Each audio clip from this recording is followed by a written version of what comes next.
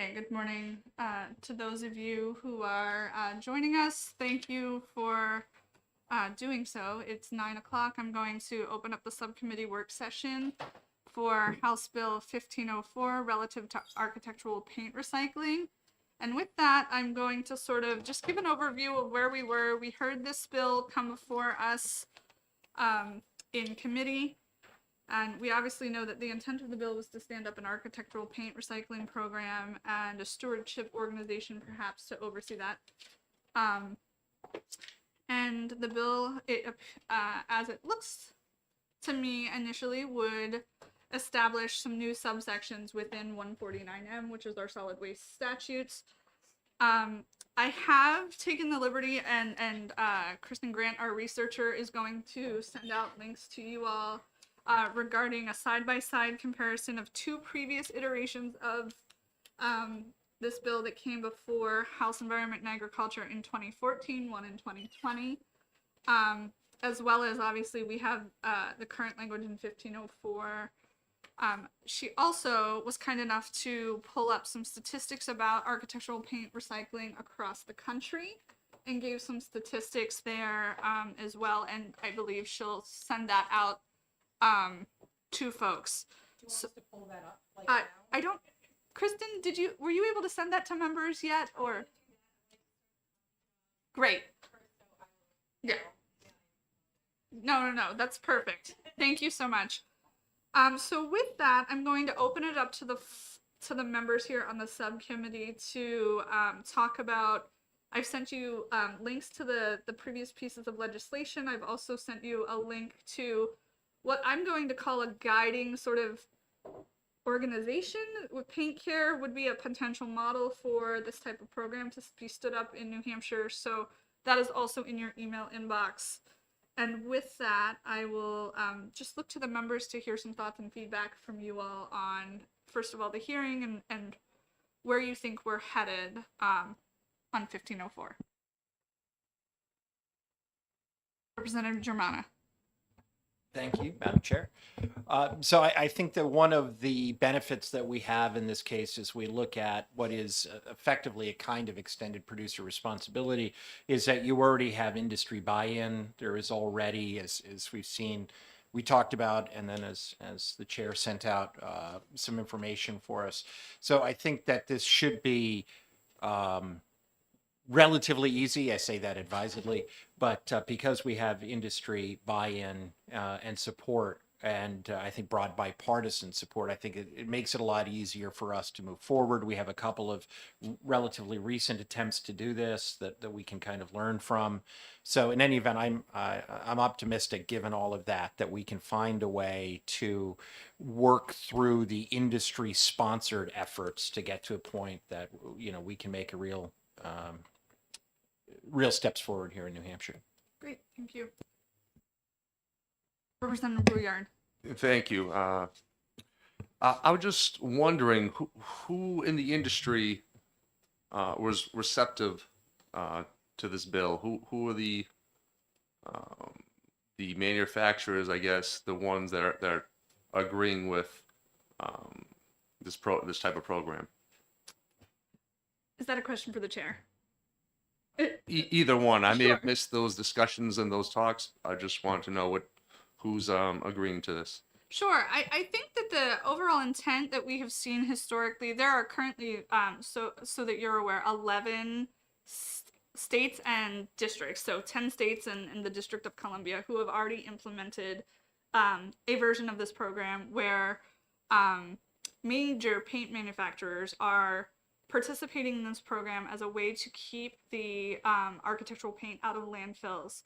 And in that document, there are a myriad of ranges of sizes of states, from California to small states like Rhode Island and Vermont, that are participating with industry buy-in for stakeholders. And the way it seems to be structured from what I can see is that an entity such as Paint Care, which I sent you, is sort of the organization, if you will, that helps run it within the state. So it is like a PPP, sort of like a public-private partnership with an outside entity to do that work on behalf of the recapturing program. Thank you. Representative Coulon. Yeah, thanks for the opportunity to speak and to join you this morning. I'm just curious, do we have any kind of ideas within the group on how we could execute a program like this to be more in line, or how to do it in a New Hampshire way? Like, do we have any ideas of like how we can structure it, or the fee schedule? Is the industry going to help with the general, layout of the program? Thank you to the member for the question. I also did have a couple of thoughts around that and questions myself. So thank you for bringing that up. I'm curious to know whether or not setting up a dedicated fund would make sense to ensure that the program was self-sustaining. And so that those funds, I know that in previous iterations of the bill, as I've gone through the research, have required sort of an independent auditor to come in and make sure that the funds are available and maintained and it is a self-sustaining program. I do believe that it does reference some of that in the current piece of legislation 1504, but I think there needs to be a little bit more detail around that subject and around that concept. So I'd like to see a little bit more of your thoughts follow up. Yeah, thanks for the follow-up. So I think correct me if I'm wrong, I think I heard you bring up in previous conversation the idea of maybe a pilot program for something like this. So maybe if the group agrees, we could support a pilot program to show proof of concept of how something like this would work in New Hampshire, and leave it open to different municipalities or transfer stations to see if this sort of program would work for them. Thank you to the member for the question. Yes, I did mention that. I am curious to see how that might work on a smaller scale. There's a million different iterations of how something like that could work on, one per county, a few, municipalities, by population. I don't know. So we'll have to see how something like that might shape up, but I'm not opposed to looking at something like that in the second year where we're it's pretty clear from the research, depending on the various states. There are collection sites that range from, for example, in the state of Vermont, there's 81 collection sites that have saved about 1.1 million gallons of paint out of a landfill. And that's notwithstanding potential, if people are in fact dumping kitty litter and adding weight to the disposal fee. That is not enumerated in the data that I have, but I imagine that even that portion would be a significant exclusion from our current landfilling. So, Representative Potenza.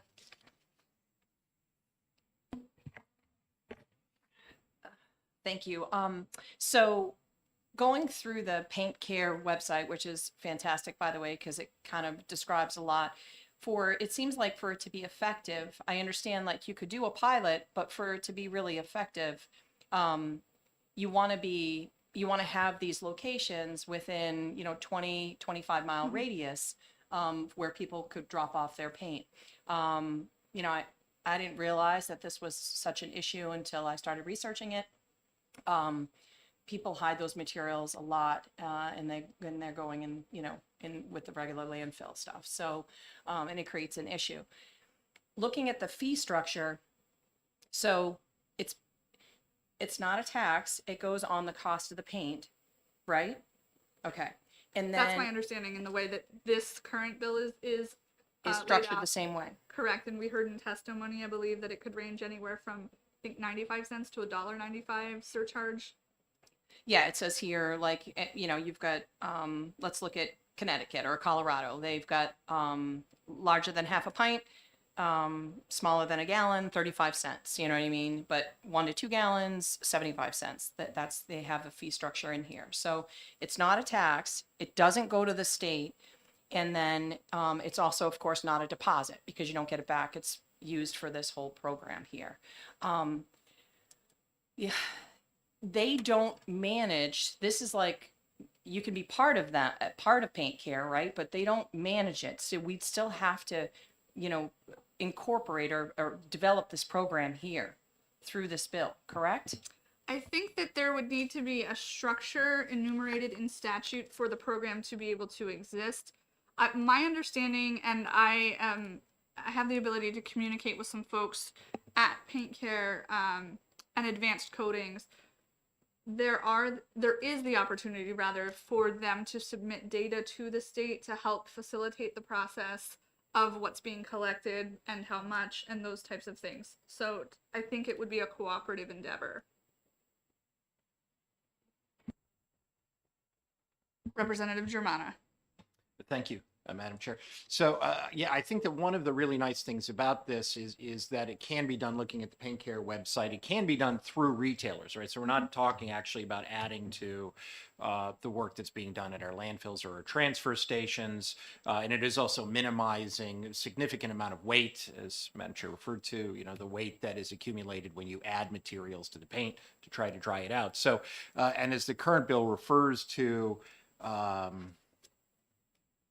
course, I've lost my place in it now. But basically, you would, when you go in to buy paint, if the retailer participates in the program, you go in to buy paint, you would get with that paint educational or instructional materials, right? So that when you are finished with this paint, there's a little bit left, whatever, you can return it here and explain the process to people. So to me, that's an incredibly easy, both for the stewards of this program, which are the industry, and for consumers, because when you buy the paint, as I said, at those participating retailers, you would also be given specific instructions about how to return that paint, right? And so then you're paying a little bit extra for that gallon or half gallon of paint. You get that information and then you return it. That seems to me the kind of thing that is working in a lot of states right now. And as I said, it doesn't add on to the work being done at transfer stations or landfills. And in fact, will reduce some of the work they're doing because it's diverting that material. Thank you for that. I also, with regard to that concept, I wanted to talk with the subcommittee a little bit about whether or not we believe that this bill enumerates whether or not the informational materials is provided by the program, like Paint Care, or if it is provided by the retailer. That was a little bit unclear to me. And okay. And so my understanding in other iterations, there were requests that the Paint Care program provide some of that educational material as part of that. So that's just something that I was curious to hear your thoughts on. Representative Patenda. Yeah, so this is the section where I've got a couple little red flags on. So, under 5, effective 6 months after the effective date of this section, a wholesaler shall not sell an architectural paint in the state unless the wholesaler acts as a collection site for architectural paint. A wholesaler may meet the requirements of this paragraph by participating as a collection site in a manufacturer collection program decided in paragraph 1. And then it goes into, a wholesaler shall distribute point of sale instructions, educational materials, and signage and such. My only issue with this is I would love to make sure that we have the buy-in from, 80%, 90% of the folks that are selling this paint in the state. Like, I don't want to force something on I know that I've read and I know that there's many manufacturers that are all on board with this, and some of the largest paint distributors. But I just want to make sure that we have that buy-in through through our businesses here, these private businesses in the state. I think that's key. Before we slam down a mandate, I think that's important that, we hear from them as well. So I appreciate that feedback. Thank you. Representative Brewer. I just wanted to say I agree with those sentiments as well. Thank you. Thank you. So I guess with that, I was curious to know if under the current bill, when we were looking at I guess it's under subsection 7, where it talks about the program coordinating with an existing solid waste collection program. To me, this could insinuate that we are also looking at transfer stations, other waste areas. And I did look at the paint care program. They did mention in there that they do also work with disposal political subdivisions to some entities. So we would have to make a decision, I think, as a with regard to this bill, whether or not we were interested in it applying only to wholesalers, or if there were political subdivisions that would be involved in the collection site matrix, if you will.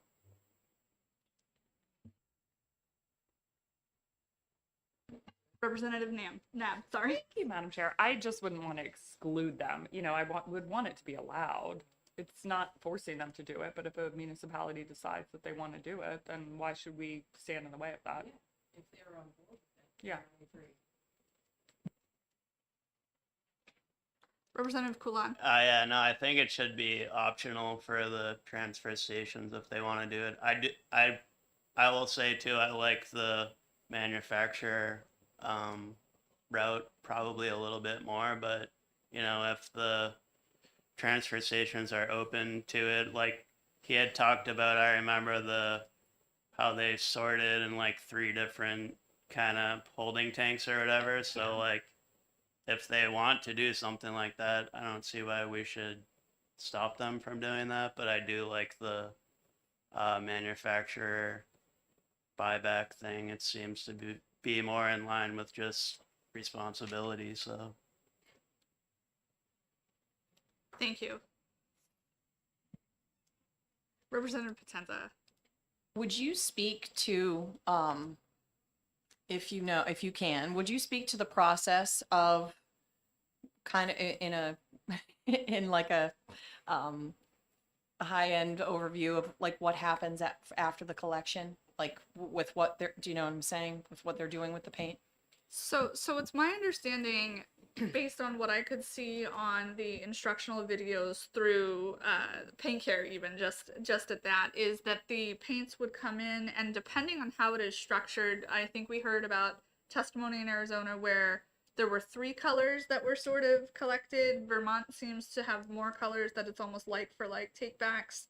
And then it also, when I looked further into the website, it looks like for some of the more specific types of paint, there might be like an item for item recapturing of very like specific types. And it looked like those were then collected, mixed together, and then sort of clarified or repurposed then into new containers for discounted purchase, I believe, of those items then into the public again. So pretty much the only the color that you get is pretty much brown.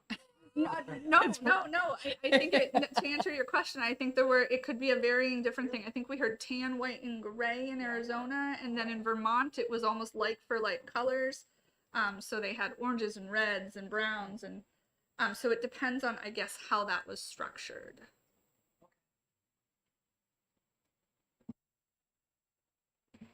Thank you, Kristen. She is delivering all of the same things that I have, so that you have those for consideration for today and perhaps even in future conversations. Okay, thank you.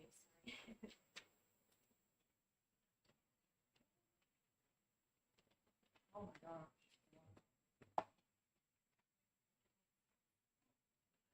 So, in 1504, in subparagraph 4, we had sort of talked about the fact that all paint manufacturers, it seems to me that this language states that all paint manufacturers must participate.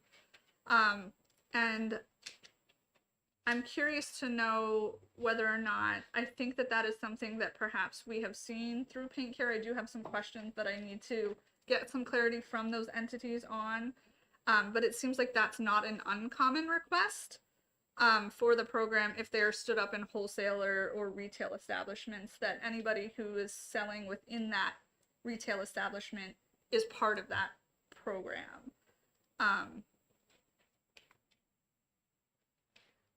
And then I was curious to know whether or not we thought there were varying dates of, I think, 3 months and 6 months mentioned in 1504 as far as effective date. And yeah, and it looks like it should take effect 60 days, 2 months after passage. I'm wondering if we had any thoughts about whether or not something of this, whether it's a pilot program or a statewide enactment, if 60 days was sufficient to kind of get something out the door and rolling for the department. And I guess I would defer to the department if you wouldn't mind speaking and sharing any thoughts or insights you might have with regard to the architectural paint. And if, for the record, if you'll just introduce yourselves again. Todd Piskovitz with New Hampshire DES Hazardous Waste Management Bureau, and Michael Nork with the Solid Waste Management Bureau of DES. The bill does require DES, or does require rules, administrative rules to be written. We don't have the staff to handle that right now, so it would likely require hiring a staff, which isn't in the budget necessarily. But if we did hire staff, that's a 2-month process, and then that staff would have to get trained in writing rules, and then the rulemaking process. So I think 6 months is very short for all of that to happen.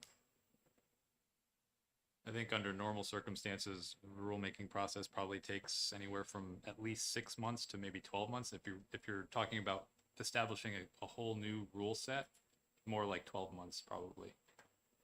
And so that would be over and above the time required for establishing the position, hiring the position, training the person. So you're talking about a year at least, maybe a year and a half. And may I first, and then I'll look to anybody else who has questions for the department. Do you see would you agree, I guess the question is, that the way the current bill is structured, it would enumerate new sections of the solid waste management statute? Yeah, I believe that's true. It says at the very start of the bill, amend RSA 149M by inserting after section 63 the following new section or new subdivision. So this is an amendment to the existing Solid Waste Management Act.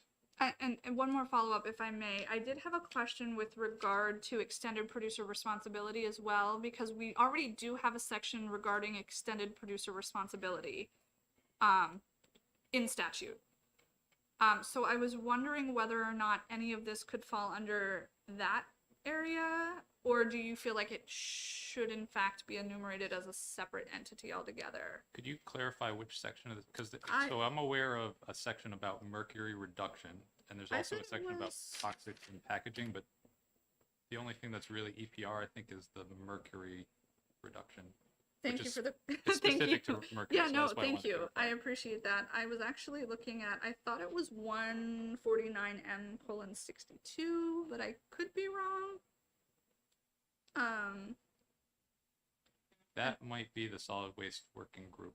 I don't have it memorized off the top of my head.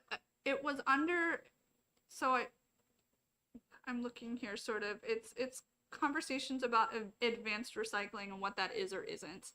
And so I was curious to know whether or not something like this would fall under that, or would you, it seems to me that you would think a whole separate statute is required. I believe so. There's Okay. nothing in the statute currently that really fits this kind of structure. Great. So I believe it would probably be its own kind of. It would need its own language. Okay, Yeah. thank you. And Representative Germana and then Representative Knapp. Thank you, Madam Chair. And so wondering if, the bill is currently written, I need to flip back to it, requires the department shall set goals. This is in section 5E. The department shall set goals for the collection of architectural paint within 4 months of the date of the first annual report of the manufacturer's program. But if we were looking at a program that started as a pilot program where we had retailers themselves who would collect this paint and then provide reports to DES on kind of 6 or 12-month basis in terms of how much they have taken back in, right, as part of a pilot program. Is that something that DES could do if this again was a retailer-based program and all we're asking DES to do is to receive semi-annual or annual reports on the amount of paint that is being returned? I think if you're asking DES to review a couple of semi-annual reports or something like that, that seems feasible, but the question, I guess, for a pilot test, would it require administrative rules? Would it require any other type of oversight by DES? Because then you're talking about a position that may or may not last if the pilot test doesn't seem to work out and they cancel it, then you've hired somebody for a year, 2 years, and then eliminate that position potentially. Can I just add? Yeah. I think the other thing to consider here is that we're talking about collection of paint, which includes latex paint, which currently is not regulated as a hazardous waste. But oil-based paint and stains and varnishes typically are a hazardous waste. So if you're talking about a retailer collecting those items, they may trigger, and Todd can speak Yeah. a little bit more about this, they may trigger certain regulatory requirements. Yeah, so most of the Home Depots and Lowe's in the state are already notified as hazardous waste generators, but places like Ace and Benjamin Moore and Sherwin-Williams are not. So if they started taking in oil-based paints and stains and varnishes, they may have to become a hazardous waste generator. So back to Representative Potenza's question about whether the retailers are on board, I don't know. But that's something that they would need to consider. Thank you. Representative Nab. Thank you, Madam Chair. Is it possible that that position could be a contract position? I mean, it seems to hire someone to set rules is not an indefinite need Yes, unless they can be transferred to other.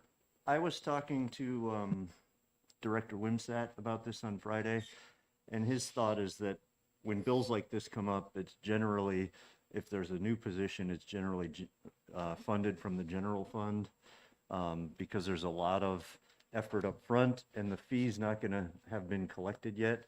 But then maybe there's a transfer to that fee being part of, or part of that fee being paying that position. And maybe after 2 years, that can become a part-time position, maybe work on other things as well, keep it a full-time position that is half paint care and half something else related. But we didn't really talk about whether or not it could be a contracted position. I don't know that DES has a lot of those, not in waste management anyway. Thank you. Representative Potenza. Since we have neighboring states that are already participating in this, so for example, let's use Maine, and they have 129 sites. They've collected 1.1 million gallons, and so I guess they started this in looks like 2015. Wouldn't it make the most sense to talk to a neighbor and see how it all started, how it was implemented? I know I don't want to have to hire another staff to implement this. I think that we have lots of sections in statute, in reduction, in recycling, and all of that. But for the people that have been doing this, the states that have been doing this, wouldn't it make sense to see how it's been operating and how we could implement it without putting any burden on the department? I could talk to, I have relationships with the hazardous waste departments and divisions in Maine and Vermont who both have paint care. I could talk to them. I don't know if they are doing it without any additional burden on the department, but it's a conversation we could have. Thank you, Representative Potenza. Additionally, yes, the state of Vermont also they have a much smaller sort of site pool of 81 participants that was established in 2014, and they similarly were able to keep out 1.1 million gallons of paint out of, the sort of waste stream, if you will. So I do think that perhaps if the department had an appetite for contacting those neighboring states, and I too can certainly reach out and hear some input on how those were structured. I also have statute that I can go back and take a look at. I think that would be useful to our discussion. Okay. And I'll just add to,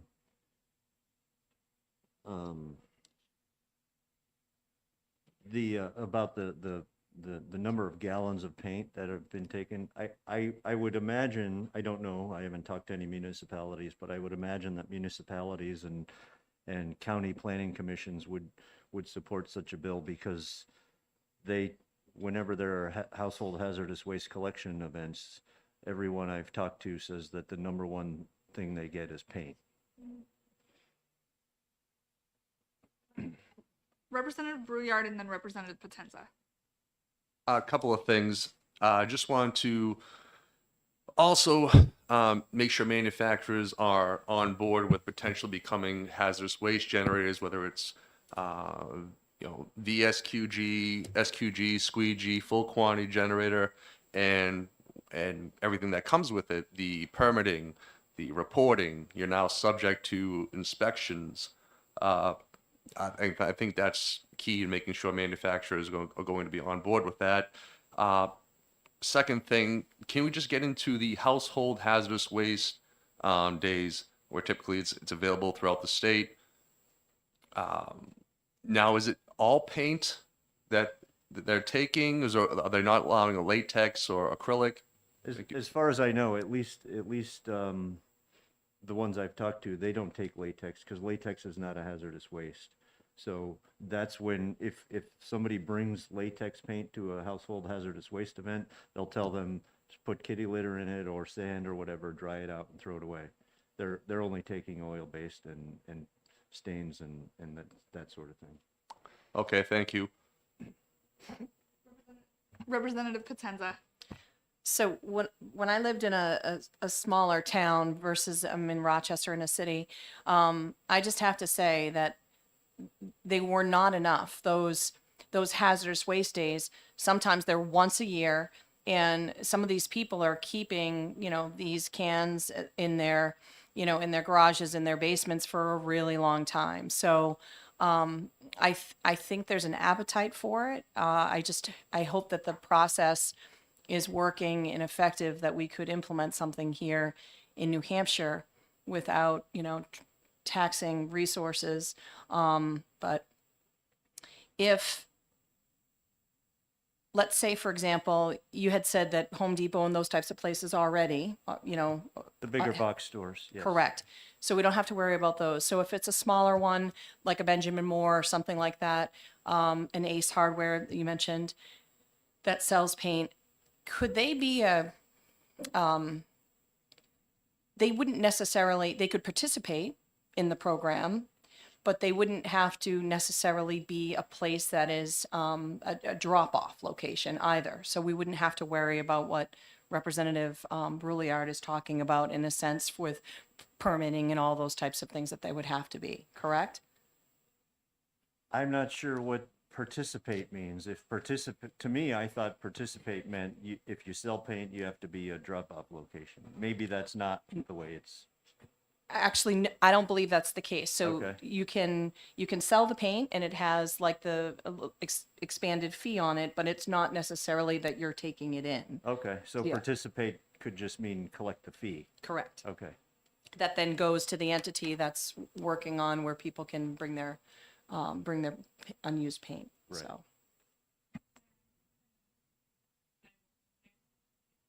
So I did have a question about, I know that we have looked at other fee structures and other programs, obviously the Mercury, and then we're also looking at like broader batteries perhaps. And we know that those programs are already out there, like our Best Buys, again, bigger box stores are already taking some of those things back. We're looking to perhaps expand some of that within the legislature this year. But let's just focus on the traditional batteries that are already being reclaimed. Those seem to be functioning without a whole lot of oversight through the departments. Am I correct currently in that line of thought or thinking?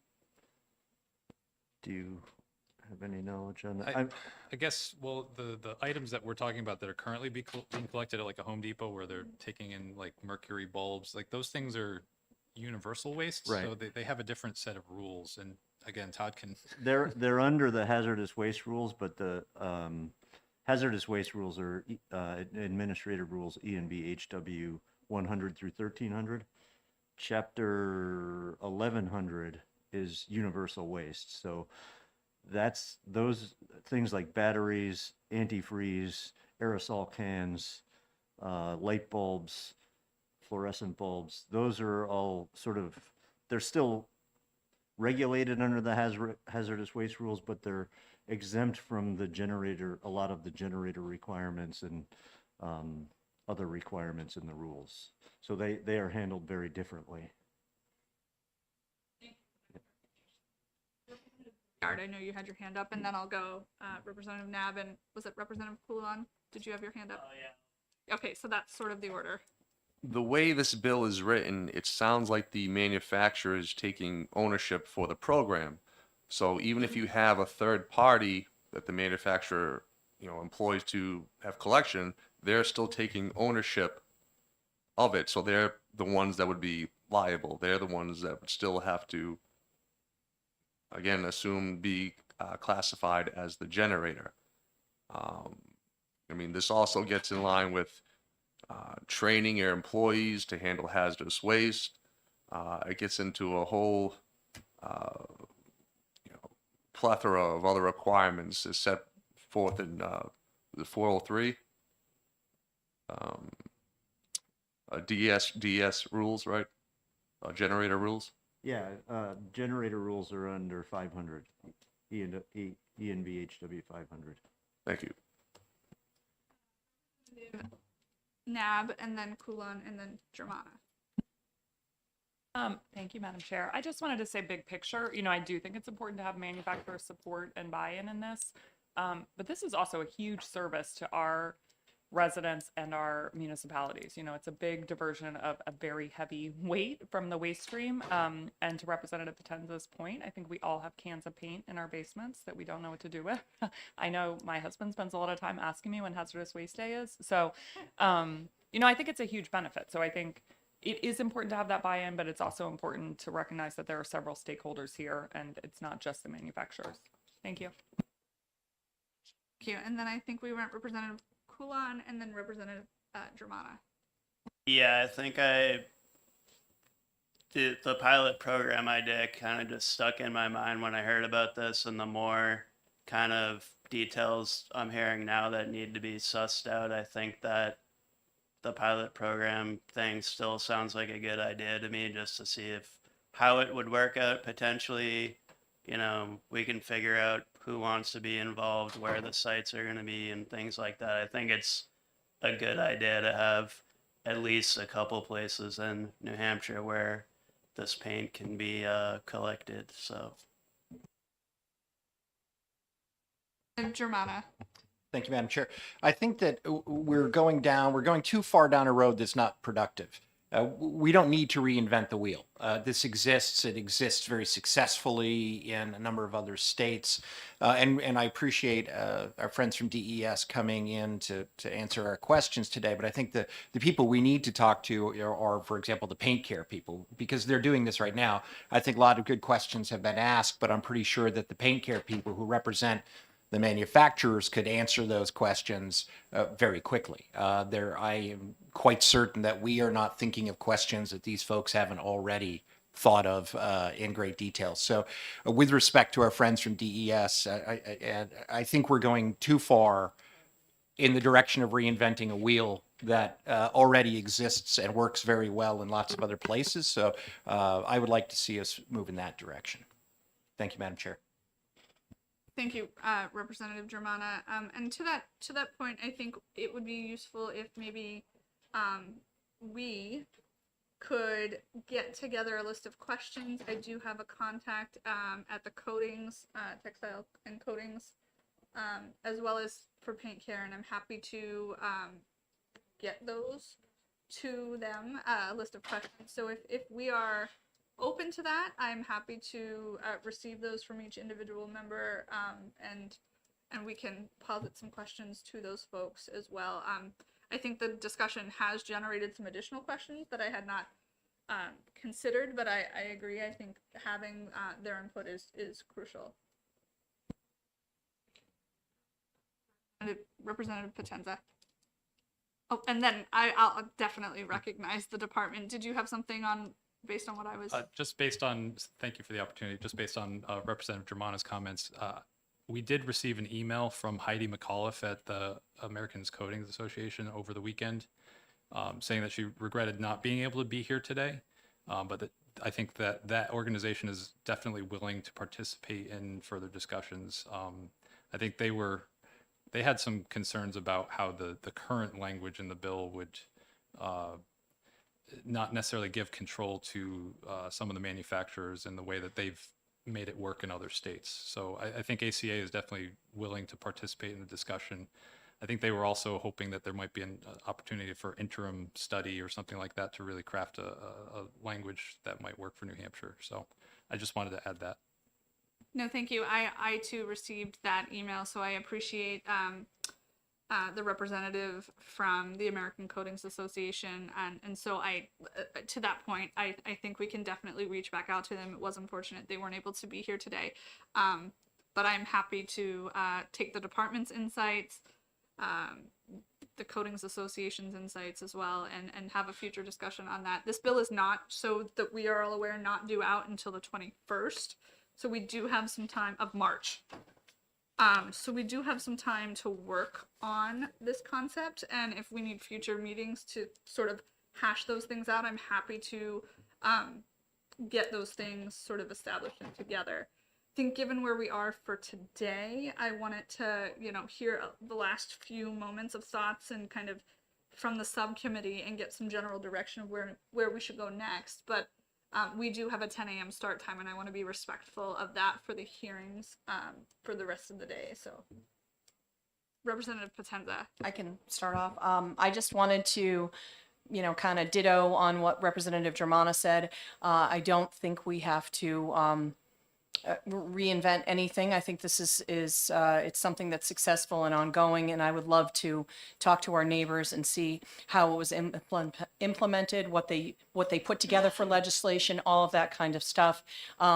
Having manufacturers that are already on board with this, having the codings, those folks, so DES doesn't have to have their hands in it. It's a well run, and if we start off with a pilot, because that's the way to do it, then that's fine with me too. I think this is something that we can definitely make happen. If however we need to tighten up legislation, remove lines, add lines or whatever, so it matches exactly what programs are currently successful and how they took off, then I think that is something that we can all undertake. And I'd be happy to, be a contact with Pain Care and Maine, whatever we need, so.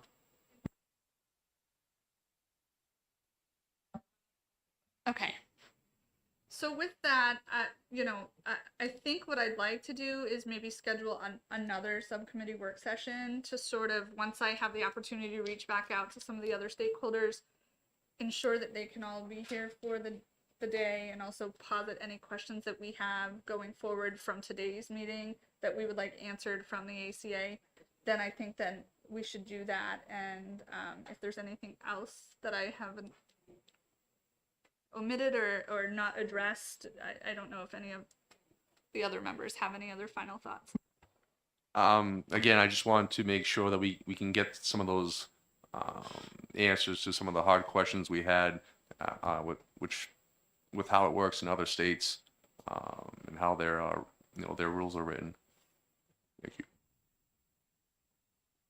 I think seeing no other questions, I'd like to, close out the subcommittee work session, and I thank the department for their time and their insight in being here, and I will get something noticed as soon as I discuss with the members their availability in a future date, but we will let you know, and we'll also reach out to the other stakeholders. So I thank you for your time. Thank you, Madam Chair. You're welcome. Okay, and with that, we will close out the subcommittee work session.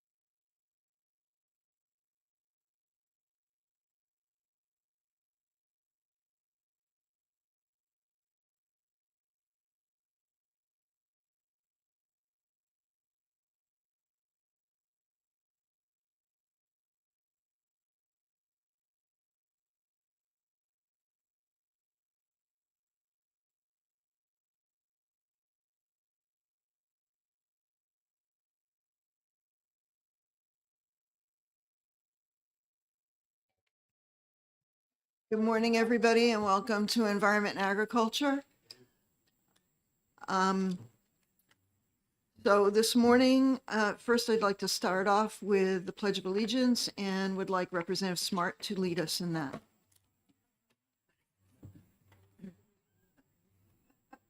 Pledge allegiance to the flag of the United States of America and to the republic for which it stands, one nation, under God, indivisible, with liberty and justice for all. Thank you.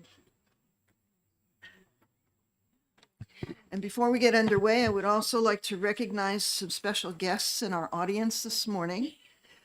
The Honorable Tara Sad and the Honorable Rob Hafner, both previous chairs to this committee and both who work with Council of State Governments East and Council of State Governments. They are here today, and if we have some time later, we'll invite you up and have you give us an update of CSG. Oh, I'm sure you are.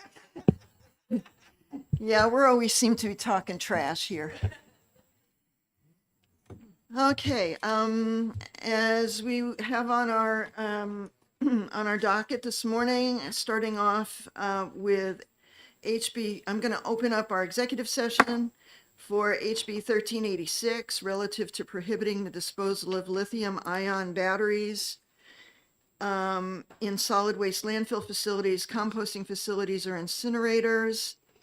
And I will be making a motion for on OTP on the amendment for that, which is to adopt the amendment of 2024-0497H submitted by Representative Karen Ebel. So I move to adopt that amendment. Do I hear a second? I will second that. Thank you, Representative Bixby. So I will speak to this motion. I believe it's very important that this bill go forward. We have seen lithium-ion batteries and heard through testimony. They can be very dangerous at our facilities, causing fires and damage. It makes sense to leave them out of our landfills and composting facilities and incinerators.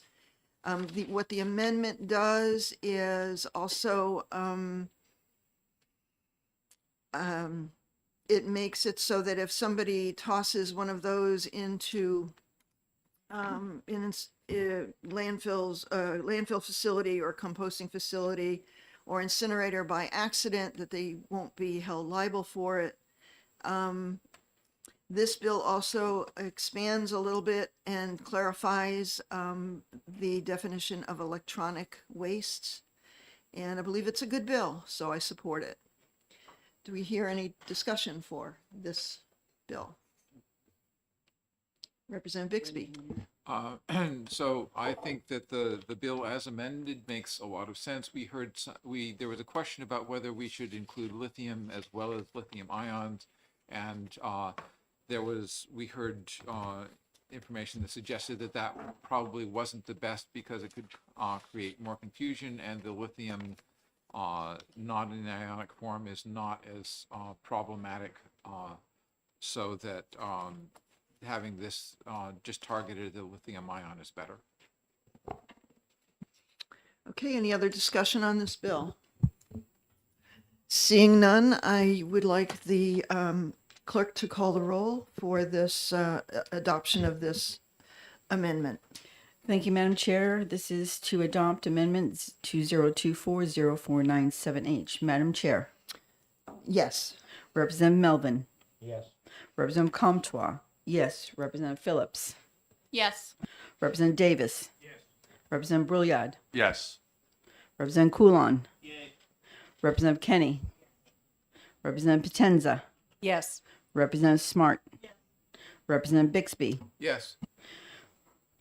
Representative Dutsey. Yes. Representative Murray. Yes. Representative Jamana. Yes. Representative Haskins. Aye. Representative Howard. Representative Nab. Yes. Representative Morse. Yes. 18-0. Motion carries. Okay, with that, I'd like to move OTPA for HB 1386 with the adopted amendment. Do I hear a second? I will second that. Thank you, Representative Bixby. And I yield speaking anything else on this bill because I've already said everything. So any other discussion on it? Seeing none, I would like the clerk to call the roll, please.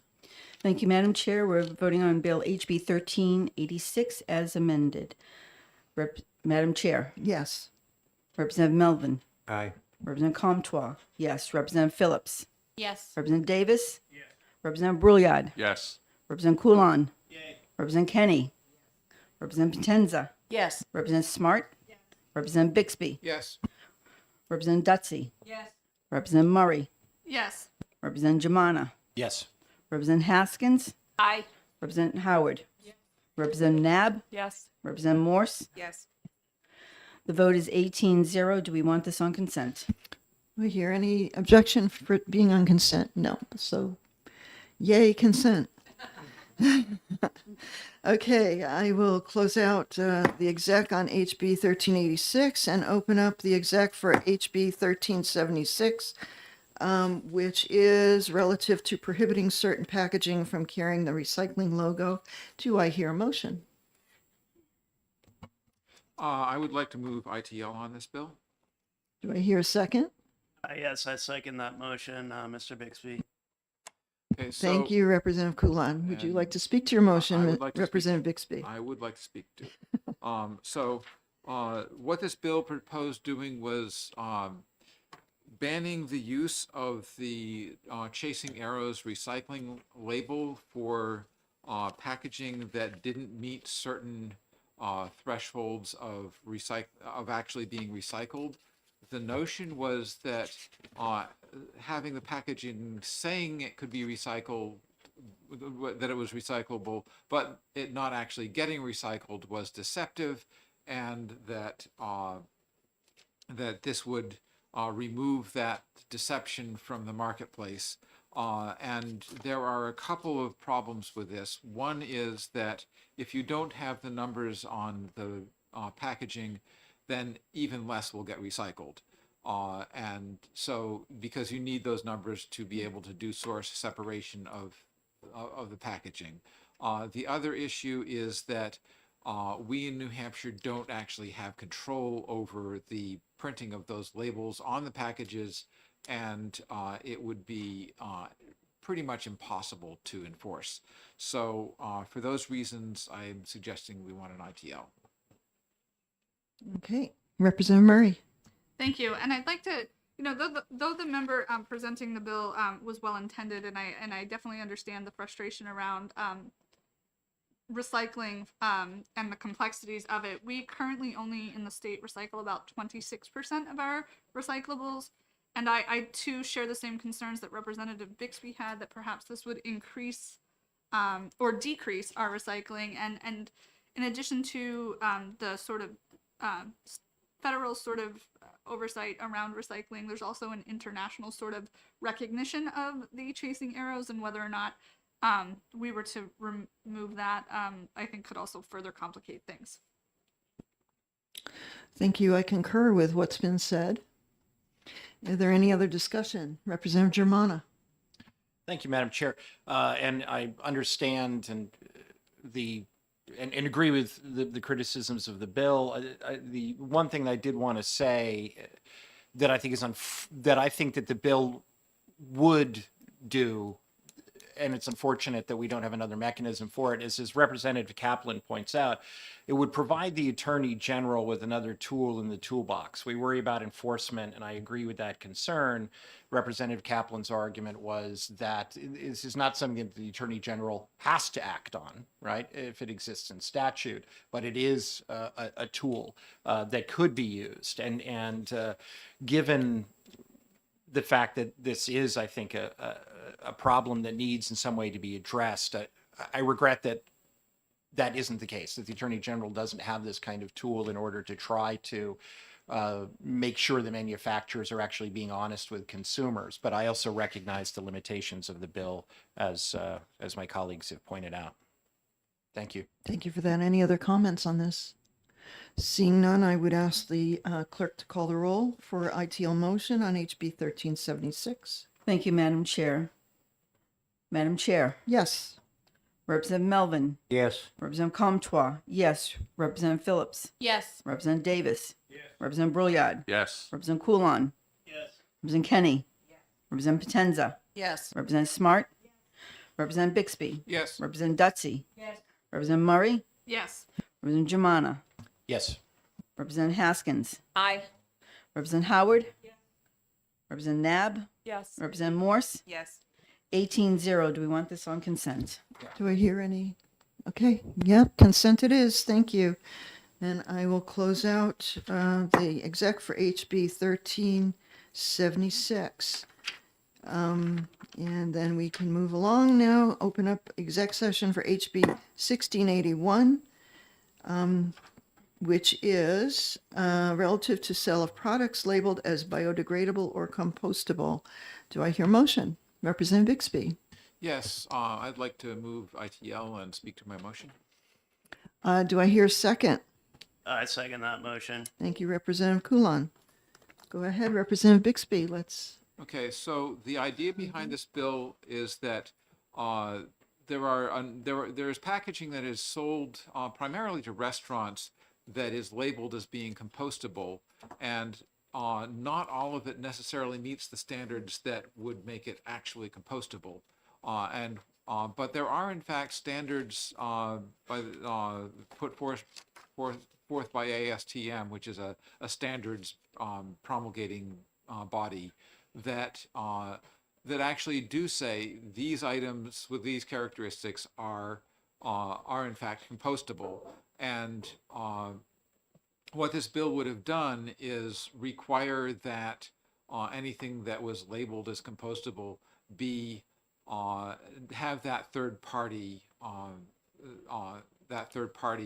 certification, and that the initial bill as written would have put it into a part of the solid waste rules having to do with disposal, but the department pointed out that in fact the correct place for that would have been in another set of commerce statutes.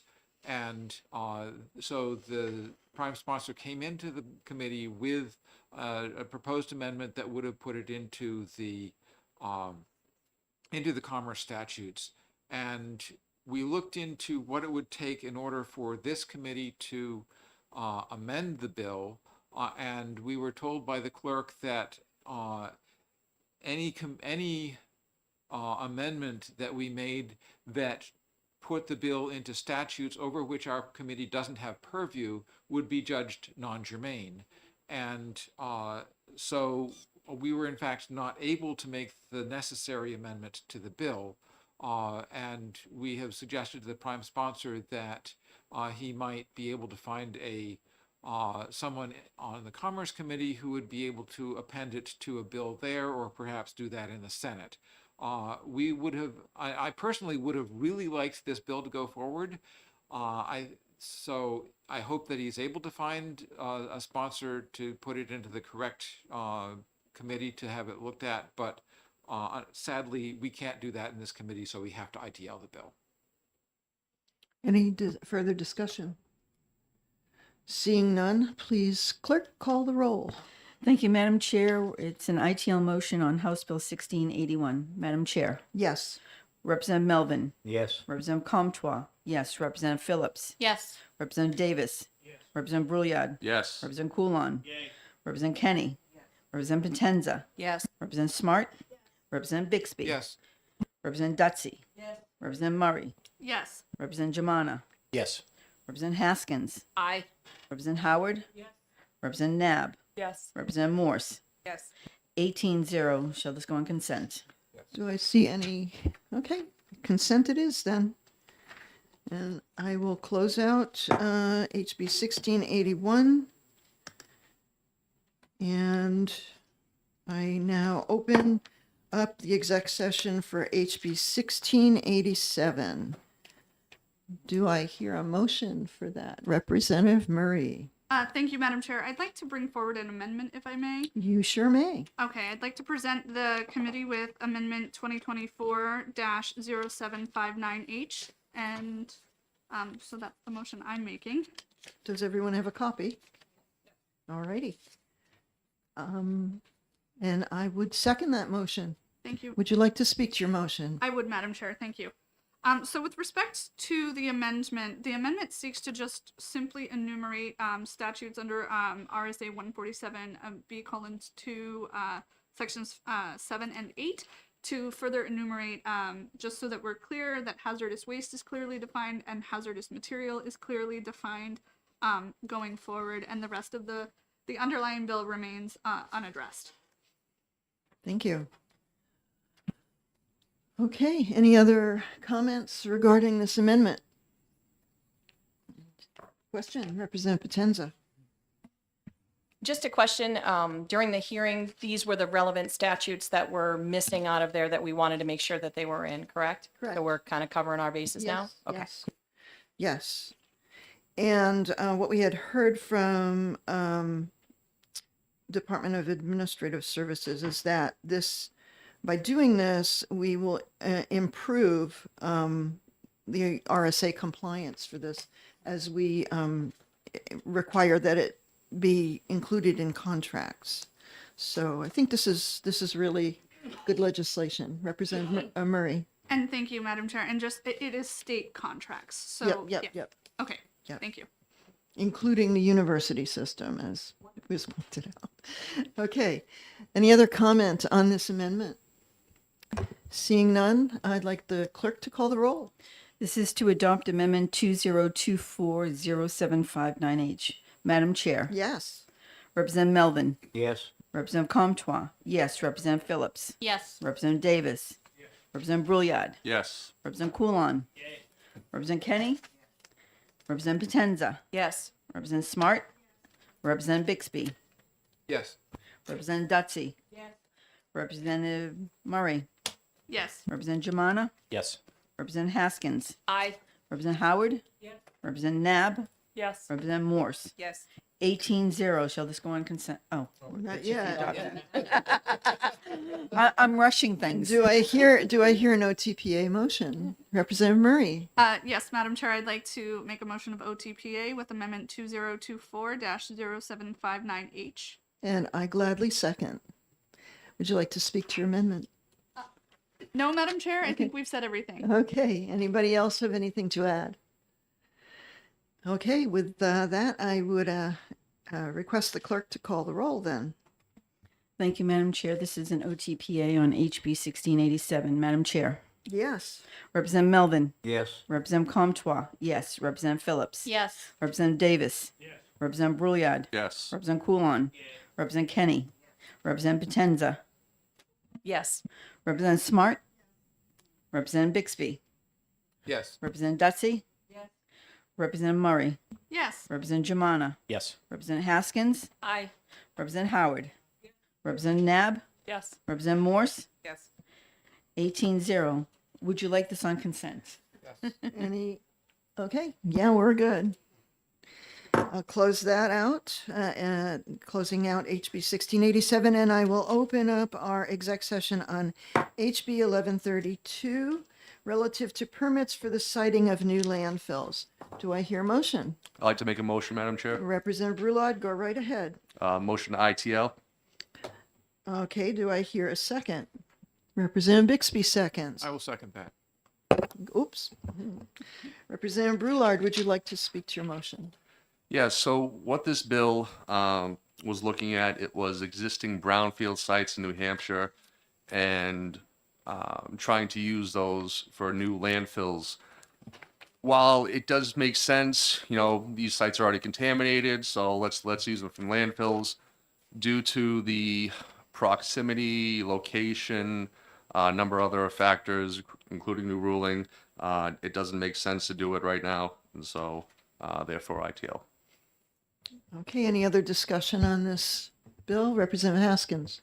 Thank you, Madam Chair. I just wanted to say that I thought it was very educational, the conversation that we had about brownfields. I think that landfill siting is such an important issue for us that we need to think long and hard before we okay anything that's going in sand and gravel, for instance. If the brownfields are not acceptable, there are certainly other types of environment that are not acceptable as well. Thank you. Thank you, Representative Haskins. And I would like to add to that I agree, even though there are, 313 brownfield sites in New Hampshire, they do seem, in looking at the list, very limited in their ability to be repurposed as landfill sites. But I would hope that someone on the committee or someone else in our legislature would come up with some legislation that might help point us to policy that would allow us to promote brownfields to be used for some other kind of useful purposes, such as recycling centers, places to put solar arrays, or those kinds of things. So I would hope to see some kind of bill come forward in the future with that. Any other? Representative Potenza. Yeah, I just wanted to, second what you said. I think it was a great hearing. There was a lot of things that were brought up, and I'd love to be able to use these sites. I don't think it's, there's probably not many or even one that would be for landfills, but I think there's tons of opportunities to be able to use these properties for a transfer station or recycling station. There's a lot of different opportunities that I think that we can use these, and I'm hoping that I can grab someone, hey Nick, to maybe put some legislation in next time around. All right then. Representative Bixby. Yeah, I think a lot of what I was going to touch on has been said, but I just wanted, one of the things that became clear in the hearing was that the things that end up making a brownfield site are things that had to do with industry in the past, a lot of which was industry which was inappropriately placed close to waterways. And one of the things that we really need to focus on when we're citing landfills is making sure that the hydrogeology and the geology of the site really minimize the possibility of any leachate material from the site leaving that site. And it sounded like few, if any, of the brownfield sites would have met that criteria. So we need to, I think with landfill siting, we really need to say, what kind of a site do we need for a landfill? Thank you. Representative Germana. Thank you, Madam Chair. And one of the questions that I had during the hearing that I continue to have is whether or not putting a landfill, even aside from some of the other obvious problems with the current brownfield sites that we have. One of my concerns is related to what we're seeing right now in Bethlehem and questions about the existing landfill on top of an old landfill. What kind of chemicals are we seeing going into the Ammonoosuc River? Is this the possibility of a leak, or is this because of material that continues to degrade in the old unlined landfill that was there? And so one of my concerns is that if we put a landfill on top of a questionable site, how that potentially complicates monitoring in the future. And as I said, the current situation in Bethlehem seems to be a good example of how it might complicate our ability to discern the difference between a leak and some of the other chemicals that remain in the surface from previous use. Very Thank good. you. Thank you. Any other discussion? I see none, so I would ask the clerk to call the roll. Thank you, Madam Chair. This is an ITL motion on House Bill 1132. Madam Chair. Yes. Representative Melvin. Yes. Representative Comtois. Yes. Representative Phillips. Yes. Representative Davis. Yes. Representative Brouillard. Yes. Representative Coulon. Representative Kenny. Representative Potenza. Yes. Representative Smart. Representative Bixby. Yes. Representative Dutsey. Representative Murray, Yes. Representative Germana, Yes. Representative Haskins, Aye. Representative Howard, Representative Nab, Yes. Representative Morse. Yes. 18-0. Shall we put it on consent? Seeing no objection, sure, put it on consent. And I will close out the exec session for HB 1132. I open up the exec session for HB 1170, which is requiring public benefit and community impact assessments from the Department of Environmental Services. Do I hear a motion? Representative Murray. Thank you, Madam Chair. I'd like to move interim study to House Bill 1170 FN. And I would second that. Would you like to speak to your motion? I would, Madam Chair.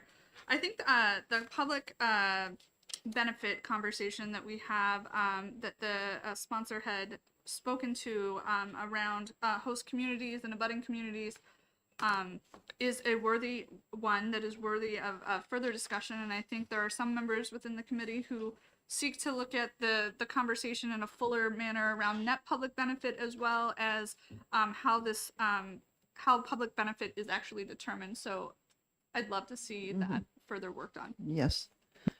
I concur with that. I certainly think, we ought to be talking about more risk-benefit analysis on these things.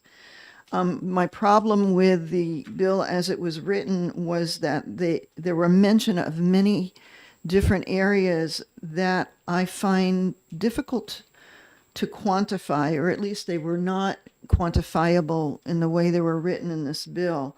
And I'm not sure what the assessment would actually look like for those particular things. I mean, I know you can quantify noise by decibels, you can quantify odor, you can quantify how many trucks or traffic is in or out, but there are other kinds of things about, what is potentially harmful impacts, how would it affect tourism, that kind of thing. There's sort of some nebulous measurements, and I think it bears some further discussion on those particular items. Representative Howard. Thank you. There also, I think that when you have public meetings, you tend to get repetitive messages from sort of the same people attending all the time, and I think it's hard to quantify the broader community when you have just one segment of it showing up at meetings. Representative Germana. Thank you, Madam Chair. And as one of the authors of the amendments, two proposed amendments that we shared with the committee from 1170, I certainly support interim study, and I hope the committee will too. I would like to draw to, most of our discussions have been around the net public benefit, which I think would be a big step forward. But I just want to point out that there are two other things that are addressed in the amendments that I hope the interim study will also address. One is the idea that when addressing the issue of net benefit, someone who's applying for an applicant for a permit cannot offset the benefits of one project against another, that we are evaluating individual projects and not saying, well, you can actually discount things that are happening in one case by making a case that something 60 miles or 100 miles away offsets some of those issues. So that is one issue. And the other is that we do have a very recent Supreme Court ruling from December regarding the question of capacity need. And one of the amendments deals specifically with that issue and says that if you are going to apply for a permit for one of these facilities, you need to be able to demonstrate that for at least half of the lifetime of that facility, there is actual need. That, as I said, addresses an issue which comes out of that Supreme Court ruling.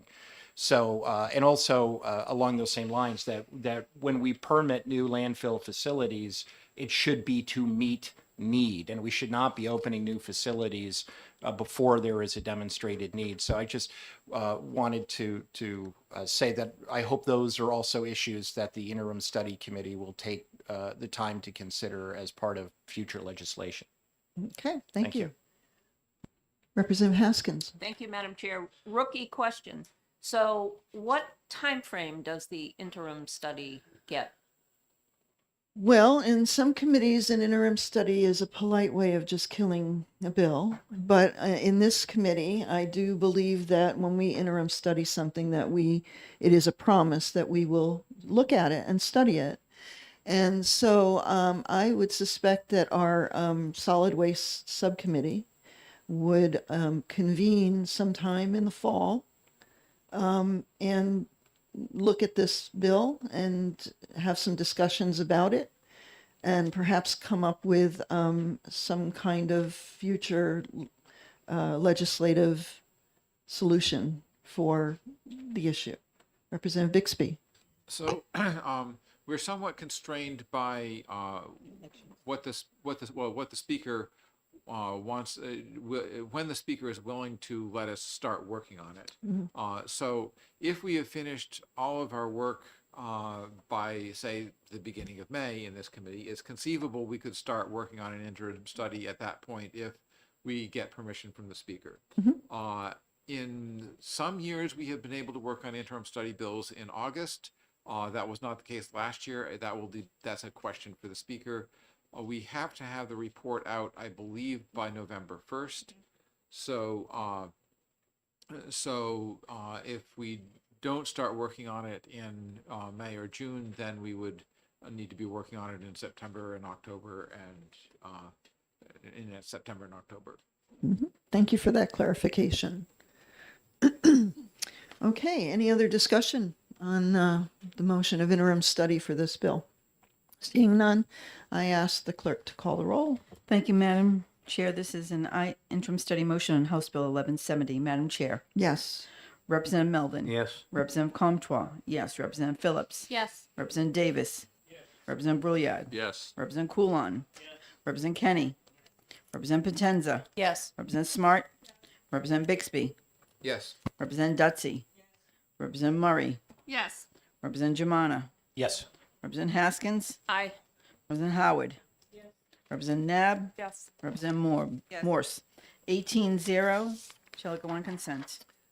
Any, excuse me, anybody disagree with it going on consent? Seeing none, make it so. And I will close out HB 1170. And I will open up HB 1620 relative to suspending the issuance of new landfill permits until 2031. Do I hear a motion?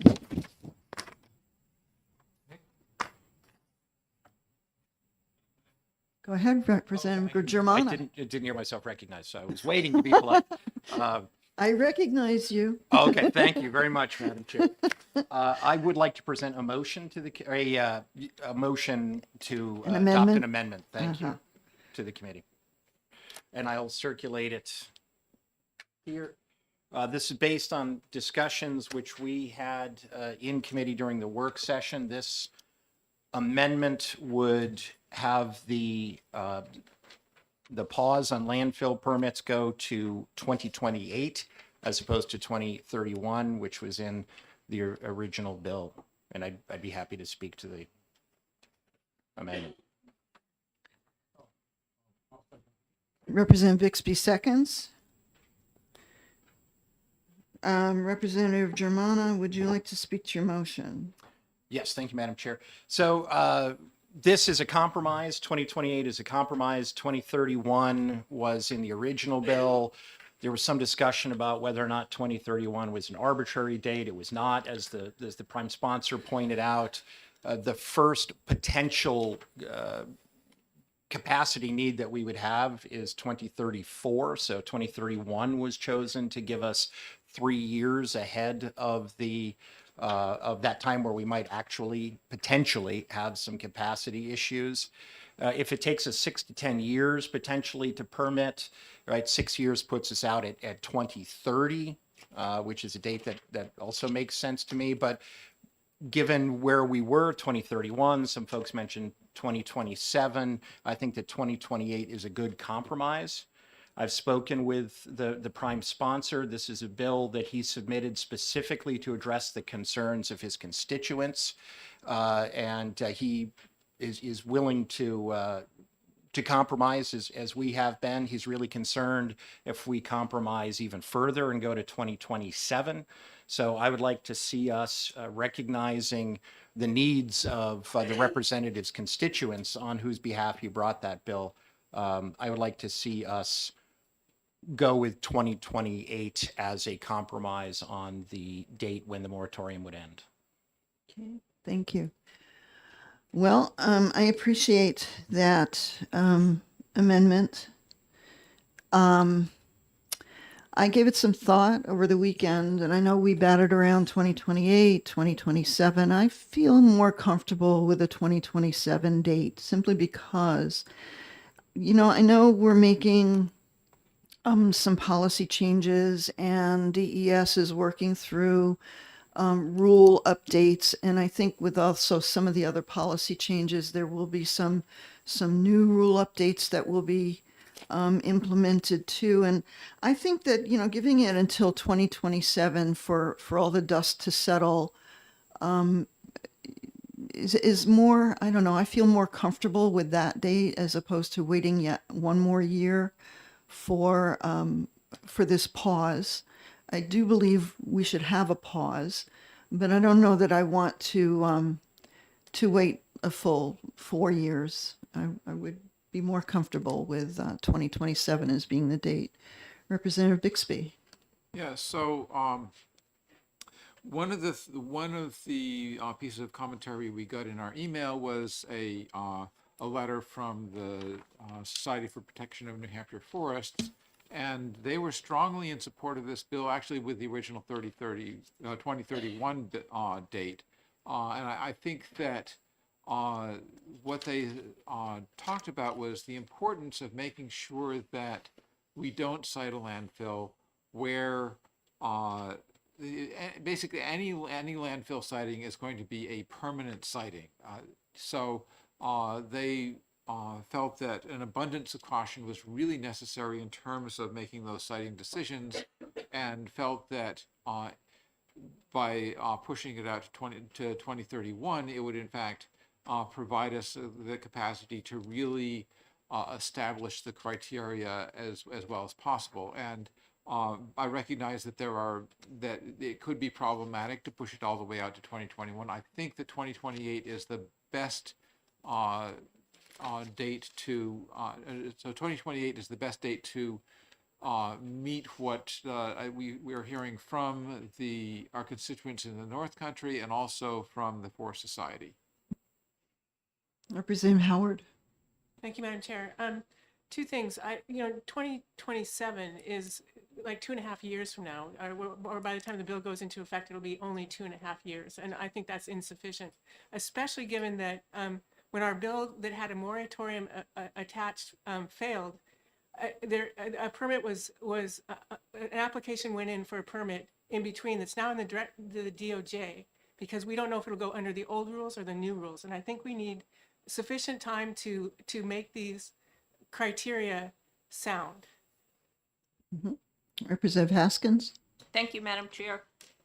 I've thought a lot about this. I am more comfortable with 31. I can't support 27. I can't support 28.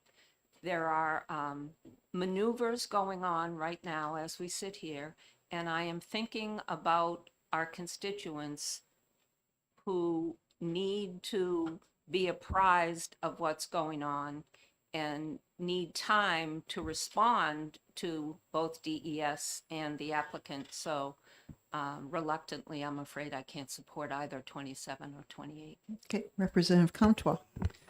Thank you, Madam Chair. I too support 2027.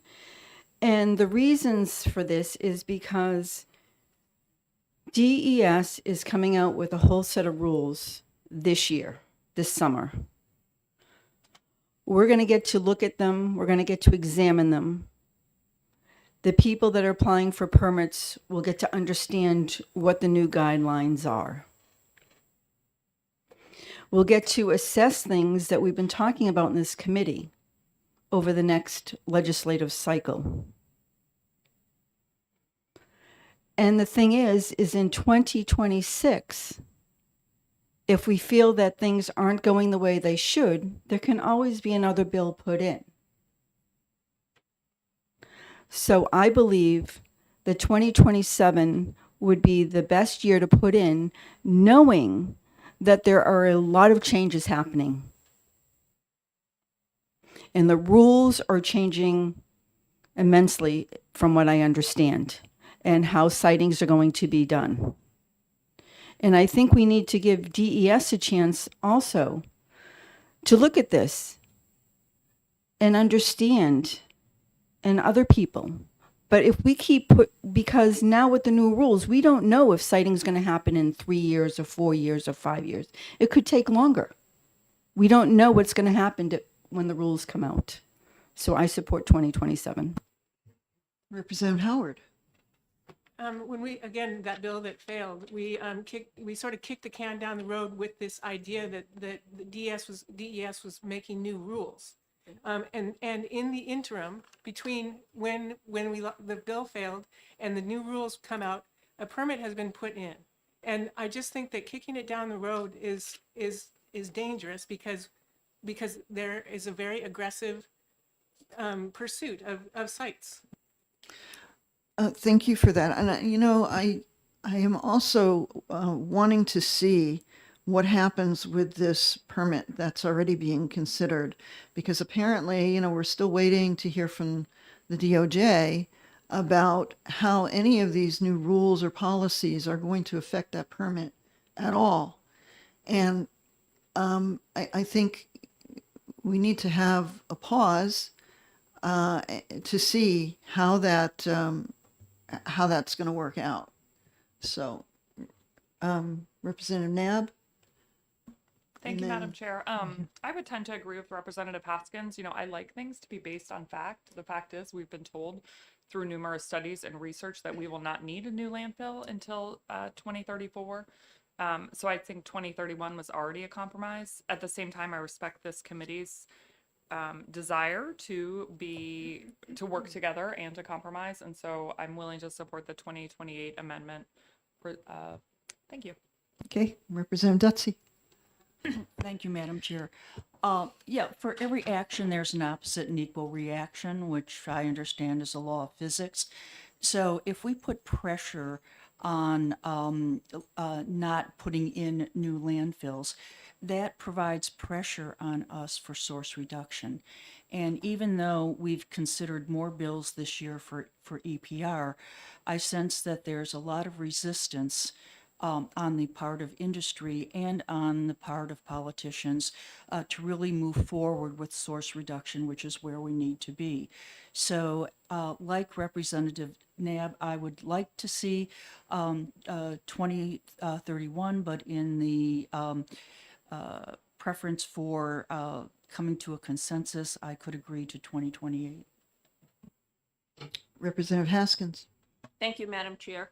I hope I respect collegiality as well as anyone at the table. And I would agree with Representative Comtois if the applicant didn't have a permit that's currently being reviewed at the same time as DES is writing the rule. It never made sense to me. I've said this before. So the longer we can have this pause, DES can attend itself to the rulemaking, and after that time, we can consider whether we need a landfill at all. Representative Murray. Thank you, Madam Chair. I am also eager to support 2028 for the reason that Representative Haskins actually mentioned. It's quite possible that the DOJ ruling could take some time, and to that end, I want to make sure that we are, providing a compromise between 2031 and 27. I think is too early. So I would prefer to see 2028 in the interest of not being really sure when we would receive an answer. Okay. Representative Germana. Thank you, Madam Chair. And I also want to be clear that the original bill was, in a sense, a compromise because it was 2031, again, the 3 years before we might need capacity. It was also a compromise in the sense that it doesn't put a hold on the current permitting process. Frankly, I think that a moratorium should have a hold on the current permitting process, precisely because of points that Representative Haskins made. There is an inherent problem with DES, just the process of writing rules while they are currently considering a permit. So the bill is also a compromise in that respect, and I would like to personally see it strengthened. But again, in the spirit of compromise, that's not something I'm going to try to introduce into the process at this point. It's important when we think about where we might be going with the current draft. One of the other things that I'm cognizant of is having only 3 days or so to kind of very briefly look at the most recent draft of the DES landfill sightings. There's further weakening of standards based upon even the draft that we had in January, which had weakening of standards from October. That does not give me a lot of confidence that we're headed in the right direction. So I would actually like to see this stronger. I think 2028 is already a real compromise on the part of people who would like a much more robust bill. And for those reasons, I'm willing to accept 2028, but I will not vote for 2027. Thank you. Representative Potenza. So I agree with everything that Representative Germana just said. I think what bothers me the most is on the current permit application that is at DES, it says the earliest that they can open is 2028. And there's not a new landfill needed in 2034. Let's be clear of all that.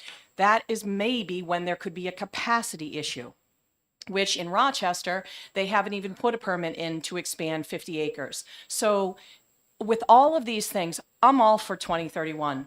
I thought we all as a committee decided that we were going to do 2028. I think something that also bothers me a lot is there's been no action for like 19 years. And I thought, I would have been fine with what it was, which was like a 6.5 year pause, because that's what it is. And so, in getting this 3.5 year, if it's better than nothing, I'll go for that. But I think it should be 2028, and don't look at any permits at all. Focus on rewriting the rules, and let's make up for some lost time, because there's been a lot of failing that's gone on, and that's where I'm at. Okay, thank you for that. Any other comment? So in listening to all this really good reasoning going on, I will in fact be supporting 2028 as the date. So with no other discussion, I would have the clerk call the roll. Thank you, Madam Chair. Where the motion is to adopt Amendment 2024-073H. Madam Chair. Yes. Representative Melvin. Yes. Representative Comtois. No. Representative Phillips. Yes. Representative Davis. Yes. Representative Brouillard. No. Representative Coulon. Yes. Representative Kenny. Yes.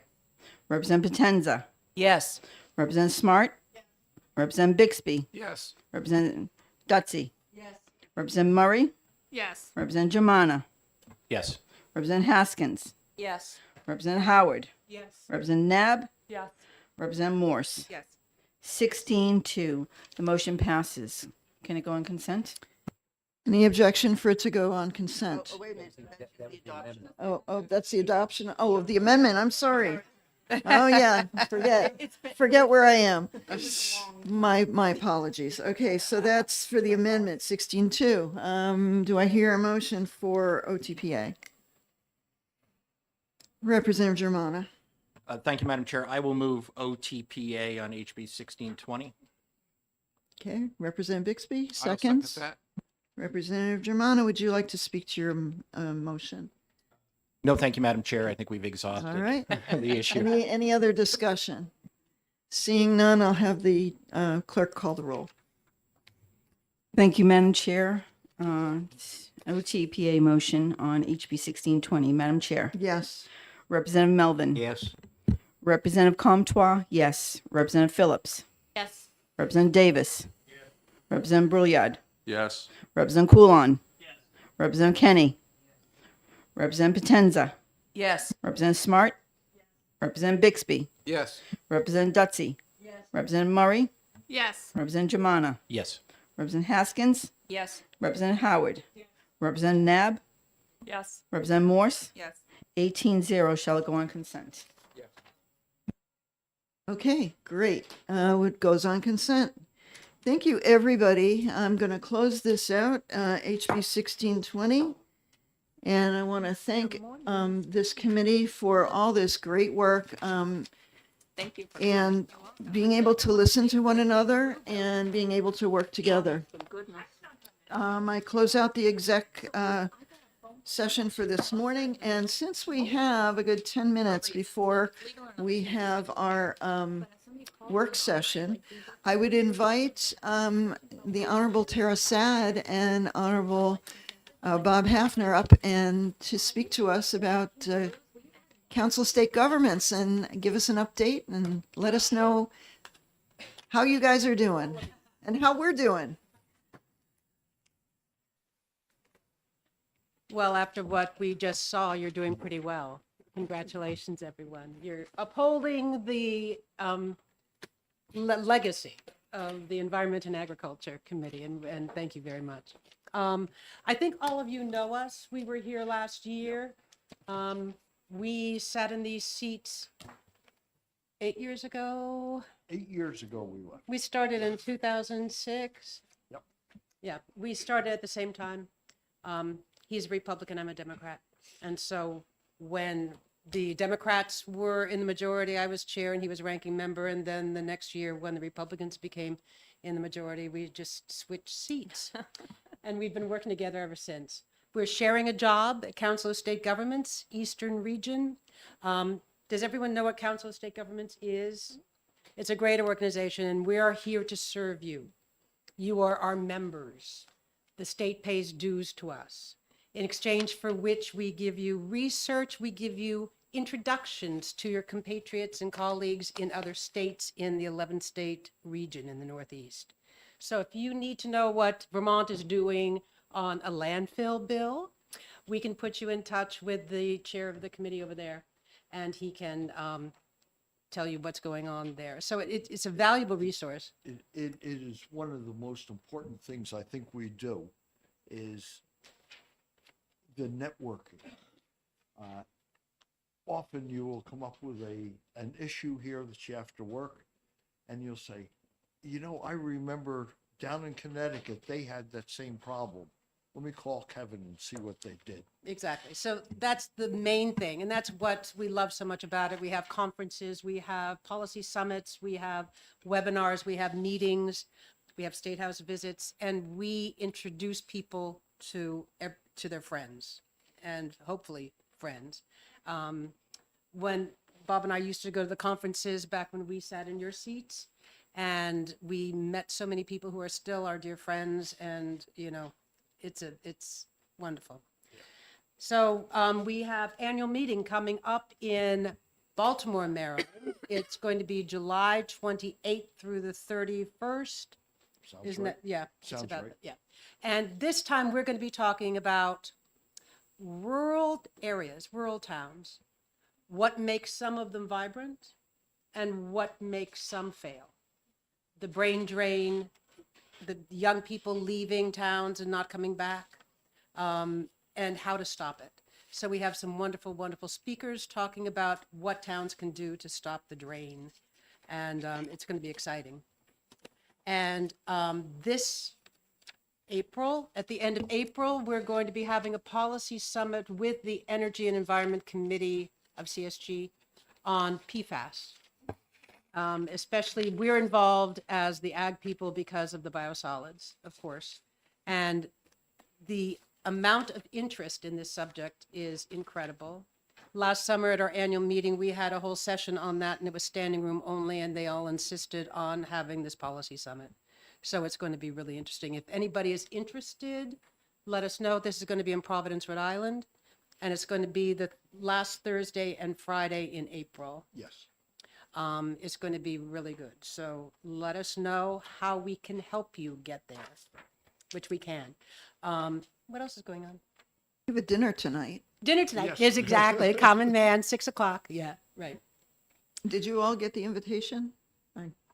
I think it was invitation only, but there's room. Okay. So, Yes, there is room, but the initial went out to people that were appointed or who had been to our educational seminars. Now, the annual meeting, I know when we went, because we all made $100 a year, which you still do because it's in the Constitution. Anyway, that doesn't leave much for actually going to conferences and paying registration fees and transportation and all that stuff. So let us know if you need assistance with that. Right. So get in touch with us. I'm going to pass out my business card so that you can see it. And the speaker and Senate president do in fact budget money for people to go to conferences. They never tell you about that. They don't tell you, and if there's a lot of demand, they'll run out of money at some point, but I only had one time that I was going to a conference and it didn't get paid for. Right. So it's a valuable tool that you have to actually get some education out there. And it makes a complete Yep. difference to your attitude about your work in the House, if you see it from a broader perspective. It really is quite good. And our annual meeting, although we're going to do a couple of different workshops for environment or for agriculture and rural affairs, you are welcome to go to any committee that you would like. If you want to go to military and veterans affairs, We have a Bill? new housing committee, which is Yes. fascinating. We have a energy and environment committee, of course, health, education. So any of your interests are going to be touched upon there. and this one will be in Baltimore. Maryland, 7 or 8 years ago, also hosted the annual meeting, and they did a fabulous It was so job. wonderful. Fireworks and crabs. Yes. It was Yes, yeah, a huge Anthony. crab dinner for 400 people attending. Under 10, it Yeah. was wonderful. It was wonderful. Anyway, so we're planning on doing that. But the one thing about ENA, I mean, our Agriculture and Rural Affairs Committee, I still call it ENA, is that we do the best visits, offsite tour during the annual meeting. So we travel all over and we have fun, and we go to see wineries and farms and labs and things like that. So it's always great. Get on the bus and talk to people. And we've got the Maryland Secretary of Agriculture picking out the tour for this year. Yeah. And he's going to be on the bus talking to us too. So it'll be fun. Well, wonderful. Yeah. Well, thank you so much for coming for and having us. visiting us and Good.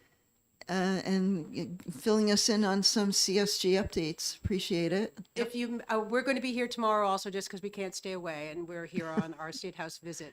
But we're going to be treating everybody to lunch tomorrow. So you'll be getting a card for the cafeteria to go down. Well, thank you very much. We appreciate that. Good. Thank And you. you're going to pass out your cards? I'm going to get it right now. Okay. Yeah. Thank you. Wonderful. Thank you. Okay. Let's see. So now we've got 1 minute. If anybody needs to use the restroom before we start our work session. Yes. I never say no to that question. No, you don't. Yeah, sure. Absolutely. Yeah, well, I didn't know either. Absolutely. And I want to thank Representative Phillips Super fun. and Representative Melvin for joining us and filling in and being our substitutes. We appreciate it. No, but we'll be sure to let You you know. don't have to, if you don't, you can if you'd like, but it's not necessary. All right. I know. Yeah. Huh? Sorry. No, we're here from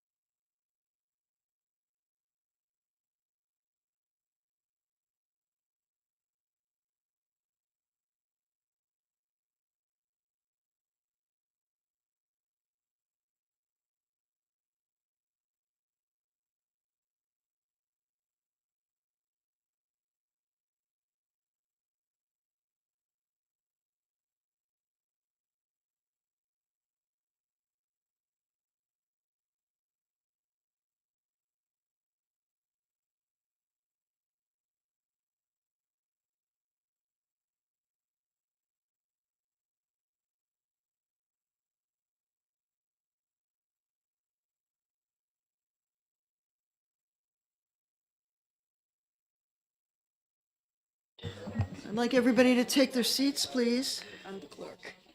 Yeah. Okay. What are we doing? 12:21. 21 is first. Okay. Okay. If everybody is ready and settled, we have a full committee work session. We're going to discuss 3 bills that we heard last time we convened.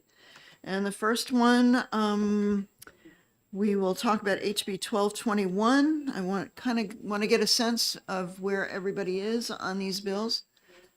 Representative Bixby, I need you to get to your seat. Thank you. No, it's okay. HB 1221, relative to including solid waste landfills in the definition of development of regional impact. And I know we had quite a lot of good discussion and testimony on this. There were some concerns about the parts of the bill that talk about who should be noticed or who should be included in discussions of regional impact. There was the discussion about 20 miles. That was an arbitrary number. Was it a radius? Did it include downstream? There were a whole lot of questions about this bill. We all understand, though, that notification with the goal of transparency in mind. People who live within a certain area where a significant project, specifically solid waste landfill, is going to be cited or permitted is something that we feel that there should be many voices included in the discussions. And I'll just leave it at that and see how people feel about this. Representative Nab. Thank you, Madam Chair. So a couple of things. I do think we needed an amendment to clarify sorry, I'm blanking on the word, not the groundwater subdivisions, but there was a map reference that DES has as to what was the word? I'm totally blanking on the word. Watersheds. The watersheds, thank you. And I agree with thinking a little bit about the 20-mile radius. I just wanted to say, as someone who sits on a select board and has done regional notifications, that it is something that's really helpful to a town to make something a regional study and to get input from other towns. So I just want people to recognize it's not an onerous thing for a town to have to declare something a development of regional significance, because it's very helpful as a town to start getting input from other towns as to the impacts that they're going to see. So I do support this bill. I do think that we could clarify a little bit of the language around what qualifies as a notifying area. Thanks. I do know that in line 6 of this bill, there was an incorrect RSA number that was referenced. It references 33:56. And as I understand from testimony, but I think I need to verify, it should be 36:55. And that's still something I think we need to look at. And yeah, I mean, I agree. I know folks from DES had mentioned that we need to define more clearly the extent of the watershed that we would be talking about. And we did see the map, the watershed map. But some of the watersheds are pretty extensive. And I don't know if we want to include that extensive of amount of area in terms of notifications. I think that bears some discussion. Representative Comtois. Thank you, Madam Chair. One of the other things is that the way the bill is written, we would have to notify people in other states.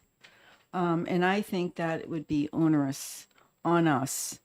I understand there may be an impact to them. However, what we need to be concerned about when we're doing things is our New Hampshire citizens. And I think the focus should be on New Hampshire and not the other states. Okay. Any other comment? Representative Bixby? Yeah, I think that this would be very valuable to get into place. But I agree in terms of needing to put in a clearer definition of what the watershed is. And I think that that map that was presented provides us with if we can find out what RSA that map or is located in or is referenced by, then having that as part of the as part of the definition in the bill, I think would be important. I also think that 20 miles is probably excessive. I mean, from going from Turnkey to Candia, I mean, I think that's my geographical sense. Well, is that really only 20 miles? But at the same time, it may be as the crow flies, because you can't drive straight from Can't get there from here. from Rochester to Candia. So I think perhaps reducing that to somewhere in the 10 to 15 mile range might make sense. Agreed. And we can certainly make sure that the reference in paragraph 2 is correct. But I think that this is a bill that would not be terribly challenging to amend in time to exec it fairly soon. Mm-hmm. Well, I know. I guess I also wanted to touch on Representative Comtois' point about do we really need to be noticing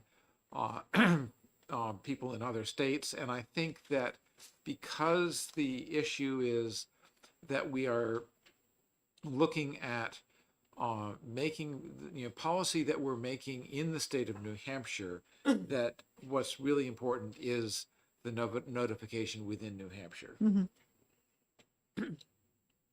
I agree with those points. And I just want to make it clear that we would not probably be execing this bill until March 5th because we have school vacation week next week.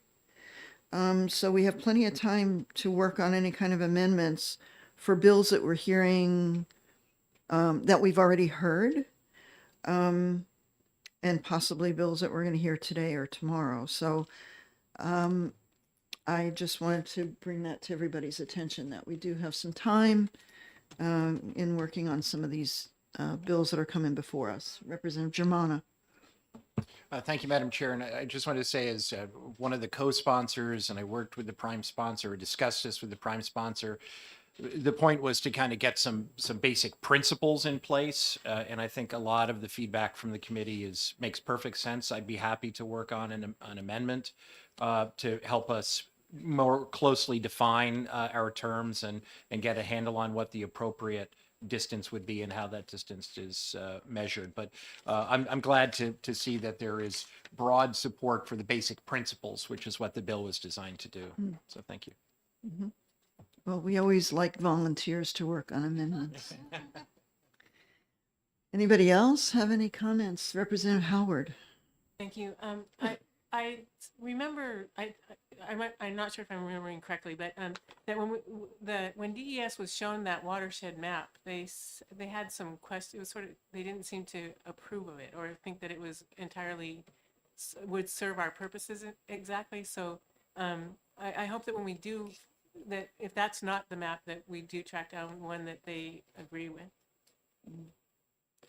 Representative Bixby, you had mentioned the watershed map. Do you know if it is referenced anywhere in RSAs? I don't actually know that. You don't know? I was just kind of hoping. I wonder if our committee researcher can check and see whether that map, that watershed map that DES provided with us, is referenced anywhere in our RSAs. Okay. Representative Murray. Thank you, Madam Chair. To that end, I would also note that on DES's website there are several watershed maps, not just so there are many watershed districts. So I just wanted to also make folks aware of, like, there may be a whole state one, but there are also ones that are broken out into regions.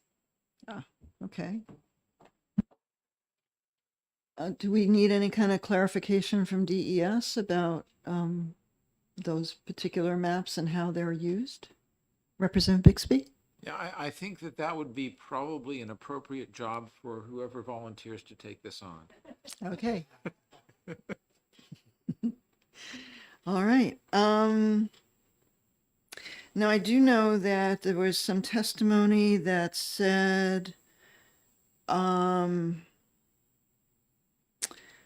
they would be happy if we grandfathered existing and expansions into whatever notification procedures or transparency procedures that we kind of land on. What are our thoughts on that? Anyone? Representative Howard? I wonder if expansion isn't the equivalent of a new application kind of thing, so that it would require that same sort of alerting the community of the impact and stuff. Well, I guess, we already, I guess the thought is that we already have those sites in place and in operation, and the impacts are already known for those, so that, that was the argument, is that we wouldn't necessarily need to have them put out any kind of big notification about that. I don't know. Thoughts? Representative Dutsey, you look like you want to say something. No, I was just thinking about the land site, the landfill sites that we have now. I believe I would agree with you that maybe grandfathering them in, because they already are a site, and they are, my understanding, of course we have a municipal one, but there is oversight on it in terms of the expansion. I think with the local boards and with DES, I know they went through a long permitting process to open up another part of the landfill. So I would be comfortable with grandfathering it in. Okay, good to know. Yeah, Representative Bixby. Yeah, I actually, I'm not sure that it makes sense to grandfather in expansions, because essentially this is about any permit that is going to have some effect on the surrounding communities. And I think that as a resident of Dover, I happen to already be in the notification zone for turnkey, but I do want to be in, if there's an expansion going on, or if there's a at turnkey, I would like my constituents to be notified that that's happening, and I think that would be also appropriate for. And notification does not give anything like veto power. Mm-hmm. It is simply, here's this meeting is going to happen, and so please be aware of it. And if you want to come and comment, then please do. Mm-hmm. And that's the level of discussion we're talking about. Right. Representative Comtois. Thank you, Madam Chair. So when we were listening to this, apparently, and maybe I'm wrong, but I understood that notifications are already going out into the major newspapers and in the local papers also. So the notification process is already being done. Unless we're requiring them to send certified letters to every single residence within that radius, I believe that the notification process is already being met. Okay, Representative Knapp. I think they were just speaking to notifying the abutters, not, that's what they were talking about, is notifying abutters. That's done in the newspaper. Representative Comtois. Thank you, Madam Chair, but I believe when they are notifying about hearings, and maybe DES could answer this question for us, is that they have to put something in the papers regarding any of the meetings. Could someone from DES answer? I invite someone from Michael Nork. Yeah, hold on one second. So could you describe more clearly what exactly is required in terms of notification for seeking a new permit for landfill or expansion? Sure. Thank you for the opportunity. My name is Michael Nork with the New Hampshire DES Solid Waste Management Bureau. Basically, there's the state process, which governs the permit that the state would issue through DES. And for that process, there is a notification requirement. The applicant would have to notify abutters, so property owners that are abutting the proposed landfill parcel. How whatever. do they do that? With certified letter? Do Correct. they? Yeah. Yeah, Okay. so using certified letters, they need to have a return receipt confirming that the abutter had received the notification, and they include that in their application to DES. They also have to put notification in a public newspaper of general circulation that would, kind of cover folks that aren't necessarily abutters, but are in the general area that might be interested to learn of the application and the opportunity for public hearing. Because as DES, as part of our process for issuing a permit for a landfill, hearings are a requirement. So there's an opportunity for the general public to attend those hearings and offer input. I think those are the two main requirements governing the state permitting process. But just to clarify again, I think I mentioned this in the hearing, this bill is governing the local approval. And the local land use board or planning board would have a hearing for an application that they receive, potentially for the same project, but it again would be for that local approval process. So I think the intention here was to allow for input into that local planning process from broader communities that might be affected, to allow them to participate in the hearing that the local land use board might have. Yeah, Representative Comtois. Thank you, Madam Chair. Now, if they're already putting in the notice and they're notifying the abutters, so anyone from any of the towns could already come to those hearings or those local boards and express their concerns, is that correct? I'm sorry, I'm not sure if I'm following what you're asking. Are you asking about the state permitting process? No, you said that the permittee had to also put something about hearings and their intent to do something in the paper and hold a public hearing. Is that correct?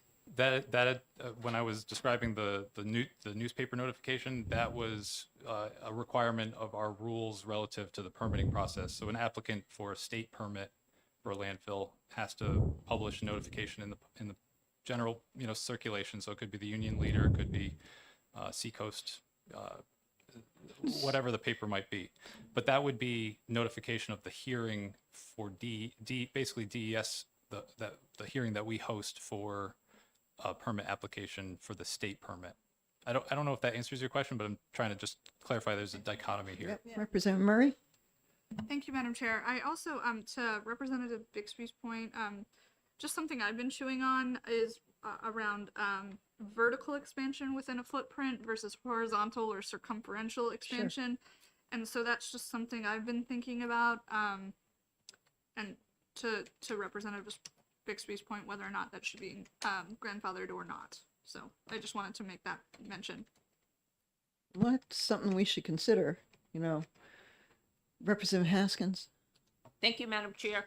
And thank you for taking my question. I'm trying to follow what happens when the public comes to comment.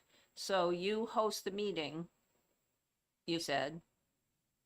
Correct. We host a meeting or a hearing rather for input onto the state permitting process, which is Okay. different than what this bill is about. Just because you brought that up, I'm curious, what happens to that public comment? Is it part of the permanent record? Does it Yes. factor into your consideration of the permit? Yeah, we are required to take comments at a public hearing. Those comments do become part of the public record, and they are kind of part of the record that we retain relative to the application process for that permit. Typically, DES will also take written comments after the public hearing. So we'll have a certain period of time where we allow interested parties to write their comments and submit them to DES. And we usually compile all of those written comments into one kind of repository or a record. And then usually we issue a response to the comments that we received, notifying folks of, and we won't respond to each individual comment, but we'll usually try to group them together just for efficiency to cover the main themes of folks' concerns. And if there are concerns that were raised that aren't necessarily within our purview, we will note that. But if there are concerns that are within our purview, we will definitely consider that in the decision-making and the issuance of a permit or denial of a permit. Thank you. Okay, Representative Bixby, and then I'll get to you. Yeah, so, so just to make it a little bit clearer what we're doing with this bill and what we hope to do with the bill. So this is, I'm just gonna use an example. Let's say that there is, some project that is happening at the Turnkey landfill in Rochester that, the, land use board in Rochester wants to have some control over because current Turnkey is in Rochester. Currently, I believe that that people that a notice would go out to public notice would go out in Rochester the way that they publicly notice their meetings for Rochester residents, and I believe that they would also, because Dover and Barrington are right next door, that that notice would be sent to the Dover City Management and to the Barrington Town Management, who would then be able to notice it to their residents. But that notice would not go to Madbury because it is not right next to Rochester.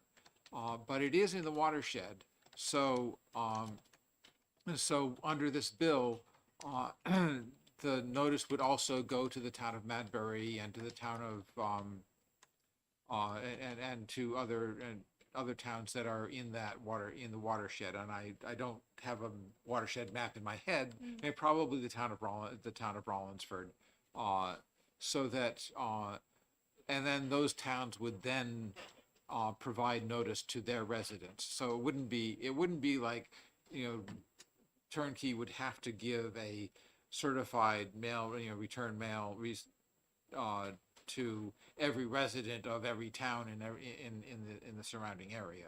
It would be that the town governments would be notified, and then they would notify their residents in the way that they usually notify about meetings. Representative Potenza. So in Rochester with Turnkey, most people, they really don't know what's going on. It's just like that. So, this is a total separate thing than what the state does with permit and all that. I like this bill for a lot of reasons, just because better communication is better than no communication. And so right now in Rochester, you have one paper, which is the Foster's, but you have to pay. And most people don't pay for that. It's an online paper. And so, and it's cutting out a whole percentage of people that don't read their newspaper online. And then the other one is Rochester Voice, which doesn't have a lot of visibility. So I would love there to be, public notice that could be put to boards of selectmen and city councilors in their town halls and our city halls. You get Dover and Somersworth and in Rochester, of course. You've got very close abutters, Barrington, that are right there. So, I think the more people that are able to kind of know what's going on. I was at a meeting, for example, last Saturday, and we spent 20 minutes and they started talking about the landfill. Well, I'm like, lo and behold, I'm on environment and agriculture, so I know some stuff about this. But if I wasn't, and of course, there's been people that are very close to where the landfill is asking about what's going on with the smell and all that kind of stuff. It would be so wonderful because Waste Management's been really good. I mean, they're working very hard on a really huge problem that we're facing. But because people don't have the information, they're pretty angry. They're like, what's going on? What's going on? So, you know, even if it was like the union leader, you know, that's not necessarily something that going through a paper that they're going to get. So I don't know what the best possible way to get information out to folks, you know, more than just abutters, but it's, I don't know, this is just another way we can try to handle it. But I'm sure you hear this stuff all the time, right? Don't you? About notifications and people not getting that kind of information. Oh no, I didn't know there was a public hearing. Yeah, I mean, there's always, we could always, you know, do other things to try to reach people. In fact, DES goes over and above and tries to post it on our social media. We try to post it on our website. So there are things that we do that are over and above our requirements just to try to cover the situations you're talking about where folks may not be reading the newspaper or really paying attention to some of these other venues where information is being circulated. So yeah, we do try to get the information out as best we can. And we thank you for that. Yeah, Representative Haskins. Just a quick question. Is the applicant required to come to these meetings? Yes. Because guess I the was question told is, that wasn't always the case. Okay. I can't say for certain that there's a requirement in our rules. That's not, again, this is not my area of specialty, but in terms of the permitting of a facility and the process thereof. But as far as I know, every permitted landfill in the state that we've had issued expansions or permits for, the permittee or somebody representing the permittee has been there to present at those public hearings. Okay. Representative Murray.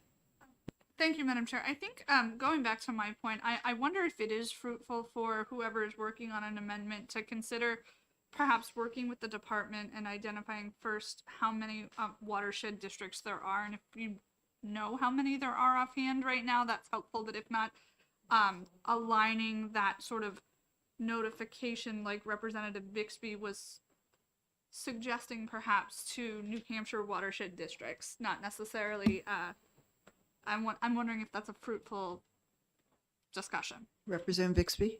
Yeah, I'm noticing the clock, and we've been talking about this one for about half an hour, and we have a couple more to go. Yeah. And I believe that Representative Germana said he would be willing to work on an amendment. Okay. So I think maybe we should hand this over to his capable hands now. I concur. Thank you. Thank you, Mr. Nork. Appreciate your time. Okay, so then we can move along to HB 1145, prohibiting the private ownership of landfills. And I think that kind of goes in hand with HB 1632 relative to out-of-state solid waste. One seeks to, well, they both seek to reduce the amount of out-of-state trash being deposited into our landfills. And they're kind of both seeking a way around the Commerce Clause of the Constitution, U.S. Constitution. So I'd like to invite discussion about 1145 and see maybe that will kind of dovetail into HB 1632 as well. Representative Germana. Thank you, Madam Chair. I support, in the end, I don't think these bills have to conflict with each other. I think they're, as the Madam Chair points out, there are two different ways of trying to get at the underlying problem. I think we can all agree there's been a lot of press coverage of the fact that we take about 50% of it's a little less than that in the last report, but between 45 and 50% of what we put in our landfills comes from out of state. And I think that our constituents across the state have made it very clear that that's not acceptable. So then the question is, what's the best remedy for that? 1145, I see the particular virtue of public-owned landfills. And I understand there were a lot of really good questions that came up in the hearing, is that it allows us to do three things. simultaneously, right? One is to cap the amount of out-of-state waste that we take. But the other two things it allows us to do, which I think are important, number one, it allows us to discriminate with regard to the kinds of waste we take from out of state. If it's a privately owned landfill, the 1632 doesn't address that, right? We could take 15% out of state waste, but we are still taking mattresses and rugs and other PFAS laden materials. Now, fortunately, we would be taking less of it because we're capping it. But if it's a publicly owned landfill, then we can say there are certain things that we're simply not going to take. And then the other virtue, I think, of 1145 is that it allows us to charge differential rates between trash we take from out of state and what people pay in New Hampshire to dispose of their waste. And I think that's important because I understand, as some members brought up, that the reality is that folks who are in this business are going to be making less profits because of less out-of-state waste coming in. The ability to charge more for out-of-state waste is going to offset some of that. There's no way to get around the fact that if we reduce the amount of out-of-state waste that we are bringing in, that is going to have an impact on the folks that are in that business. But the companies who work in this field work in lots of different states with lots of different conditions, some of which, actually almost all of which, are stricter than ours. So these are not conditions that they're unfamiliar with. These are not conditions that their business models are not designed to work with. And our first priority is to our constituents, and that is to reduce that waste.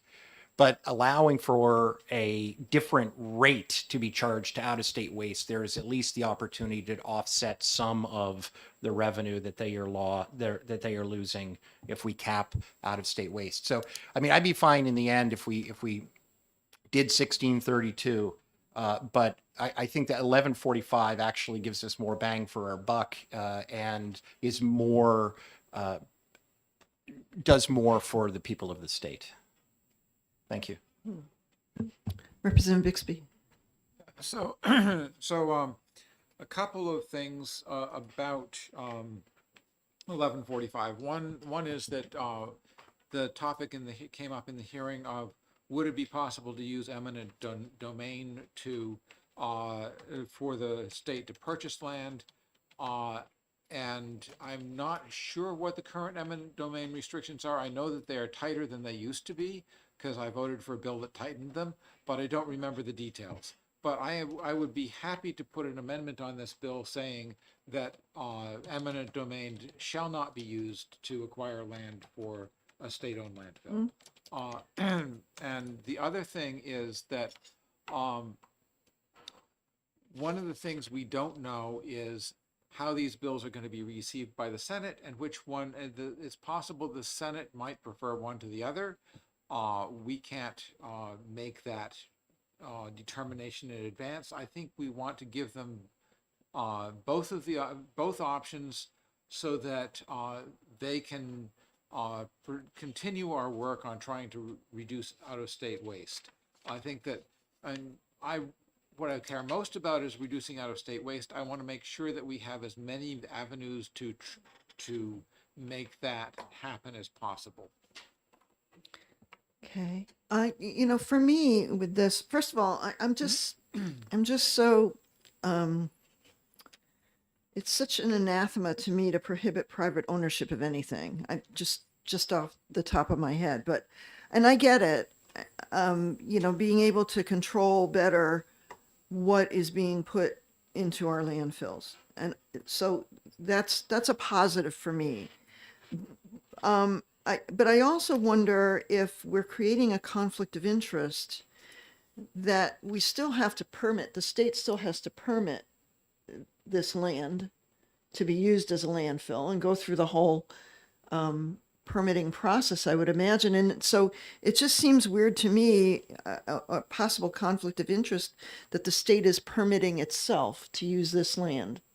So what's your thoughts on that? We have other examples of things that the state owns and hires a company to operate. Yeah. So, for instance, Mount Sunapee. There are there are in law a number of things that constrain the way that a ski resort can be operated. And there are certain safety requirements, et cetera, that are state laws. And it doesn't matter whether it is Cannon Mountain or Mount Sunapee or or Gunstock or for the publicly owned ones, or Cranmore or Loon, or they all have to follow laws having to do with how ski resorts are run. And Just begs the question, though, does the state do a good job doing it? I don't know. Representative Coulon. Yeah, thank you, Madam Chair. Like, I can respect what you guys are trying to do. I think I understand the intent, but I believe when you publicize costs and then privatize profits, that's the definition of corporate welfare, actually. And so I agree with the cutting down on the out-of-state waste part, but I just think this kind of, I get the idea, but I think it is actually just corporate welfare, so. Representative Potenza. Sorry, that perplexes me. I want you to explain that more because I want to understand the corporate welfare piece. But I think this is just as simple as the state having skin in the game. I believe that they've needed skin in the game for a long time. We just got an email, I think this morning, that is on a report from a current active landfill company that says any such liability is likely to be uninsurable with no coverage likely under our pollution or product liability policies.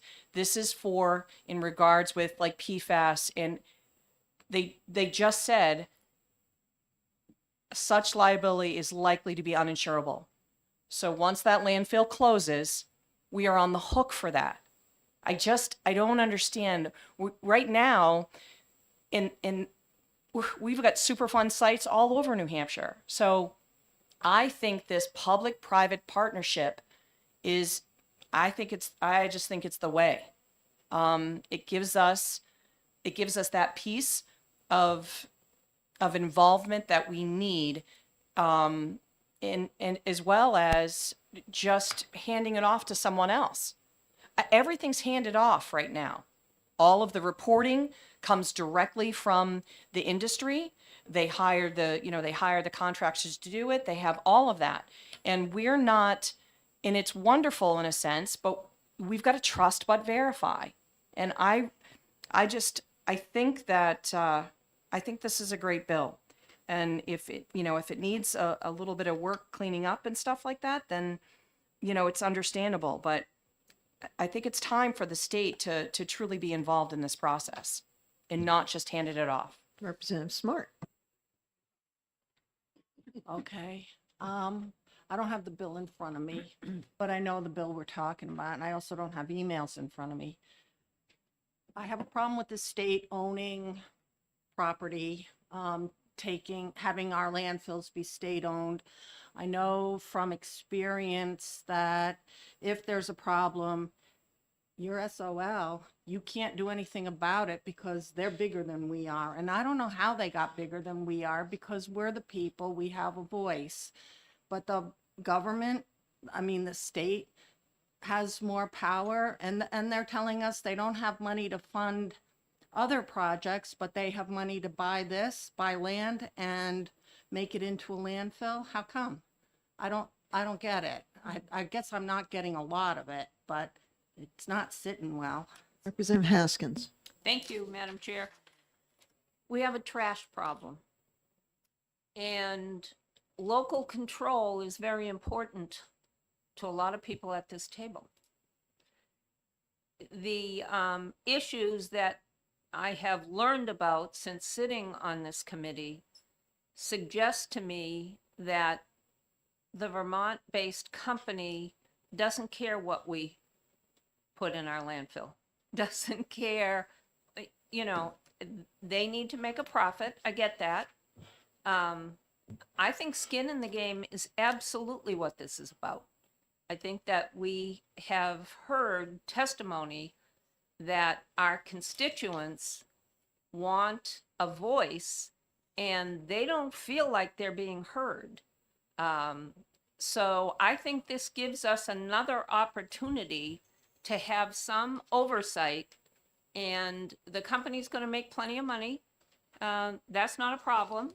I'm reminded that Representative Dutsey takes us back to the idea that overall, we want to reduce the stuff that's going into the landfills.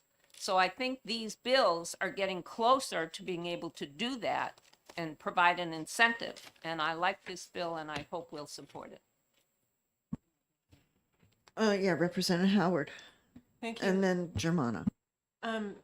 So when the the representative was talking to us, she said that Bill 1145 represented a lost business opportunity. But what I wish I'd asked her is, are all business opportunities equal? So I think that we should factor that in. Mhm. Well, I'll tell you that I don't necessarily feel that it is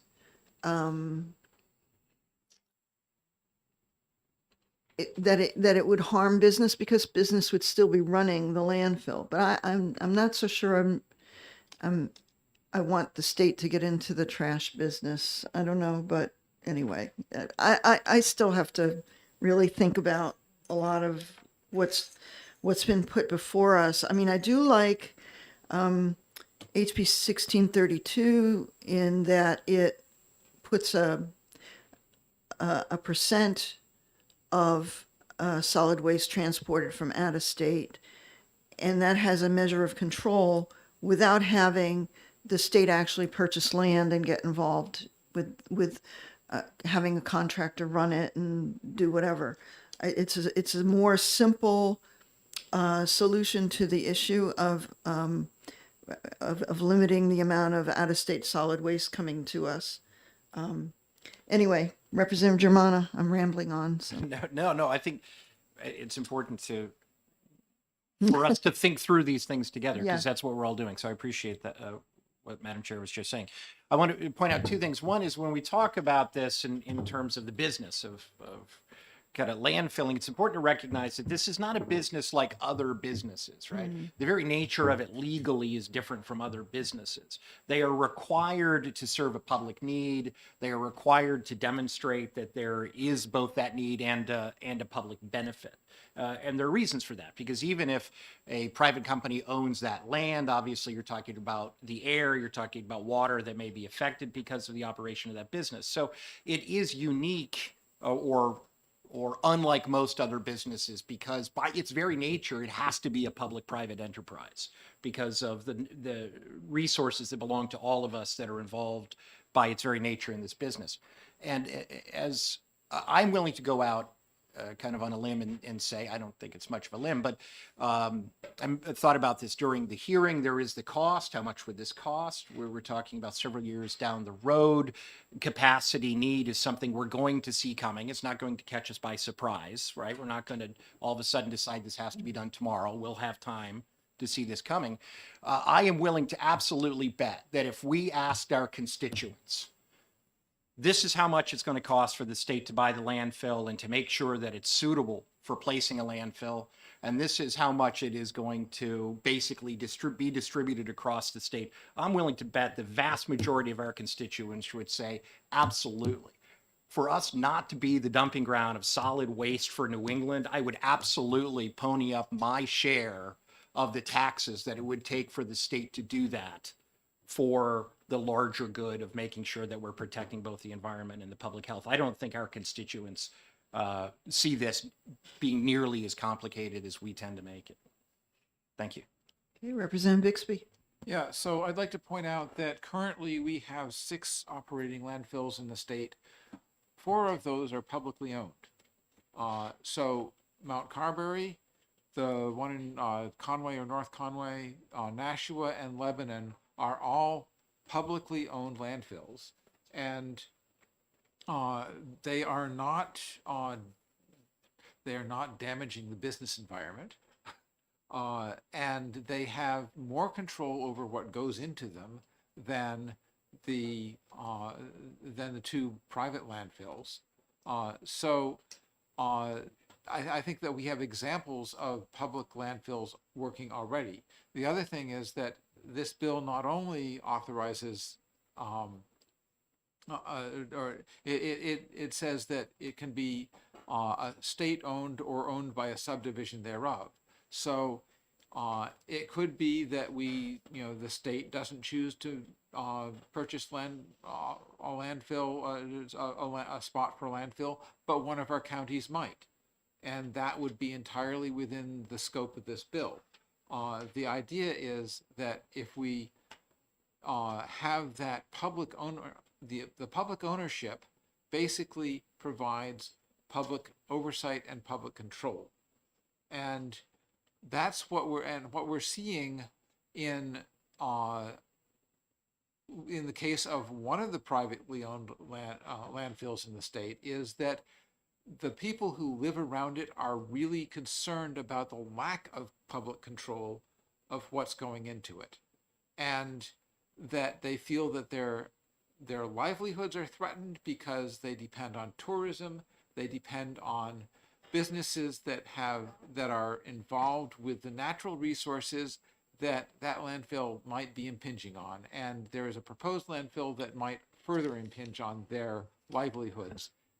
And I think that by putting it in the public domain, we can be more careful of the broader environmental and business environment than by saying, okay, well, we'll just let a large company put a landfill somewhere. But don't we already have public oversight and public control through our regulator, through our Department of Environmental Services? For all intents and purposes, the state is controlling the landfill. Are they not? To some extent, yes.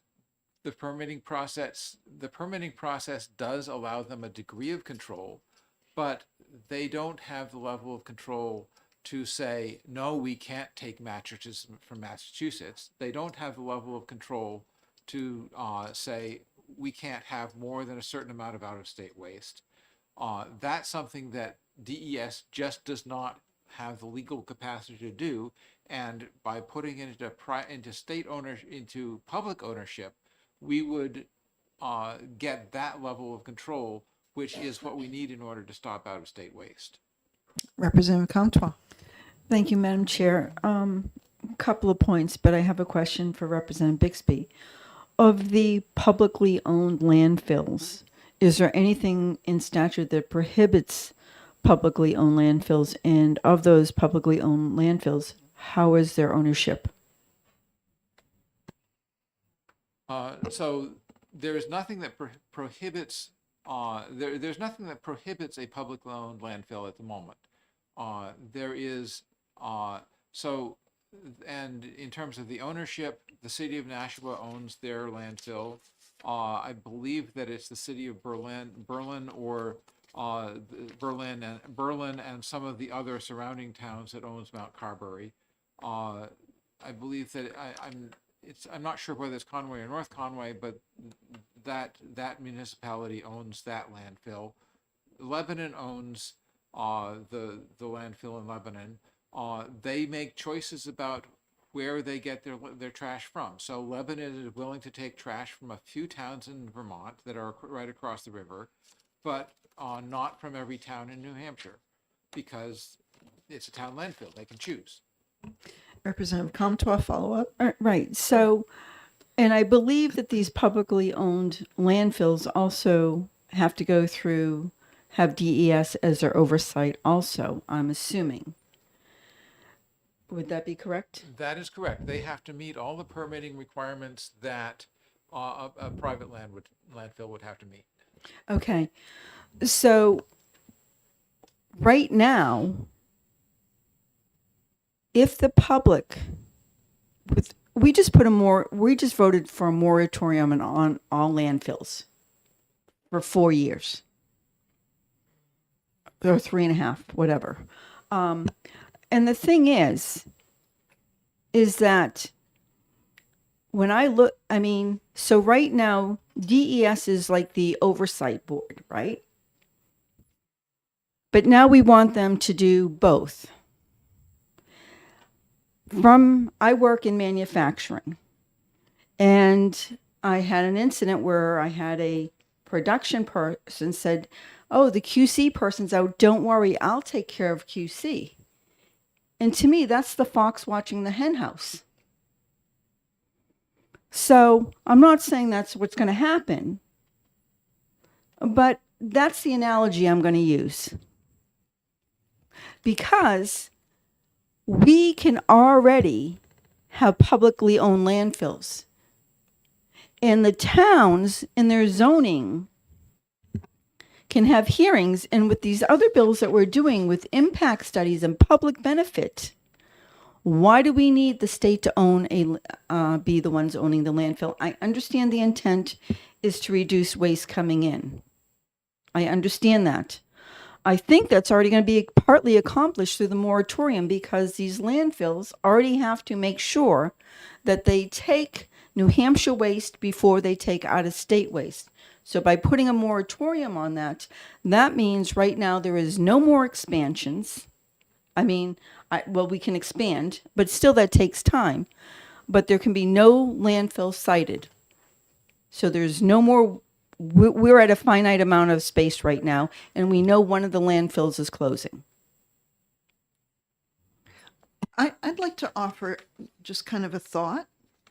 Instead of prohibiting private ownership of landfills, why wouldn't we say right into statute that 50% of the landfills that are in New Hampshire or that would be permitted in New Hampshire would be publicly owned and 50% privately owned?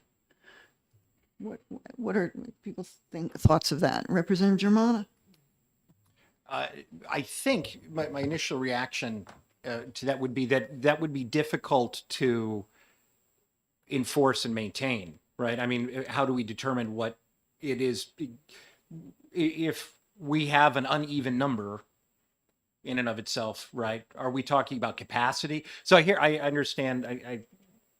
I think where you're going, but I think actually being able to determine what constitutes 50% would be somewhat difficult. And then I think it can be easily kind of thrown off. And then what happens if we are out of balance and it's 60-40 or 55-65? Again, if it's just the number, or we talk about the acreage, or we talk about waste of capacity. the number of operating facilities. Because again, I'm just so don't like the idea of prohibiting private ownership of anything that and I know it's done, we do have things that are publicly owned, and that's okay, but we're still not banning people from having a private ownership of a ski resort. I just think you just in matter of control, if we're looking to reduce the amount of solid waste coming in from out of states, and we see that having publicly owned ones would sort of move us into that direction, that if we could, not ban it, but limit the amount of private ownership, limit the amount of ownership of landfills.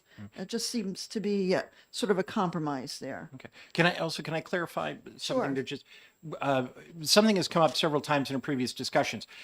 The private landfills, in particular in the state, do not put New Hampshire solid waste ahead of out-of-state solid waste. Our capacity is determined by New Hampshire produced solid waste, but we don't measure per se, right? So that we would stop taking out-of-state waste at a certain point, right? So I just wanted to clarify, there is no requirement for the state to, or pardon me, any of our private landfills to put New Hampshire solid waste ahead of out-of-state solid waste. Right, but don't they? And Representative Comtois. Thank you. But don't they have to make sure that under their existing landfills, that they have to be able to make sure that it fulfills New Hampshire waste? So that, if they're right now, they're good until say 2030. So they have 6 years. Don't they have to make sure they can take New Hampshire waste for the next 6 years and fulfill that? May I respond? You may Okay, respond. I just want to make sure I was in order. Thank you. No, what they're when they determine capacity, they determine it based on their projection of what new in-state solid waste production is going to be. So that theoretically, like and this hopefully won't happen, but if we started taking in 55, 60% of out-of-state waste, our capacity would drop dramatically because the capacity was determined based on out-of-state waste. So it's not a requirement. That is simply the metric they use to determine capacity when they permit. Representative Comtois. Thank you. So maybe one of the things that we need to put in there is that they have to take in consideration in their metric, New Hampshire waste first. Representative Dutzy. Thank you, Madam Chair. Yesterday, I had a doctor's appointment down in Lowell. And when I came back, okay, so I think maybe we're talking about 18 miles, I noticed 4 garbage trucks on the road. Okay, Casella, Waste Management, Shaw's, and Harvey's. Okay, that was in a matter of like 25 minutes being on the highway, 4 garbage trucks. There's got to be money in garbage. Okay, so, you know, what I'm concerned about is that I support both of these bills. I like the fact that there is not just skin in the game, but more government oversight. I like the fact that if the land is owned by the state and operated by a private company, that we don't have to accept waste from out of state, that we have control over that. Because to be honest with you, every Tom, Dick, and Harry the barriers to entry to get into the garbage business to me seem to be very low. I mean, maybe it's a truck, $250,000. Okay, you buy a truck and you finance it, and voila, you're in the garbage business. The other thing that I like about municipal owned or the state owned land and having more regulation is that, you know, we can't create more land, and it's not just the amount that's going in, it's what's going in. Okay, and under private control, private ownership, we really have very, very limited ability to oversee that. And to say that DES oversees it, I've been on this committee, this is my 6th year, and how many letters have we seen that we cannot implement A, B, C, or D because we do not have the resources to fund another position? So for us to sit here and think that DES is providing any amount of oversight, you know, in existing landfills, you know, I think, you know, is, being silly on our part. And the last thing I'll notice, and I haven't read them in depth, but I've seen, you know, a lot of complaints or go to DES regarding issues with Bethlehem, I think it is, you know, up in the North Country, and the process to get any of those complaints, you know, recognized and through the system. I mean, it just seems like one complaint is piled up on another complaint. If the state owns the land and the operator is not doing its job, we can fire them. If it's privately owned, we can't. So, I mean, I think we need, and coming from Nashua, we bought, you know, the best thing our city ever did was buy the land in 1964 for the landfill. It operates well. We have no issues with it. Every once in a while, I mean, whenever there's an issue, it's addressed immediately, okay? Because it's the city, it's the people in the city, and it's the voters in the city, okay, that own the landfill and elect the people to run it.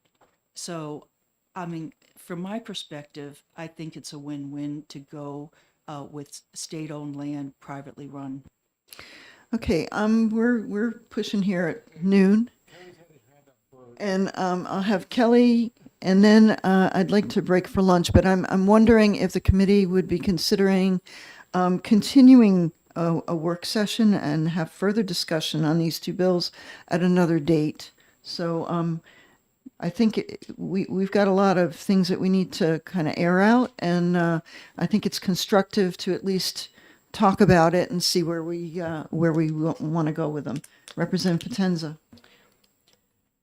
So based upon the knowledge that I have, DES currently only has like one person that is out, whether it be, you know, inspecting, like going on site to whether it be a landfill or a transfer station.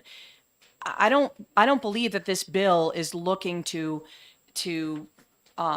put additional staff or any of that. I think it actually operates the exact same way that it currently is operating. The only change is, in a sense, we own the property.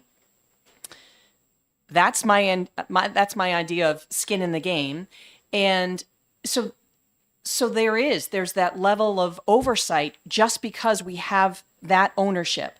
The other piece is we don't need, we're talking about like one landfill in the next century. So, you know, based upon this, we're acting like, you know, we're gonna, you know, there's gonna be landfills that are gonna crop up every 5 years, or that's not gonna happen. So this bill passing would maybe mean the state owns property for a landfill, 2 of them in the next 100 years. The other thing is, I think this changes the landscape, right? Because where's the necessity? If we know what the need is, and the state knows what the need is, DES knows what the need is, then we don't need to have all of these private landfills cropping up all over New Hampshire. So it's a needs-based type of thing. That's how I think of this. So, my 2 cents. Okay. All right, I'm going to close out this work session, and I think that we will continue discussions about these 2 bills at a future date. I hope you have a good lunch. Thank you. Oh, yes, kangaroos. Oh, we've got a kangaroo bill.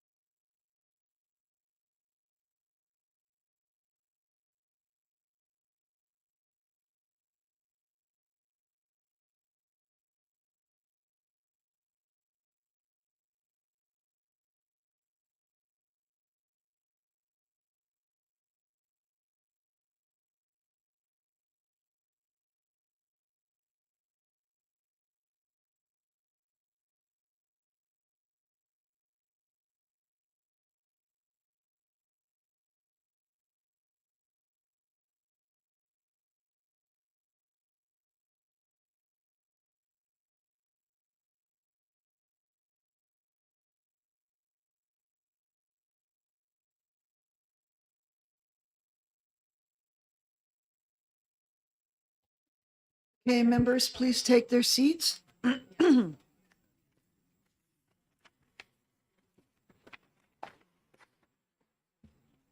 afternoon and welcome to Environment and Agriculture. Today, excuse me, I'm sorry. We're going to begin this afternoon with hearing on HB 1351, prohibiting the sale and use of adhesive-based rodent traps. Here to introduce the bill is Representative Jerry Cannon. And I would like to, we've got a number of pink cards on this today. I would like it if something has already been said, please don't repeat it. If you have something new to offer the committee in terms of your testimony, we'd be happy to hear it. But we do have limited time. So with that, welcome Representative Cannon, and we look forward to your comments. Thank you, Madam Chairperson and fellow legislators. I had one of our speakers contact me and asked me if I would introduce this bill. And I thought about it.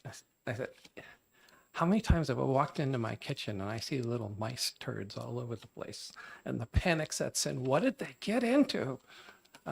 See what was torn apart or where they were, and then try and figure out where they came from. I've had rats as well. It caused a tremendous amount of damage in my home last year, and I got a new kitchen out of it. Yeah. But anyways, mice are a member of our food chain. Other animals eat them. Those and other animals eat those, and somewhere along the line, we may eat something that was ultimately where a mouse was part of their diet. For many of us, especially those of us that have old homes, we usually experience some form of a mouse or whatever running around the house. And if you don't have a cat, they continue to run around, and the anxiety of, okay, I need to find a way to capture or kill this thing because I don't want it in my house. It's invading my space. In reality, they're just hunting for food. And they're looking for food pieces, things that we normally eat. And they're just trying to find them. And they're rather destructive in their way of trying to find them. One method of capturing these mice has been glue traps. It's a very cruel way to capture and kill a rodent. They get stuck in this thing and they starve. They don't have any water. Some of the animals even chew their legs off. It can be pretty gross.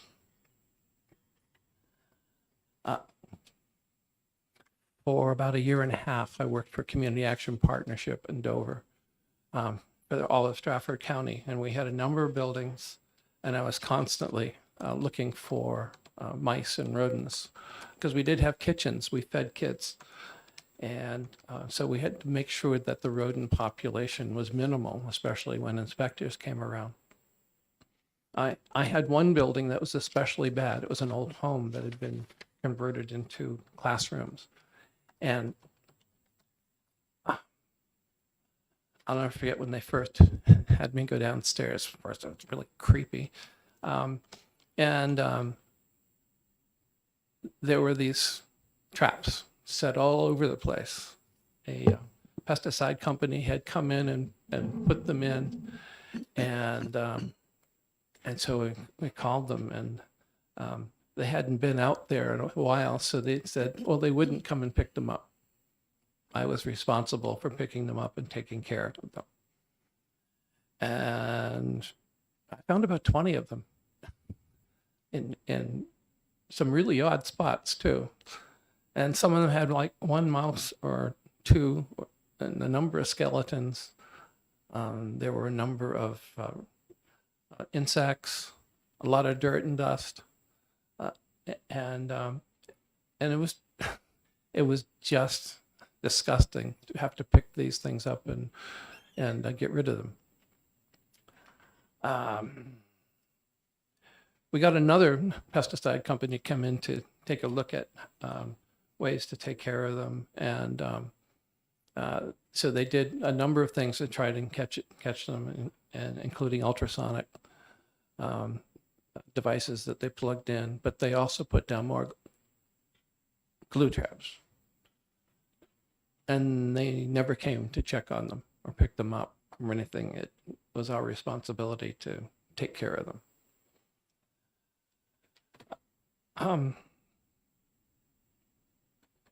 It was very difficult, especially for someone who really cares about animals, to see these small creatures stuck in these traps.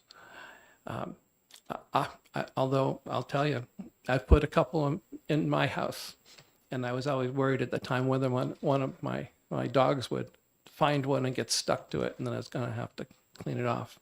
Luckily, I didn't. And all I got for the traps that I put there was dust and dirt. I ended up putting the high frequency devices in my home. That took care of many of them. And then I put down these plastic boxes with chemicals inside, and that took care of a few. And then I had a rat problem. I ended up with electronic traps and have a heart trap, and I got rid of those that way.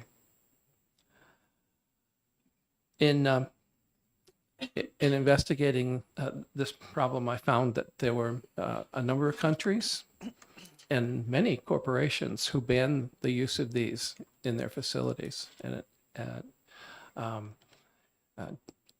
probably just for many of the same reasons is that they had to have someone continually monitor them and capture them and get rid of the creatures. And I did find out there's a number of states that are considering banning these devices already. But I also thought about the people who sell these too. I work for Home Depot, and we sell them. And when I asked about how much it was going to cost the company for if we stopped selling them, and they said insignificant. Yeah, we're on the shelf along with everything else, and we didn't sell a tremendous amount, but so the cost for the company would be minimal. So you're going to hear a lot more about these traps and the challenges that people face with them in different places and what damage they cause. And I'm going to urge you to vote ought to pass this bill. So we ban them in the state for sale and ultimately ban the use of them. Thank you. And I'm open to questions. And I'll answer them if I can, but we are going to have experts. Any questions from the committee? Seeing none, thank you for your introducing this bill to us. I'd like to call Joel Gostin.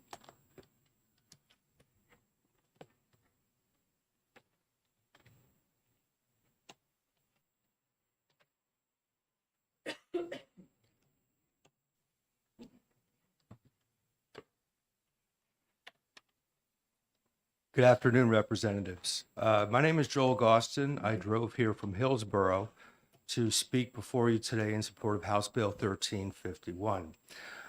From my experience, glue traps are extremely inhumane and must be banned immediately. There's absolutely no justification for forcing animals to endure that much pain and suffering, especially when there are so many more humane and effective alternatives available to us. Last month, my landlord handed me some glue traps to address the presence of mice in my building. I declined to use them and instead suggested he consider more humane options. Animals caught in glue traps experience painful deaths. If you've never personally seen what glue traps do to animals, I urge you to look at photos or watch a video of an animal caught in one. If you do, you'll see a terrified animal being killed slowly in one of the most horrible and violent ways imaginable. Mice and rats, who are most frequently the victims of glue traps, they're intelligent, sensitive, and affectionate animals. They may be small, but they're capable of feeling joy, excitement, pain, fear, just like the dogs and cats we call family. We have an obligation to treat them humanely. Whether the animal caught in the glue trap is a mouse, a bird, a lizard, a squirrel, that happens too.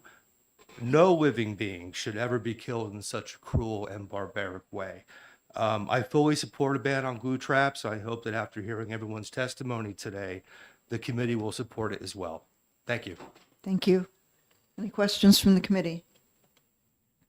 Seeing none, thank you for your testimony. I'll call Jean Slepian.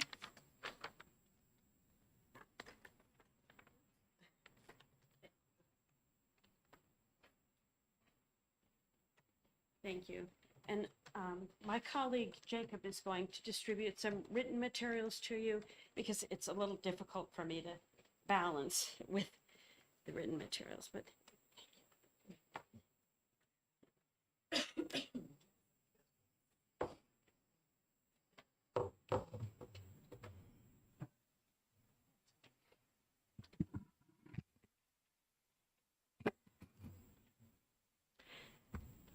good afternoon. Good afternoon. My name is Jean Slepian. I live in Stoddard in Cheshire County. And I first became aware of the problems with glue traps several years ago when I started following some of the Facebook posts of some of the wildlife rehabilitation hospitals. And honestly, I could not believe that these traps could possibly be legal because they were so extremely cruel. So I'm very, very grateful to Representative Cannon for bringing this issue to the legislature. And if I could, I'd also like to take a moment to say how grateful I am to the people in the Legislative Services Office this year, because I know they've been working night and day with the number of bills that they have, and they did a very careful and very thorough job with this bill, and I'm very, very, very appreciative. So I'll try to be very concise. The U.S. Centers for Disease Control and Prevention says on their website, do not use glue traps. The reason for this is that as the animals die slowly on the traps, they will continue to excrete bodily substances, including blood, because they often try to chew their limbs off. And this can be a source of disease transmission, bacteria and viral infections, hantavirus, leptospirosis, salmonella. And this is especially dangerous if there are young children or companion animals in the household. Also, the New Hampshire Fish and Game Department, in their Wild Lines publication, which is a beautiful publication of their non-game program, from the summer of 2021, in that issue, they said, avoid the use of glue traps. This is the New Hampshire Fish and Game Department. Avoid the use of glue traps because of the non-target animals that are often caught and suffer. Snakes, songbirds, frogs, toads, turtles, even kittens, puppies. So the New Hampshire Fish and Game Department has said, avoid the use of glue traps.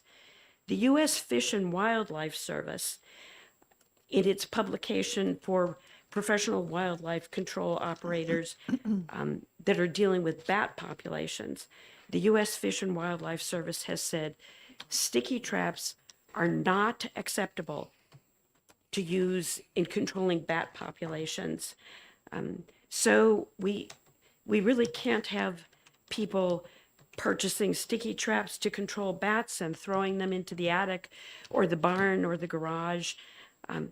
New Hampshire Fish and Game Department says that there are 8 species of bats in New Hampshire, and they're all of conservation concern. So bats are a big issue in the use of sticky traps. The American Veterinary Medical Association has stated in its guidelines for euthanasia, which it defines as the intentional death of an animal, that when lethal traps must be used, the most humane option must be chosen, and that trapping a conscious animal in a sticky trap does not meet their definition, does not meet their acceptable standards for euthanasia. The Canadian Medical Association, the Canadian Veterinary Medical Association, is opposed to the use of glue traps. And I did a survey, and the results of the survey are in your packets there, so I hope you'll have an opportunity to take a look at them.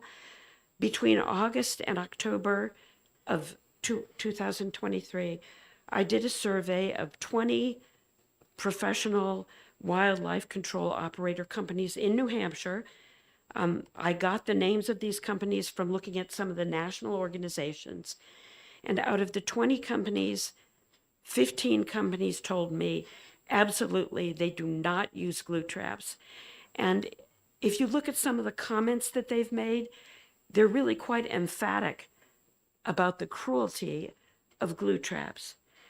So 15 of the companies said they do not use glue traps.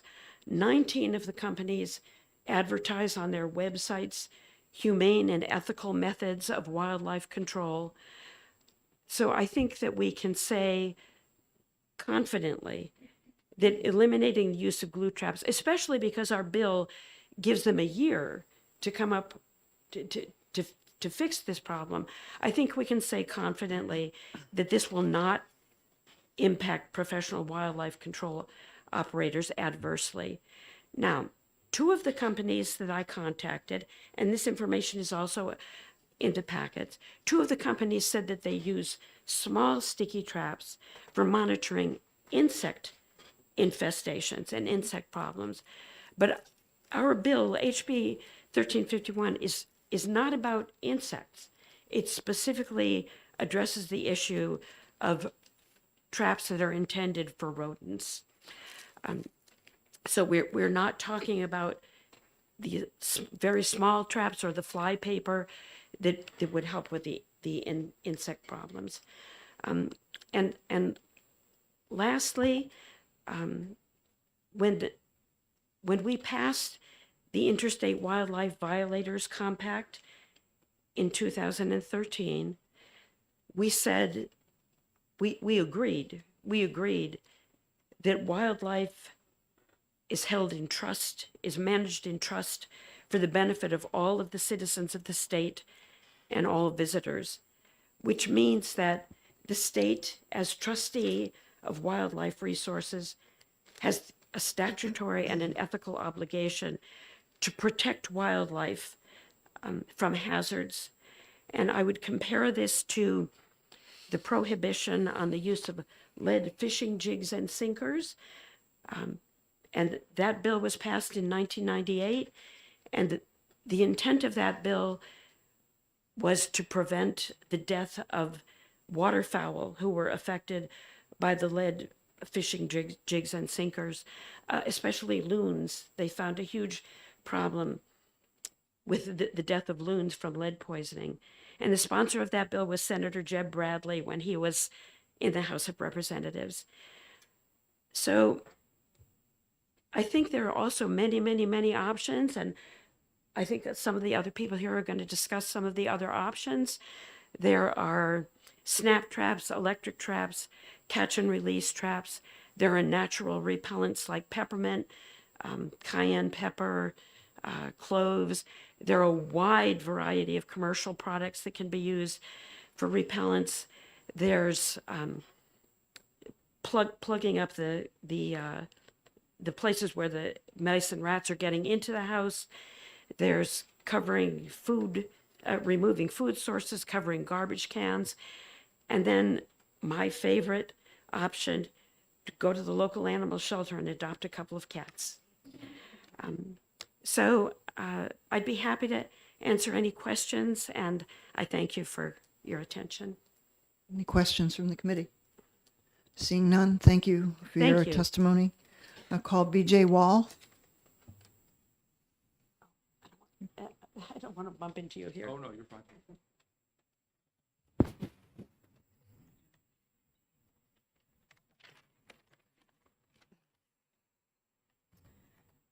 Hi, my name's BJ Wall. I live in Sullivan, which is also in Cheshire County near Keene. I've come often to Concord to speak on various bills, most of them having to do with being kind to animals or being kinder to animals, as this one is. And they're always ITL, every single one, never won anything. And I just really hope that maybe this time you guys will listen and please pass this bill, because the use of glue traps is totally unnecessary. I actually brought a trap. We use these in our house because even though we have 5 cats, we have a mouse infested basement that, and these are great because you catch them and you just take them somewhere and release them. At least that gives them a fighting chance for survival. But lots of people apparently do use glue caps, and I really can't understand why they would. But it often has the unintended consequence, as Jean said, of catching songbirds, which has a declining population at the moment, chipmunks, kittens. They had to euthanize a cat because it got caught in more than one glue trap, and it's really hard to get them off of a glue trap. It's nearly impossible. Their skin gets ripped. They themselves try to gnaw off their own limbs. But even if it only caught mice, I feel it still should be outlawed. It's just so cruel. And there is a similar bill in the U.S. House at the moment. I'm hoping that passes, but I don't think that the state of New Hampshire should wait for the U.S. House to pass this bill. I think we should be leaders in this, and I hope you do the right thing and support this bill. Thanks. Any questions from the committee? Seeing none, thank you. Maria Colby, I believe. Is it correct, Colby? Yeah, thank you.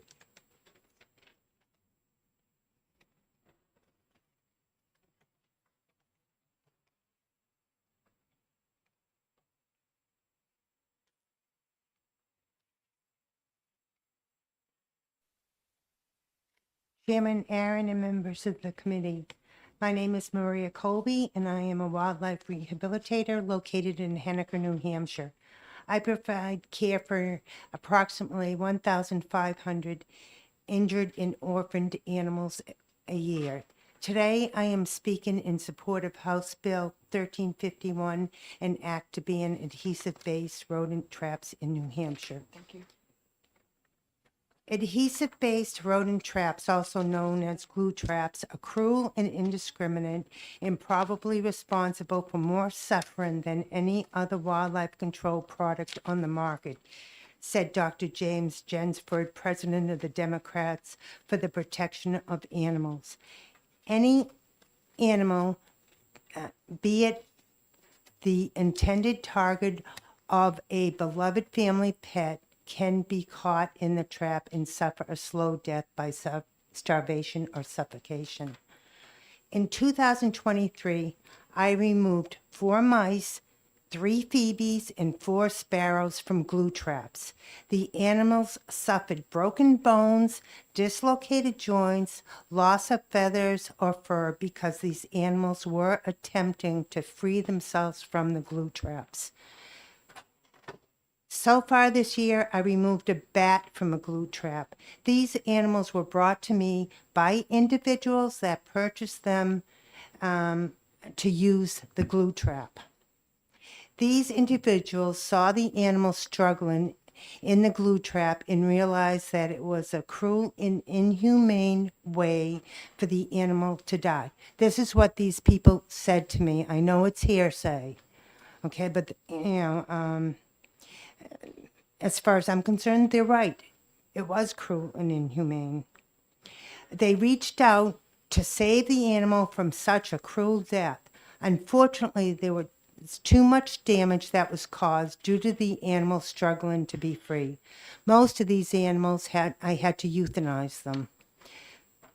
Humane alternatives exist. Animal cruelty laws do exist in New Hampshire. It's time that New Hampshire legislation prohibits the sale and use of glue traps to stop this cruelty.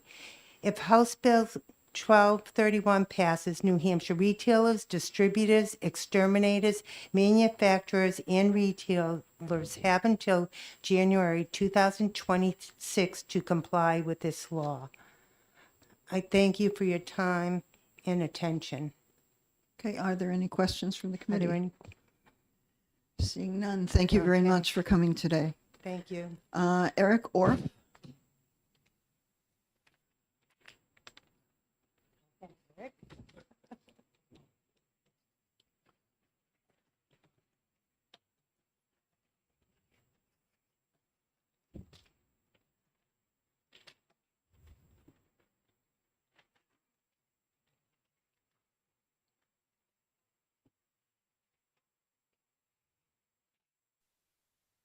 Good afternoon. Welcome to Environment and Agriculture. Thank you, Madam Chair. Thank you, committee. My name is Eric Orff. I have been a wildlife biologist in New Hampshire for a half a century.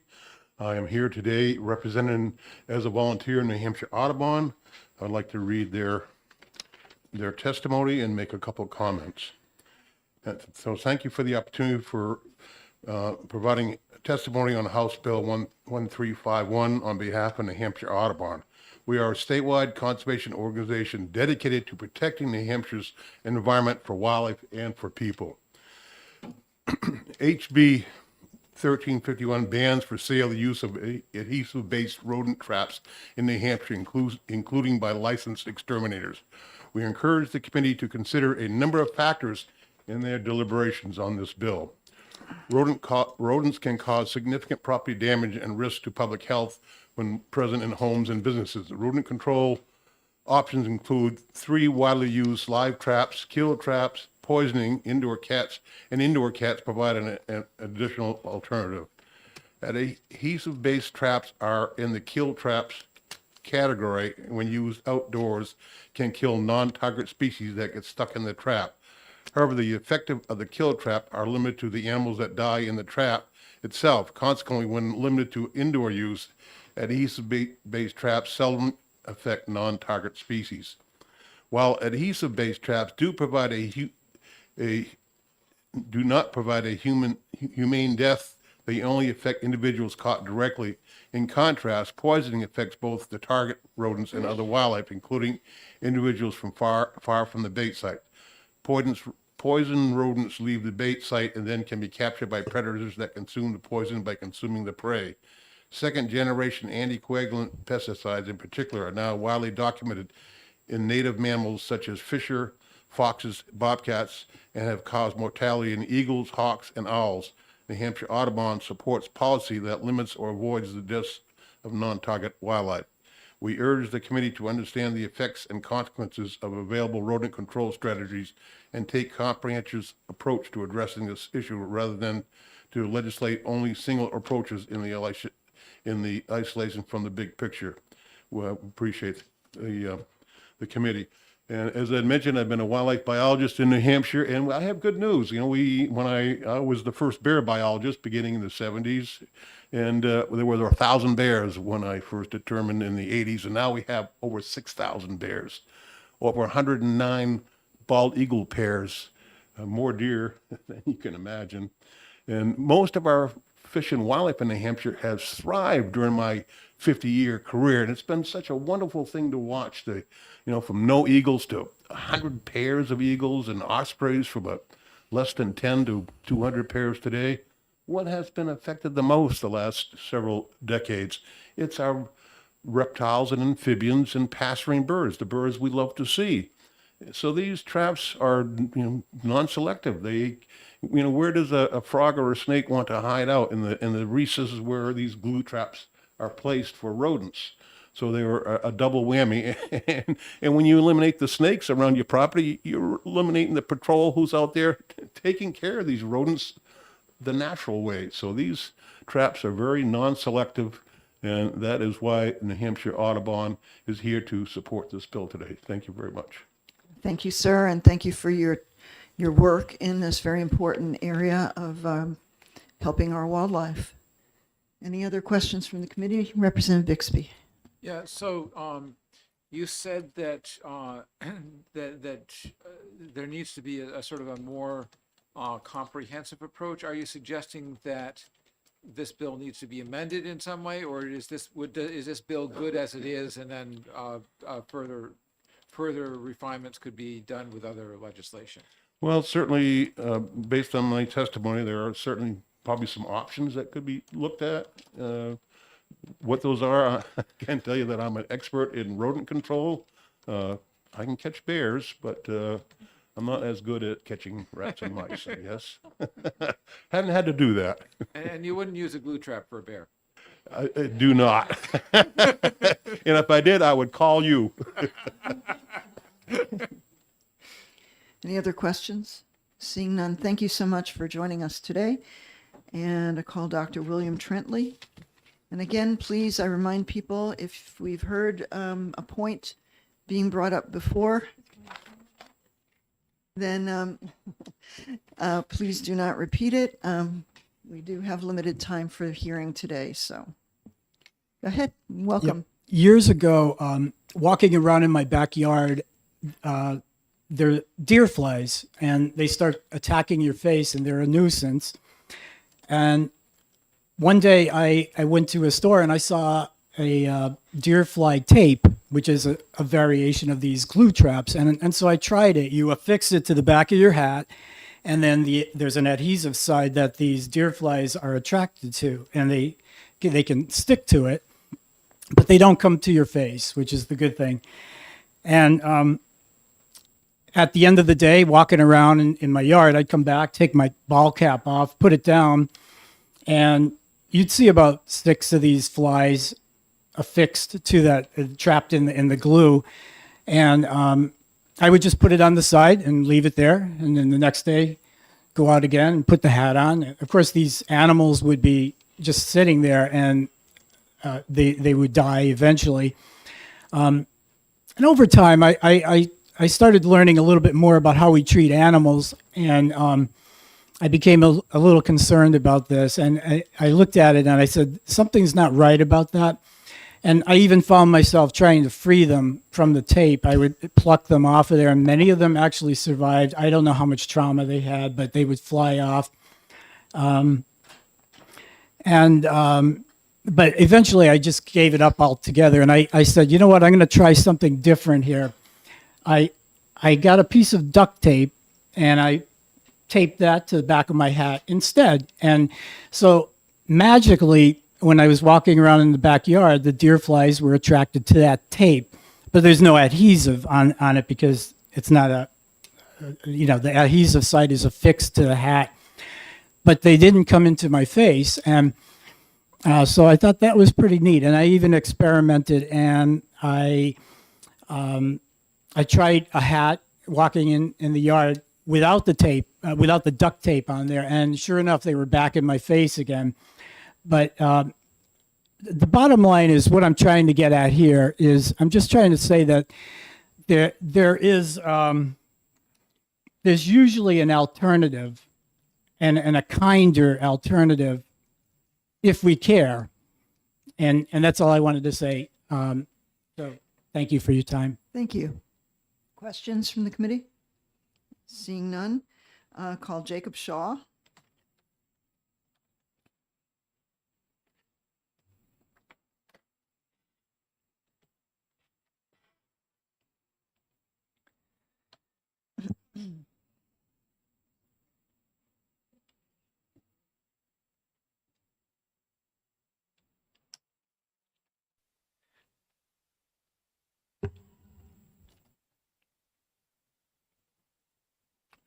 Good afternoon, Madam Chair and members of the committee. My name is Jacob Shaw, and I'm here on behalf of People for the Ethical Treatment of Animals and our more than 31,000 members and supporters in New Hampshire to express our strong support for HB 1351. As you've heard today, glue traps are indiscriminate killing devices that permanently disable, injure, and kill countless small animals every single year. I will skip over some of this because you've heard it from other people, but to just put some numbers behind some of what we've talked about with other species of wildlife being caught in glue traps. Our submitted testimony includes a letter from Edward Clark, who oversees the Wild One database, which collects and verifies patient admission information from wildlife care centers around the country. And as you'll see in the letter and the data set attached, more than or 180 species of wildlife, including dozens of species of birds, bats, chipmunks, lizards, mice, opossums, rabbits, salamanders, snakes, turtles, and even flying squirrels have been caught in glue traps and were brought to animal hospitals in need of life-saving care. And, in addition to Maria, a number of other wildlife rehabilitators in the state, including Deb Goad, Franny Greenberg, Joyce Bemis, and Susan Smith, have all indicated their support for this bill because, they see and treat animals who are caught in glue traps. They've seen this up close and they know the consequences of the use of glue traps. But it's worth noting that all of these numbers only represent the animals who were actually brought to wildlife care centers. What's most horrifying about glue traps is that the vast majority of animals who are caught in them are never even taken to an animal hospital or a wildlife rehabilitator. They are left to suffer excruciatingly painful deaths. And after their paws, tails, snouts, and beaks get stuck to the glue, many animals suffer for days. And they die slowly and painfully from starvation, dehydration, blood loss, and asphyxiation. Their eyes and their mouths can become glued shut.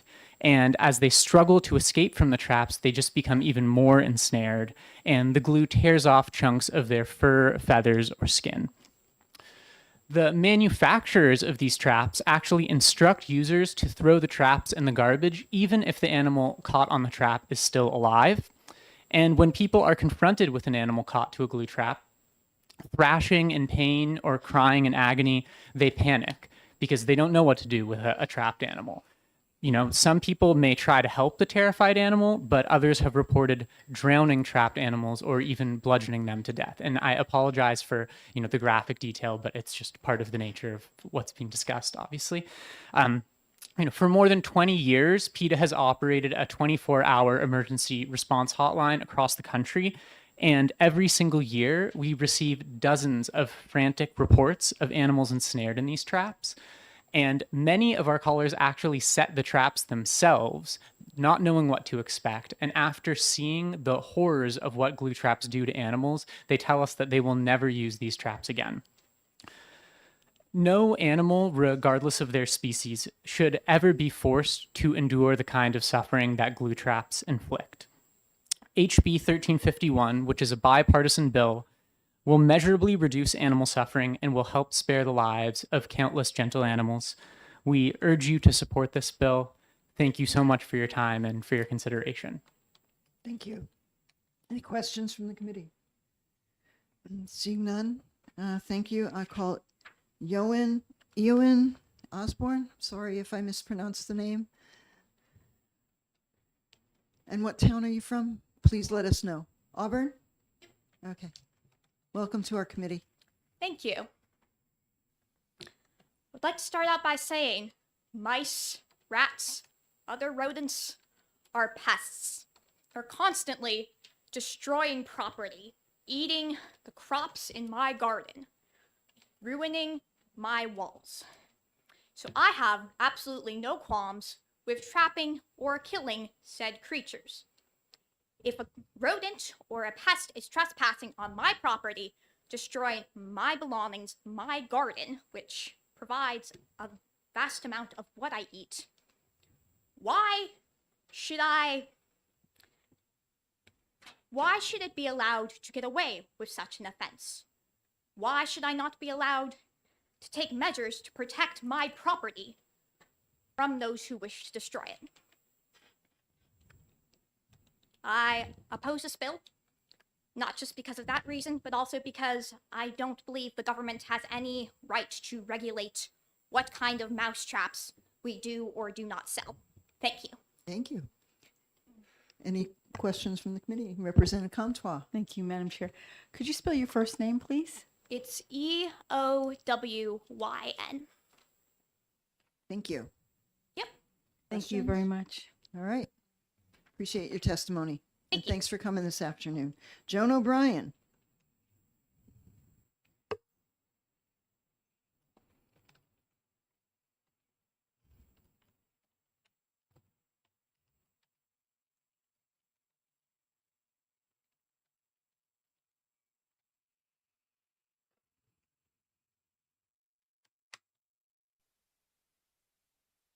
This will be fast. Thank you. Thank you, Chair, members. I'm Joan O'Brien, representing New Hampshire Animal Rights League. On behalf of the New Hampshire Animal Rights League and our members, we respectfully request that the committee support House Bill 1351 to prohibit the sale and use of adhesive back traps.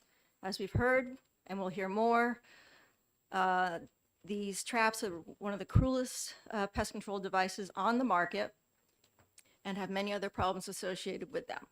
So in 2022, our group, New Hampshire Animal Rights, we made the cruelty of glue traps one of the topics at our exhibit at the annual New Hampshire Fish and Game Discover Wild New Hampshire Day.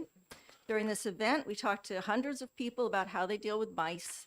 We were pleasantly surprised that the majority of the people said they do not use glue traps. It seems there's a widespread acknowledgement that these traps are cruel. Children especially recognize the cruelty of glue traps. We invited children to send postcards to Walmart, which is one of the holdout stores that still sells and uses these traps. Many others, Target, and I might be wrong about Target, Walgreens, CVS, have sworn them off. And on the back side of this sheet are 4 of our favorite postcards from the children.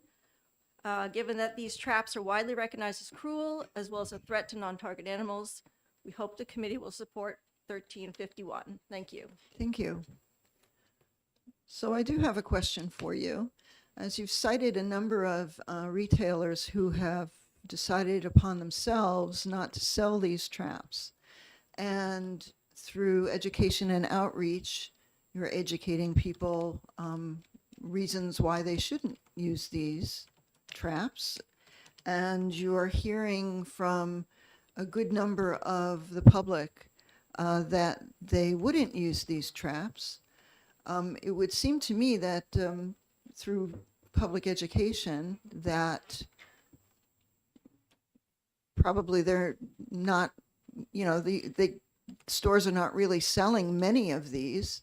Why then would we put into statute that they would be prohibited from being sold if the majority of people are not using them? Thank you for your question. So our organization, our goal is to reduce the amount of suffering that animals endure. And as we heard, animals are suffering today in these traps. If we take that approach and just wait for all the stores to come on board, think of all the death and suffering that's going to be happening in the meantime. We owe it to the animals to take action. If it were children or puppies or kittens, we wouldn't be suggesting that we just let, things take their course. Okay, any other questions from the committee? Seeing none, thank you for your testimony today. And I call Kurt Ehrenberg from the Humane Society. Good afternoon, Mr. Ehrenberg. Good afternoon, Chairman Aaron and members of the committee. I'm Kurt Ehrenberg, State Director of the Humane Society of the United States, and for all the reasons you've heard already, we do support this legislation. These traps are unnecessary and cruel. And I would just say that there is federal legislation. It probably doesn't have much of a chance just because of the nature of the federal Congress these days getting things done.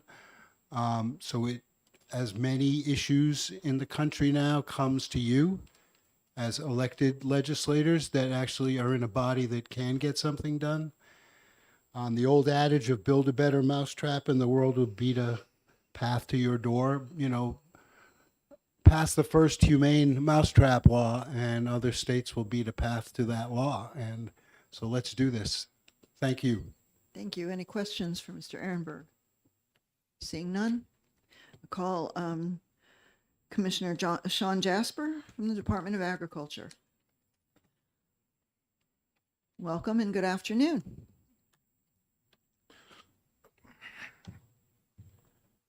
Good afternoon, Madam Chairman, members of the committee. I do rise in opposition to the bill.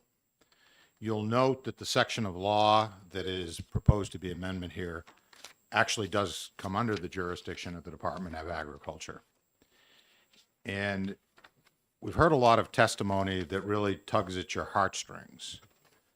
And you heard about wildlife.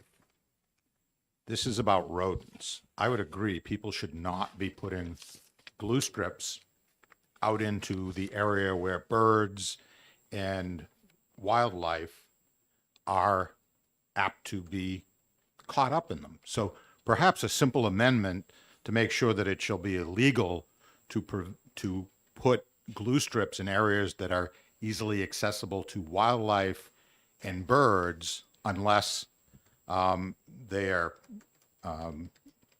done in a way that prevents easy exposure to that, such as a box with a hole in it that allows only rats or mice to go into it. And these are rodents. They're defined as pests in New Hampshire statute for a reason. They spread disease, they cause damage, they can burn down people's houses when they get into your house and chew on wires. Killing animals is not an easy thing to do. Killing rodents is not an easy thing to do. Sometimes it is necessary. You know, I'm going to admit this to you, and everybody's going to think I'm probably a horrible person, but I think you need to look at the reality. I often catch rodents in a have-a-heart trap. I caught 3. My mother's 91, and I caught 3 in her house. They were running around her house, and this is this year. What am I going to do with them? This time of the year, you're going to take something out and turn it loose 2 miles away? No, unfortunately, I had to drown them. I hate doing that, but what else am I going to do? And if you don't check those traps, just like if you don't check a glue strip often enough, they're going to starve to death in a have-a-heart trap. But they're things that are doing damage. They're certainly causing damage to farmers around the state. Glue strips are in our program as part of the integrated pest management program. I will tell you that people say, oh, there are other ways to do it. And I tell you, unfortunately, because people thought it was terrible to make these rodents leave a house to seek water, a well-known company took that formula out. I can't use that anymore. There is nothing worse than a dead animal rotting in your wall. And still have that happen. It's awful. It's not healthy. So I've, used regular traps, spring traps. That's terrible as well. It doesn't always instantly kill the animal either. I got a squirrel in my attic one time. It's got his tail in it. And it's flopping around in the attic, which was not a walkout attic. It's just under the eaves. Dealing with that was not pleasant either. But we have to allow our farmers and homeowners to be able to effectively manage it. Even with the have-a-heart traps or the spring traps, I have a failure rate of probably greater than 50%. They get the bait off the trap, they're able to get in and out, and we still have these pests, these rodents running around in our houses. We have them in barns on farms where they're eating through grain bags into grain supplies. You have to give us the option. But what you were hearing about was wildlife. I absolutely agree. There is no way these glue strips should be put where their wildlife and birds can get to them. That is irresponsible. I'm sure that's against most of the recommended uses of them, and maybe we could tighten that up. We heard about, Fish and Game's talking about not using them. I think there were probably, and I didn't have time to go, but I would encourage you to look or talk to somebody from Fish and Game. I think, again, they were talking about using those outside. I don't think Fish and Game has made a recommendation on the use of these inside. None of this is fun. None of this is easy. There's no easy way to get rid of rodents. But we need to be able to protect public health and get rid of rodents. Thank you. Thank you. So I imagine that people use various non-chemical intervention in capturing or eliminating rodents, pests, that kind of thing. And especially, I would imagine that these kinds of glue traps are used in orchards where there's food, so that the farmers don't want to use chemicals there, or in food preparation areas. So if we were to,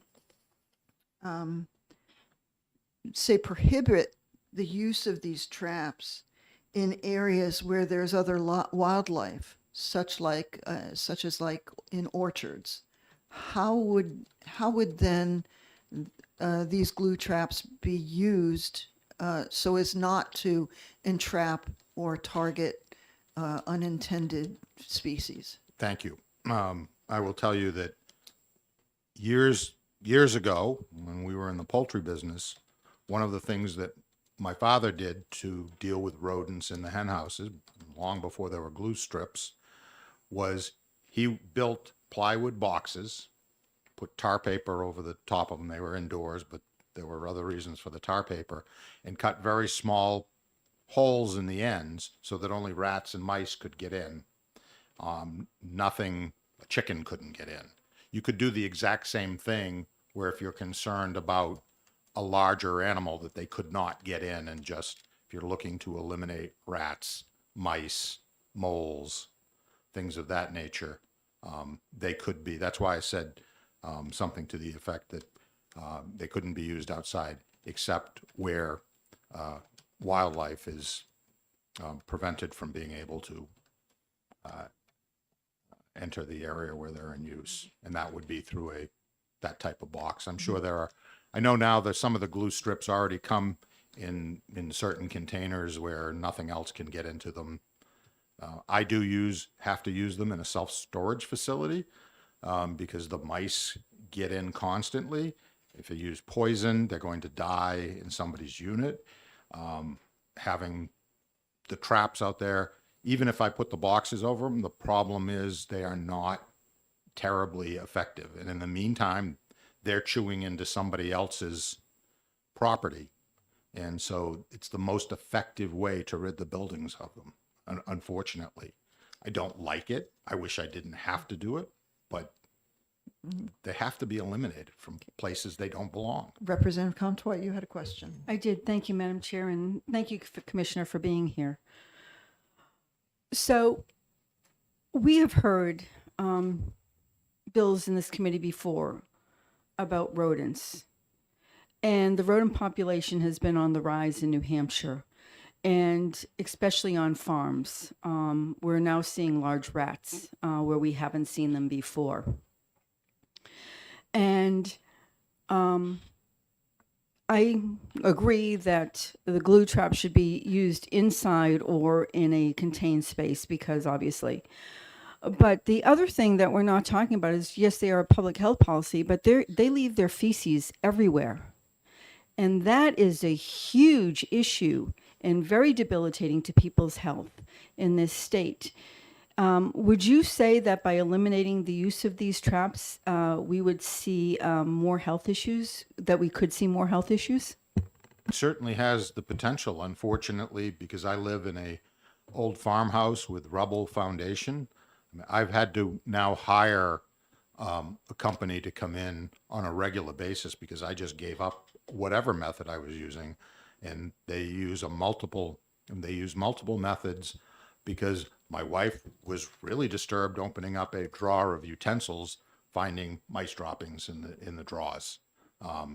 Certainly not a healthy situation, and whether those rodents suffer during the process of dying, I feel bad about that, but not as bad as I feel about mice droppings in my kitchen drawers. Representative Germana. Thank you, Madam Chair, and thank you, Commissioner, for taking my question.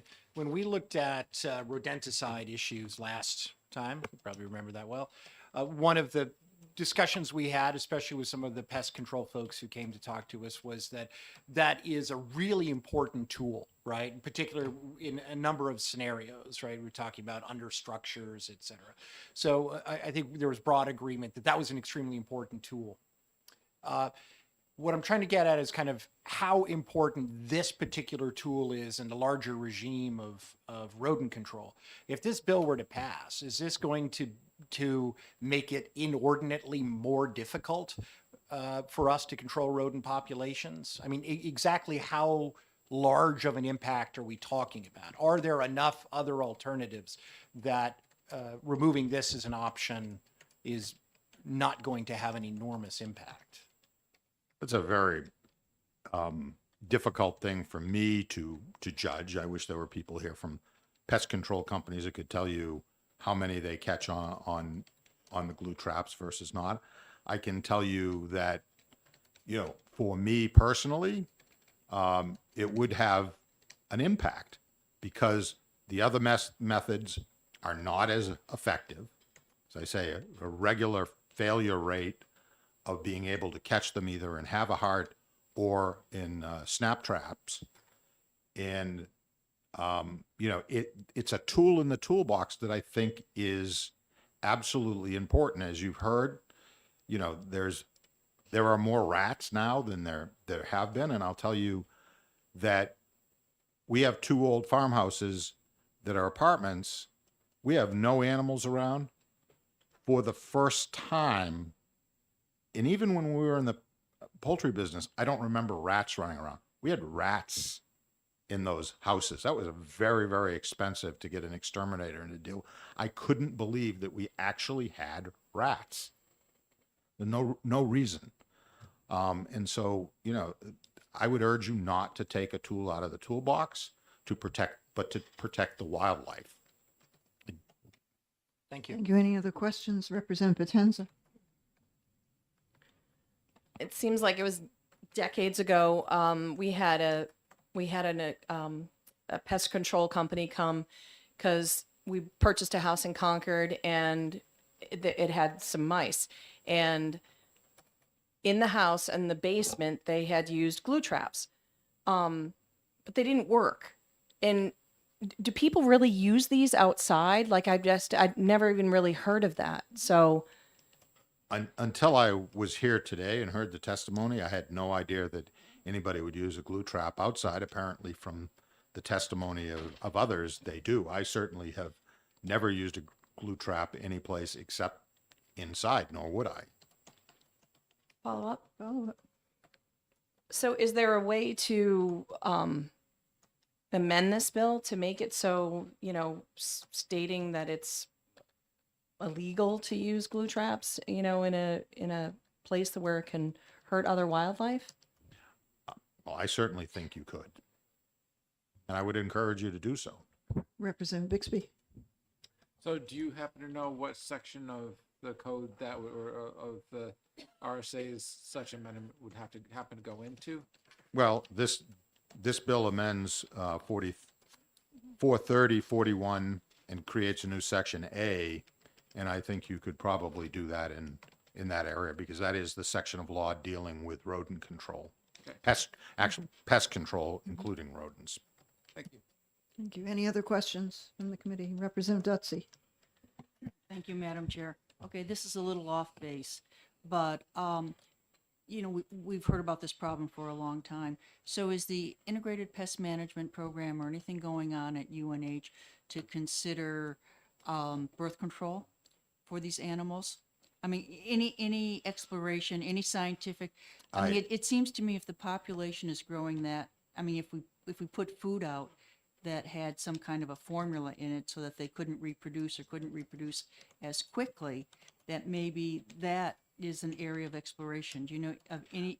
I am not aware of any research going on this type of pest control at all. Any other questions from the committee? Seeing none, thank you, Commissioner, for coming to testify this afternoon. Adam Karachi, right? Yeah, okay. Good afternoon. Good afternoon, Madam Chair, representatives. My name is Adam Karachi. I'm the owner of Pest End, but I'm here today as a representative for New England Pest Management.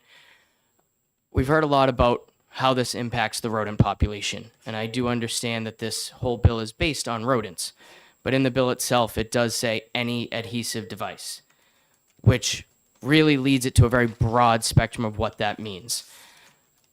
We have been fighting for the last 15 years, and by we, I mean a nation, to limit pesticide use.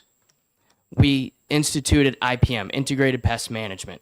The whole point of IPM is to monitor, figure out what pest you're dealing with, catch it early, make sanitational changes, structural changes to help eliminate that problem without using as many pesticides. Removing adhesive traps will drastically impact how that works. We use those, Representative Cannon said it earlier, when they were in the basement, she caught insects on them. We use them as insect monitors. Most of the restaurants you walk into, somewhere you're going to see a nice little light on the wall that illuminates probably a blue color. Those are fly traps. They have glue boards inside of them. That's what the biggest impact to us would be. And you can say, well, that's not where rodents are going to get caught. We've all been listening today about how some of these glue traps are not being used properly. There is no reason to have glue boards outside. They will freeze within a matter of minutes, maybe hours. They're going to flip over and get dusty and dirty and become ineffective and useless. So there is no reputable company that provides pest control that is putting these outside. There's no reputable company that is putting them to be used for wildlife control. That is not what we do. We do need these for rodent control from time to time. There's a place that we service that in 6 weeks we pulled out over 400 mice. If we did that with snap traps or some other type, it would have taken forever and we would have never gained control. Being able to put these out for a mass trapping, as we call it, is helping the public health. It's helping our food sources. This can't be removed from what we're doing. So that's one side of the rodent part of it. But again, the other side with our insect monitors, the restaurants you go to, unfortunately, from time to time, they get roaches. It's far easier for us to catch that when there's 1 or 2 in this corner, as opposed to waiting until there's 100 or 200 that have now gotten into the restaurant and we can finally find them. So I don't see how there's a way to ban adhesive traps without negatively impacting every other type of pest control that we're trying to do. You can might make adjustments or law changes that say, well, don't use it outside, don't use it here. People who aren't reading the recommendations still aren't going to read the recommendations. So what you're going to eventually do is hurt the people that need to use it the right way to protect our food sources and our public health. So that's why I and New England Pest Management oppose this bill and don't think that there's a reasonable adjustment that can be made to make this work. Thank you, Representative Murray. Thank you, Madam Chair, and thank you for the question. I did have a question with regard to things that are more geared towards like flies or spotted lanternfly, for example, in other states, and we know that that's sort of a species that is working its way north. Yeah.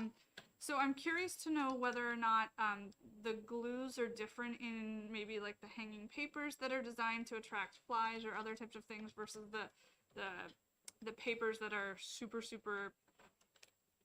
adhesive for like a mouse.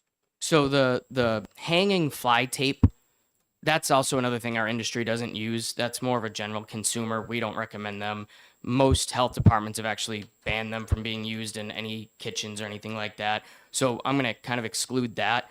When it comes to the fly boards or insect monitors, there's a standard that they're all pretty much the same. You can buy ones that have a thicker glue if you're trying to catch a rat. If you're trying to catch a rat, you need a thicker glue as opposed to a mouse. So yes, there are varying levels of glue, but 95% are all pretty much the same adhesive. Okay, thank you. And so in this bill, in the first section, it defines adhesive-based traps means any device that is designed or is capable of being used to capture a rodent by means of an adhesive substance, including devices commonly known as glue traps, glue boards, or any similar rodent trap. And further down in the bill, it does say just adhesive-based traps. So I can see where there may be some confusion as, you know, we're banning all adhesive-based traps. But based on what the definition is, it just points to rodents. I I just wanted to clarify that for purposes of just everybody. But would you agree? I mean, I think you did say that these kinds of adhesive-based traps should not be used outdoors. Correct. I mean, although I have heard that people who own apple orchards, peach orchards, fruit-bearing trees, whatever, that they may use these as a means of not using chemical-based traps. And so would you agree that they should then still be prohibited from using those traps in those venues? I don't see there being a need for it. I hate prohibiting anything because removing a tool from that toolbox is always a problem. I was here not too long ago where there's also rodenticides that are trying to be pulled. So if you pull the rodenticides from them and you pull the glue boards from them, what are they going to do? Right. So it's tough. Again, to me, as an applicator, I don't see the need to put that out there because we have other options. But at the same time, I'm not a farmer. I don't know what they go through. I don't know what they're dealing with on a day-to-day basis. So to pull that, it could cause a bigger problem. And even putting them in some of these locked traps that we have, we're going to run into the same concerns that we already have, because if the hole's big enough for a rat, it's big enough for most of the things that the people here are concerned about. So while I don't use them and I don't see a need for them, and our industry doesn't see a need for them to be used outdoors, I don't want to speak on behalf of farmers and people who are trying to put food on our tables. Thank you. Representative Dutzy. Thank you, Madam Chair.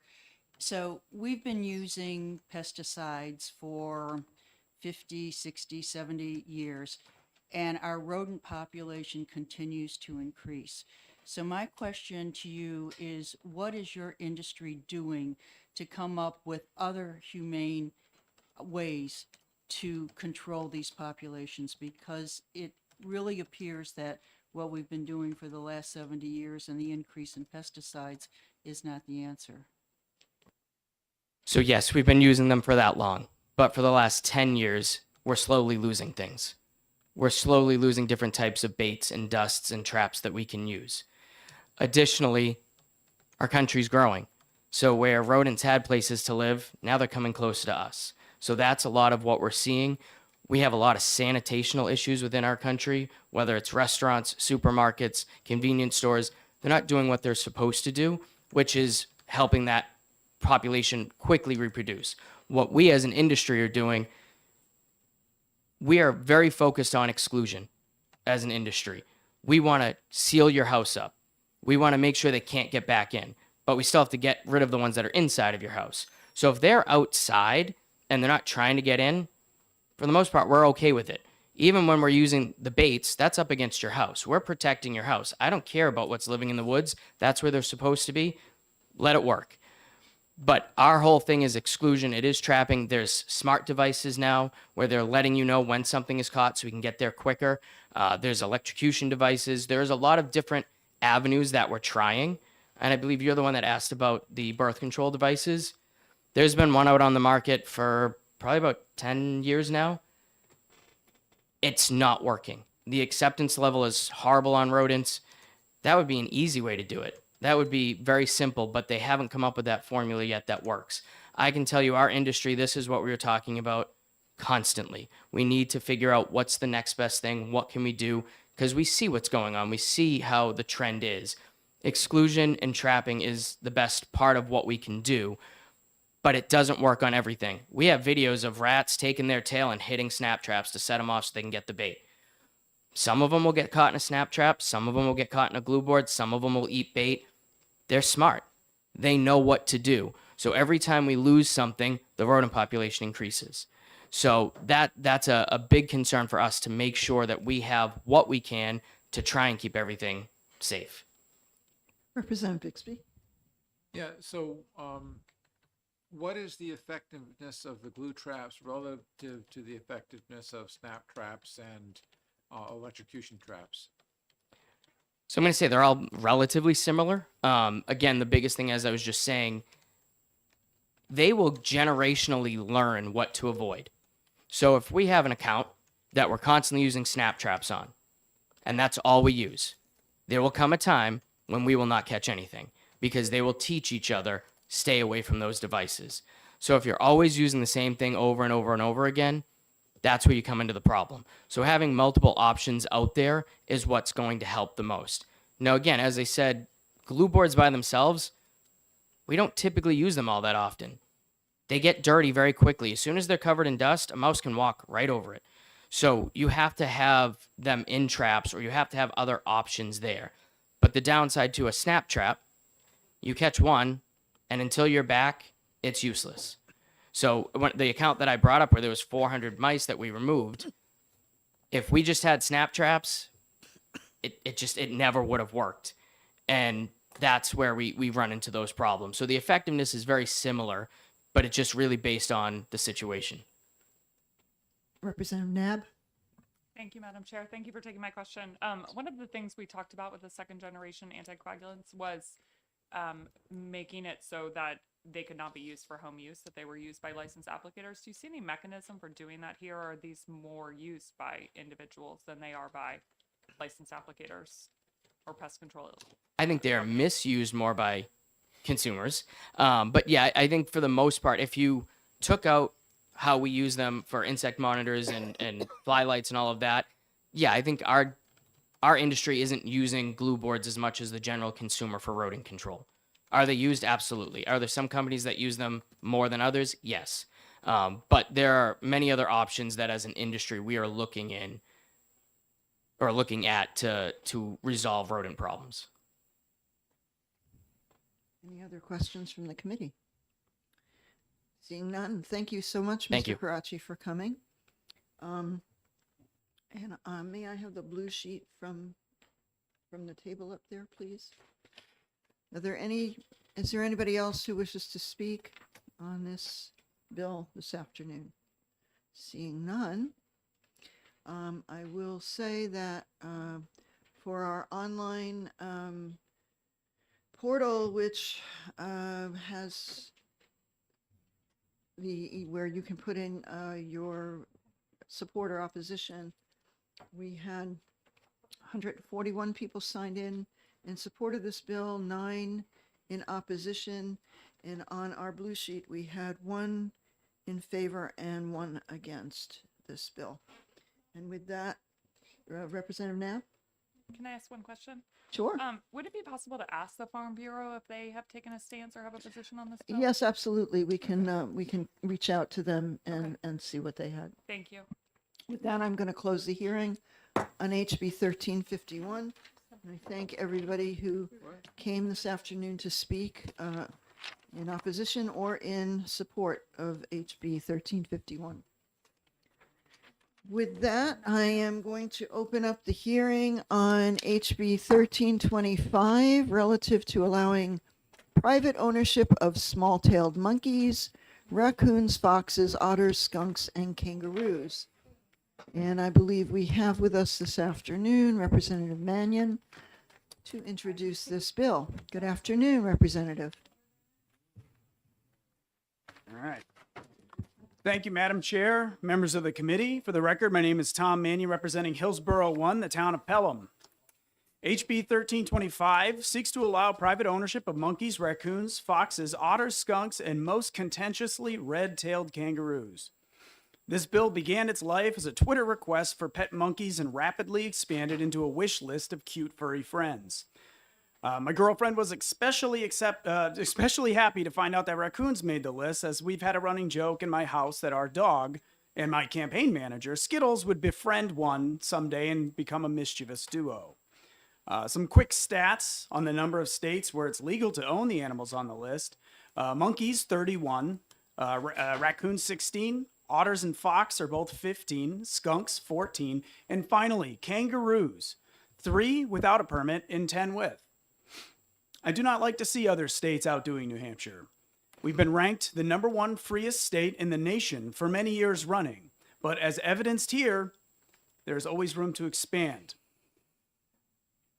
I've heard concerns about rabies, which I found odd because any mammal can get rabies. It's not unique to raccoons and skunks. and any competent animal owner will vaccinate their pets against it.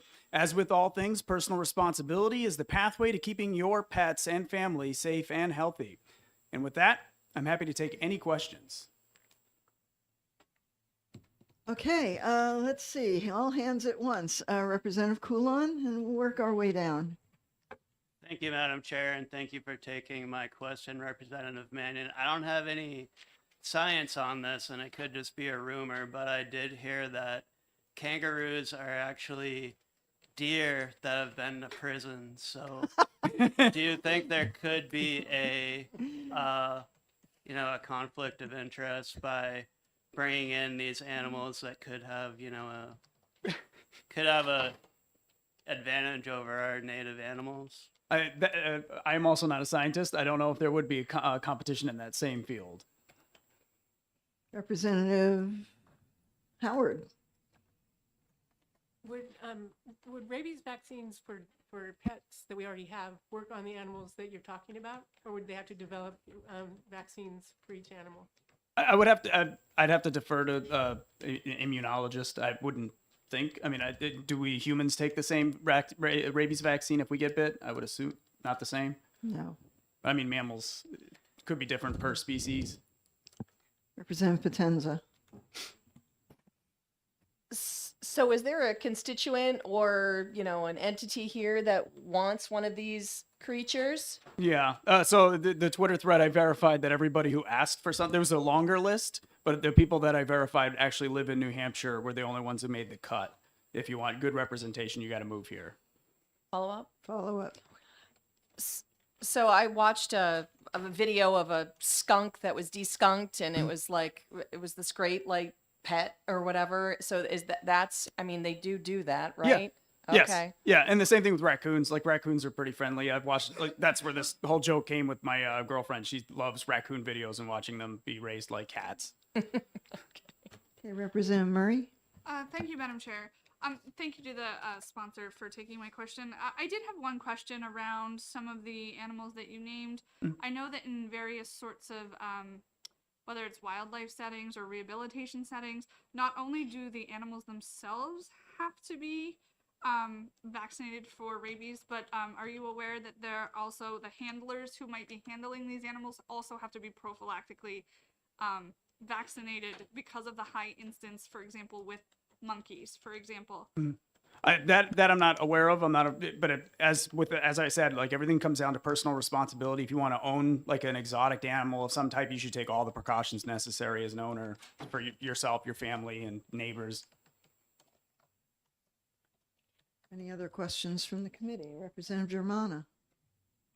Thank you, Madam Chair, and thank you for taking my question. I think in particular, I have a question about kangaroos in the sense that I'm just wondering what type of veterinary expertise exists in the state. And I understand, of course, if we were to pass this bill, there's a market, right? People could move here to become kangaroo vets.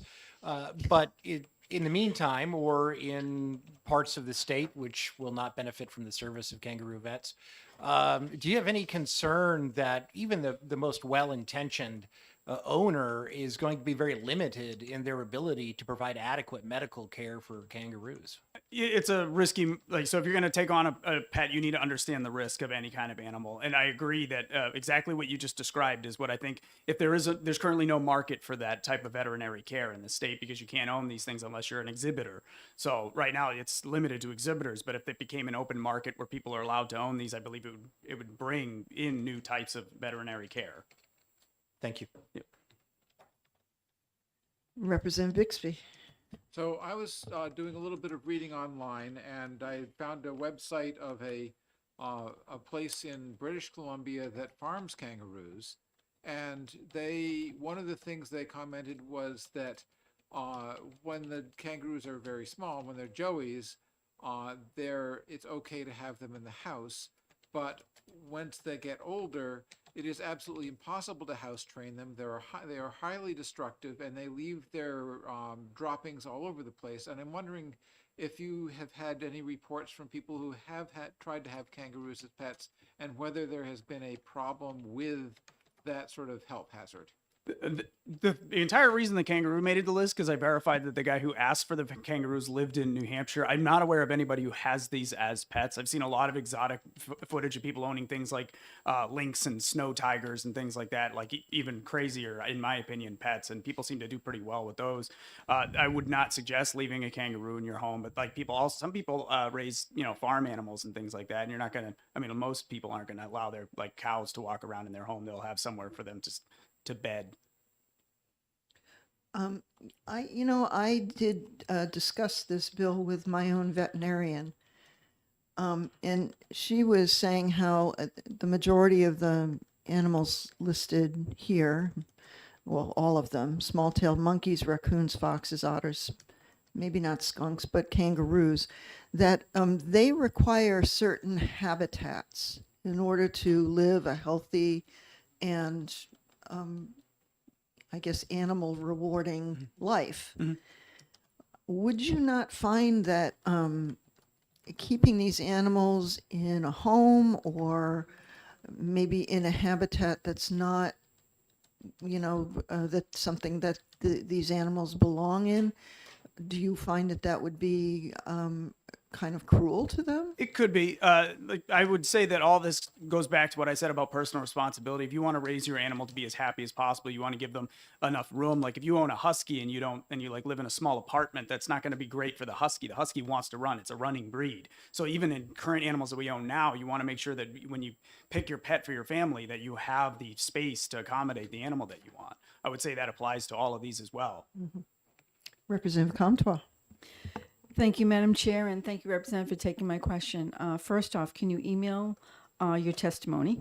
Yes. Yep. Okay, thank you. May I? You may. Would you believe that just down the street from us for several years, they're no longer there, but we used to have a camel that someone had brought over. They worked with the State Department and was able to bring their camel over that they had as when they lived overseas. And it actually thrived and had quite a great life. That's great. I mean, I would believe that. That's great. And I also have a question with regard to, how we have licenses for certain animals, dogs, cats, ferrets, and they have to get rabies shots and so on and so forth. How would you see this also working into that scenario? Would you think that these animals should be monitored or tracked by the state? Should we keep track of people who breed these animals? I am not a fan of any kind of government list for any people being on them, whether it be animals or otherwise. I would be opposed to that, but if that's what's required to get this out of the committee, I suppose that's something I'd be amenable to. I'm willing to compromise. Representative Howard. So this seems a little bit frivolous to me, and I'm just wondering, do you think that these people that you contacted through Twitter would be asking for these pets if you hadn't put that out there as sort of a... They asked first. They asked first? Yes. So you heard from them on Twitter? Yes, they know that I'm, willing to put things in for people. Sometimes people don't have good representation where they live, and when they reach out to their representatives, they don't answer, they don't reply, and I think I'm trying to bridge the gap there and try to be as accessible as possible. Any other questions? Representative Murray.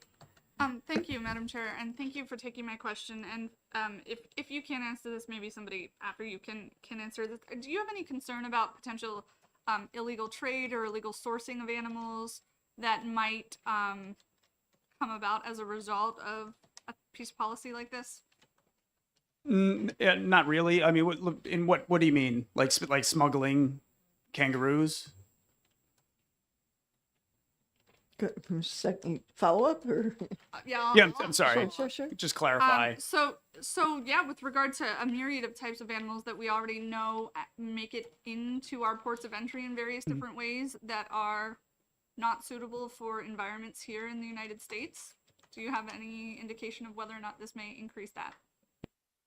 I don't have any indication on that. I'm not sure if this would affect it. I don't know anybody who's smuggling kangaroos in, and if they were legalized, I don't think it would increase or decrease one way or the other. Representative Comtois. Thank you, Madam Chair, and thank you again for taking my question. You mentioned that several states allowed these animals. Have you looked into seeing what the requirements were for letting the animals there? In a lot of these cases, it's as simple as there's just no ban on them. So it's like with the way that our Fish and Game is currently set up is they have this big spreadsheet, and that's how I found all this out. And they basically list everything that isn't like a ferret or a dog, a cat, etc. as you need a special license to be an exhibitor. Most like a lot of these states on the list don't have something like that. It's just not banned, not prohibited, not required a license. So you were saying then that people can own these animals, like if they have a zoo or in the state, yes. or some kind of animal education center or something. Correct. So it's like they call it. It's classification number 5 under the Fish and Game here. It says specifically an exhibitor shall be permitted category 5, and that was basically every animal on this list qualifies under that as an exhibitor. Okay, thank you. Representative Potenza. Trying to remember the name of the company. There was a company that used to come around. It was from the time my kids were little, and they would bring exotic animals, reptiles and snakes, bobcat. I don't think there was a kangaroo, but in any case, so they already have to have some sort of licensing, right? Or are you kind of trying to wipe that out? I want it's a private ownership, like so you don't have to be an exhibitor if you'd like to own some of these animals. You don't have to be own a zoo or traveling whatever. Follow up. So when we went to Kentucky, they had there was I wouldn't call it a zoo, but they had kangaroos. My daughters got to pat the kangaroos. They had a couple other exotic animals, but they still would have to go through that process. They had a nice outdoor area for them, an enclosure when it got cold. So but you're still there would be nobody checking on that to know if they're actually treating these animals okay, based upon your bill. Basically, that's what the bill says. Like, I don't want any harm to come to animals, but like even the animals that we don't check on now, like dogs, like we don't have. It's not where we go door to door and make sure that people aren't abusing their dogs either. Representative Bixby.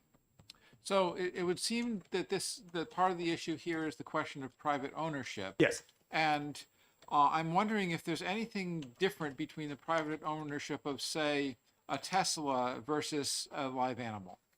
A Tesla? Yeah. Or a Subaru, or a car. Okay. And what's the difference between owning a non-animate object like a car and being responsible for it versus an animal? To me, very little. I don't see any distinction. Like if you own one thing, you own another thing. Okay. Thank you. Yeah. Okay, any other questions? Thank you for your testimony you. today. And I'll call Kurt Ehrenberg from Humane Society.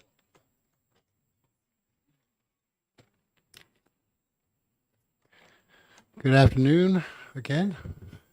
Appreciate the time. I'm Kurt Ehrenberg. I'm the State Director of the Humane Society of the United States. On behalf of the Humane Society of the United States and our New Hampshire members, we respectfully request that members of the New Hampshire House of Representatives oppose House Bill 1325, which would allow private ownership of small-tailed monkeys, raccoons, foxes, otters, skunks, and kangaroos. House Bill 1325 would allow individuals to keep wild animals as pets, specifically small-tailed monkeys, etc.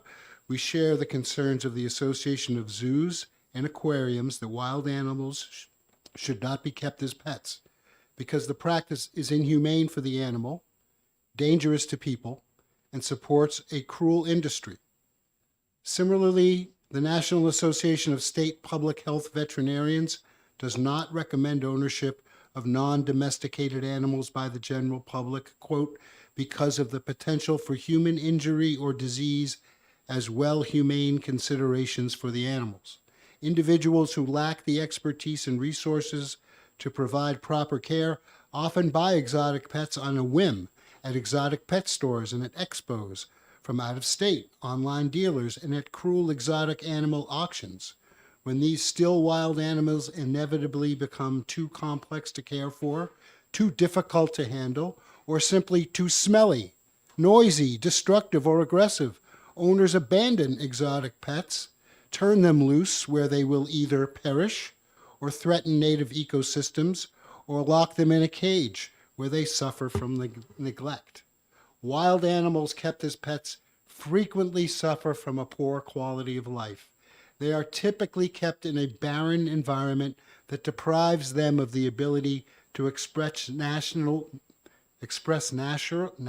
behaviors, and where they suffer from insufficient exercise, poor nutrition, inadequate veterinary care, boredom, and improper social groupings. Besides the physical dangers of bites and scratches, the species listed in this bill present serious zoonotic disease risks. And I won't get into those because I know we have time issues. Some wild animals are subjected to painful surgical mutilations such as declawing, tooth extraction, and scent gland removal, just to make it easier for people to handle them. And this is true of skunks bred for their pet trade. Kangaroos, let's just talk about kangaroos for a second. So kangaroos are growing in popularity in the exotic pet trade. So this is very dangerous. And the problems associated with keeping them, particularly escapes. Nearly half of the 46 kangaroo, wallaby, and wallaroo escapes documented by my organization since 2018 involved animals who were apparently kept as pets. These animals may never be found or are sometimes found dead. It is also not unusual for the local police and animal control to expend countless resources attempting to locate and capture escaped kangaroos. For example, in 2020, an 8-month-old kangaroo purchased as a pet a day earlier from a breeder in Washington escaped from a van he was being kept in. After a 7-hour search that included using a drone and going door to door, police found the kangaroo in what they described as pretty bad shape in a neighbor's carport and transported the kangaroo to an animal hospital. With their long, muscular tail, powerful hind legs, and dagger-like toenails that can inflict serious injury to people, kangaroos can be quite dangerous. In 2017, a little girl visiting an Alabama petting zoo learned how dangerous kangaroos can be when one grabbed her through the fence and started biting her head, causing lacerations that required 14 stitches. In another case, a visitor went to an urgent care center to receive a tetanus toxoid vaccine after being bitten while petting a young kangaroo, and an Ohio man was hospitalized following a 15-minute attack by his 6-foot-tall, 200-pound kangaroo. I mean, I could go on. I know, again, for time, otters are among the captive animals in the U.S. that have been infected with COVID-19. As a result, the U.S. Department of Agriculture has advised licensed facilities such as zoos to discontinue public contact with otters. They are noisy. I skipped a bunch. They are noisy, aggressive. Otters used for public handling at exotic animal petting zoos have injured at least 19 people between 2019 and 2022 alone. And destructive animals who smear feces to mark their territory. There have also been reports of otters dying from the stress of transport and handling by people. Monkeys. Primates fall under 5 categories. Great apes, lesser apes, old world monkeys, new world monkeys, and prosomarians. It is unclear what is meant by small-tailed monkeys in this bill. In HB 1325, but primatologists agree that no species of primate is suitable for keeping as a pet. Primates are proportionately much stronger than people, and as a result, even smaller species can inflict serious injury. Primates can also spread life-threatening disease. In fact, more than 100 zoonotic diseases have been identified in primates. Primates, including small monkeys, are incredibly strong and become aggressive, dangerous, and unpredictable when they reach sexual maturity. Extracting their teeth, as many pet owners do, is cruel but is no safeguard against injury. There are other more sort of nice reasons. Mother-infant relationships are essential to the healthy physical and psychological development of the primate species if we care about the subjects we're talking about at all. But I think I'll just sum that up. In light of the overwhelmingly public health and safety and animal welfare concerns associated with keeping wild animals as pets, we urge you to oppose HB 1325. Thank you. Thank you, Mr. Ehrenberg. Any questions from the committee? Representative Comtois. Thank you, Madam Chair. Could we have your testimony, please? I think it got to you via email, but I'll make sure you do get it. Thank you. Thanks. Yeah, I have a friend of mine in the town that I live who knew about this bill and got in touch with me. He said that when he was living or stationed in Malaysia, they had a short-tailed monkey as a pet. And he said that they were virtually angry, aggressive, and vicious 2-year-olds that would never, they acted that way, that you could never, ever really train or control. Would you agree with that? Sure. Thank you for your testimony Thank this you. afternoon, Mr. Ehrenberg. And Eric Orff, I call you to speak with us.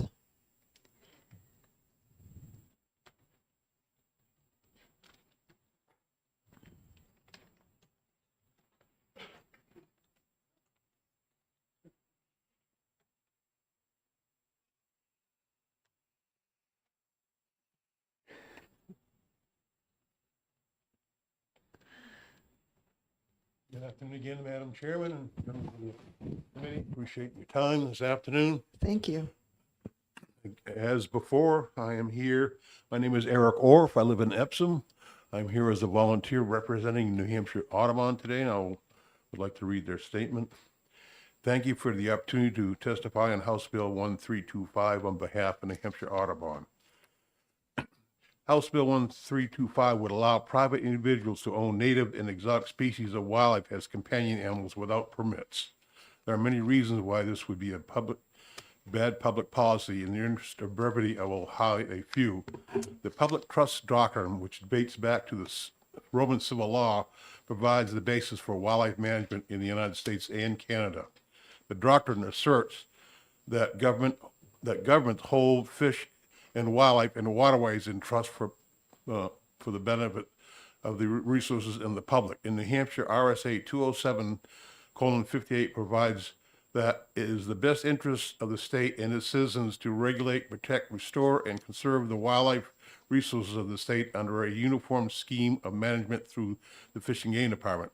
The New Hampshire Fish and Game Department's authority to require permits for activities involving native fish and wildlife rests on this legal framework. The requirement for a permit to keep wildlife in captivity enables a wildlife professional to inspect the facility where the animals are kept and to ensure that they are adequate to provide for the needs of animals, which can be complex, and to protect human health and safety. Wildlife carry numerous viral and bacterial diseases. Many of these can be transmitted to humans through bites, scratches, contact with the feces, or inhaling air polluted by the infected animals. Foxes, otters, raccoons, and skunks all can carry rabies. These species also transmit leptospirosis, listeria, hepatitis, tularemia. Monkeys can carry measles, herpes, hemorrhagic fevers such as Ebola, Salmonella, shigellosis, yellow fever, and tuberculosis.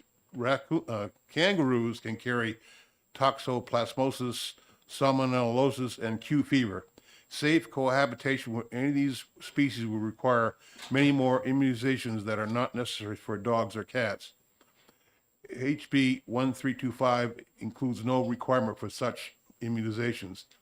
Wild animals are not domestic animals and are not adapted to live in close proximity to humans. Wildlife are unlikely to thrive in captivity where they are deprived of their natural foods and behavioral patterns. Their natural instincts are to see people as a threat and to become aggressive when threatened. Safely handling wild animals in captivity requires training and experience. A bite or a scratch can have serious consequences for humans, and an owner would be legally responsible for any injuries by their animals caused. As I mentioned before, I was a wildlife biologist in New Hampshire for over 3 decades and dealt with some of these issues. Hey, or if we got a rattlesnake for you to take care of. So staff doesn't have experience to monitor and take care of things that are exotic, such as kangaroos and some of those that are listed here. And hopefully all of us in this room believe that raccoons and skunks and otters, foxes, they're wild animals. They belong in the wild, not as someone's pets. I guess to use a common used statement, this kind of opens a can of worms that I think, New Hampshire is lucky. And I'll tell you, when I visit other states as a wildlife biologist, they think New Hampshire's doing the right thing by prohibiting the importation of exotic pets, as you see in some other states. So I would ask that this committee not monkey around and find this bill inexpedient to legislate. Thank you, Mr. Horf. And Representative Murray.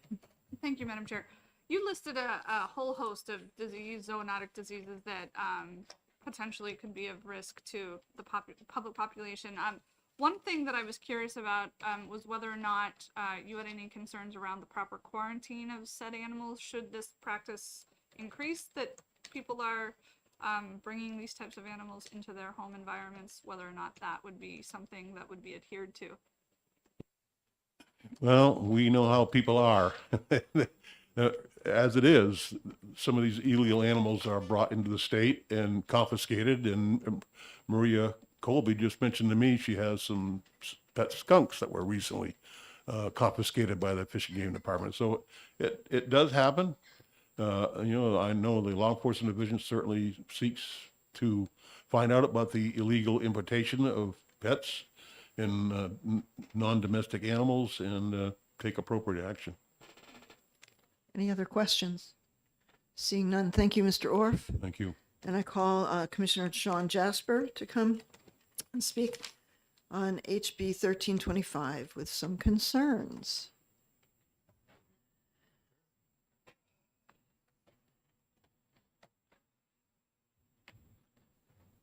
Thank you, Madam Chairman, members of the committee.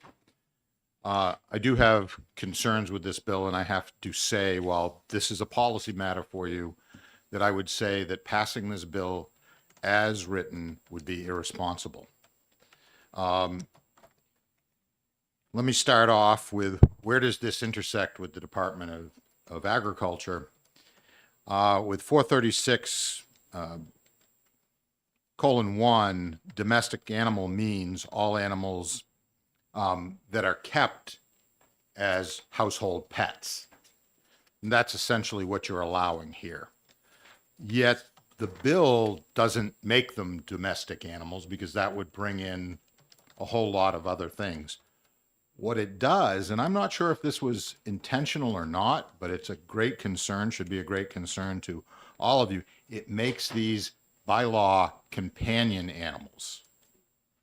And there's no clear definition of companion animals that I can find in statute, but what it would do is make all of these animals eligible in a case of an emergency to go with their owner into an emergency shelter.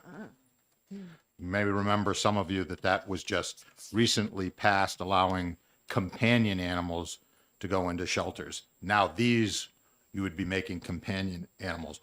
Also, of perhaps even more concern would be that in statute 161 F:31, elderly housing, people in elderly housing can, if 10 or more petition, there can be a vote for 50% or more to allow that housing unit to have companion animals in it. And I would suggest that people would probably do that not thinking of monkeys, raccoons, foxes, otters, skunks, and kangaroos. And so They could vote, people thinking, oh, you're going to have a companion animal as we traditionally think of it, and suddenly here's what comes in. And yes, there are probably ways to deal with that, but think of how disruptive to the lives of those elderly people that could be during that process. Companion animals are mentioned in the population control statute 437A. One, not clear what that means because we specifically speak to dogs and cats, but somebody should look at that. Troubling too is that what bylaws towns are allowed to make. Under 31:39, a town may regulate domestic animals. You have to have a dog on a leash, you have certain things. By doing this, not calling them domestic animals, towns couldn't regulate it. You could take your kangaroo out for a walk and wouldn't have to be on a leash and nothing you could do about it. For me as commissioner, one of the more concerning things is the issue which has been brought up, and that's of rabies. That if these are going to be domesticated animals, in fact, without using that term, but they wouldn't then have to have rabies shots. And I think we all know how prevalent rabies is in raccoons, foxes, and skunks in the state of New Hampshire. And what this bill allows to do is people could go out, it would appear to me, and just pick one up out of the wild and bring it home. More troubling is often that people see a sick animal and want to bring it home to care for it, not realizing, in fact, that animal may be dying from rabies or some other disease. And of course, this really, again, we have a chapter 436 on diseases of domestic animals, and this really just leaves that all out. No health certificates, you can port it, we would not know it's here. So as I said, I believe this bill, as written, it would be irresponsible to pass it. Okay, any questions from the committee? Thank you very much. You certainly have brought up some valid concerns. Thank you. I do not have any other pink cards for this particular bill. May I have the blue sheet, please?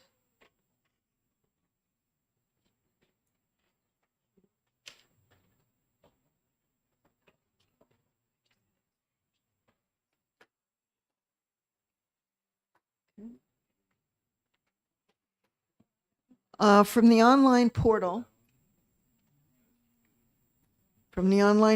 we had 81 persons opposed to this legislation and 3 in support. 81 opposed and 3 in support. And on the blue sheet, which Representative Coulon is now delivering. No worries. Thank you. We have 3 people in support and 3 people. Oh no, this is 1505. I'm sorry. Wrong. Wrong. Come on. Yay.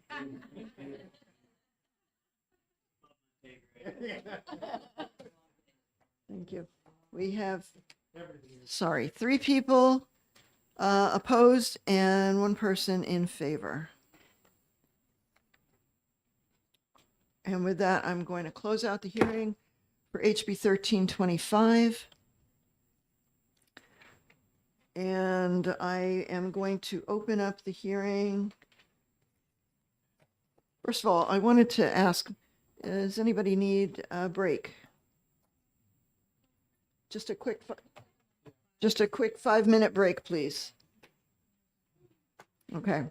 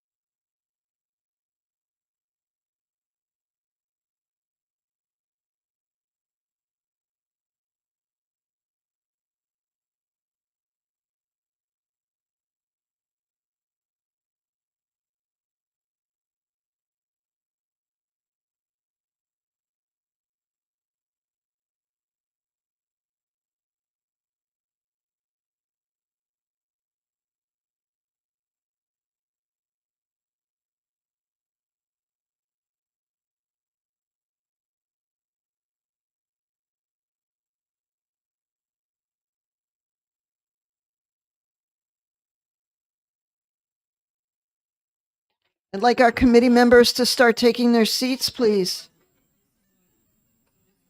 Can I say I don't want to? No. I'm tired. I'm done. Right? Okay. Verbal, written,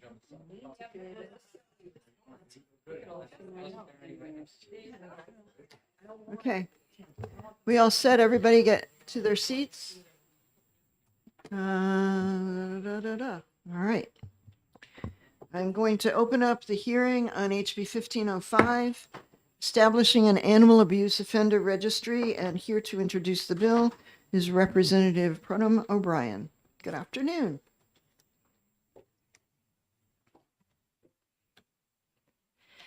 Good afternoon. It's been quite a day. I have another hearing, a committee that I'm in, and they're execing, and I'm trying to get over there as well. You can't get a replacement when you're in the building. That's right. Yeah, so it's been a day. Okay, so this bill came to my attention by my daughter, who is an animal control officer in Salem, and I thought about it for a number of months, thinking about whether or not it was necessary. And I decided that it was, so that's why I filed this legislation.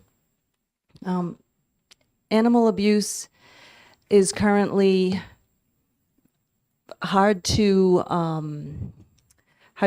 punishment is difficult. And I think that the speakers coming after me will explain that some more.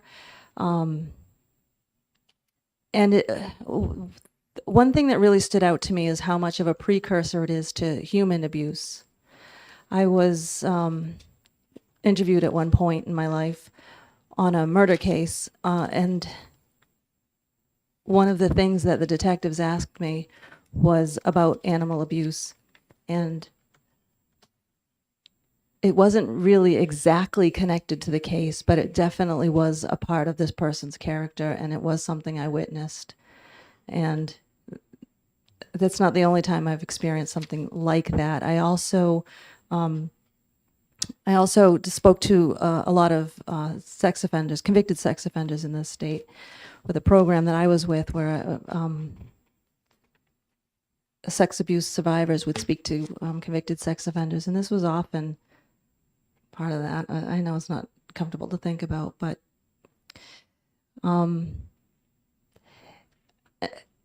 I don't really want to be overly punitive, and I know all of you probably feel the same way. I really am careful about that. These people would not be on the list for the rest of their lives. They'd only be on the list for a short period of time if convicted for animal abuse, as defined in RSA 6448. And it would be a shock. I know that. It would be a shock to them and to the people that know them, but it would be an opportunity to address the problem before it gets worse or before it merely continues on. And so that was a big reason for why I decided to go ahead and file this legislation. It's something that's modeled after what is being used in Tennessee right now, and I spoke to some legislators in Tennessee about this. There aren't a lot of people on these lists. It's not. I didn't consider it to be too much work for our Department of Safety to maintain. They already do this for the sex offender lists that people in our state use all the time to find out more about how to keep their own families safe and their children in their care. There may even be times when there's nobody on the list. I can foresee that happening. I foresee that this will be a small amount of people, but it's a tool, and I think it's a needed tool. So with that, any questions? I will try to answer as best I can. Representative Howard. Thank you, Madam Chair, and I was just wondering if the progression from abusing animals to murder of a human being is progressive, why would you keep these people on for a short time?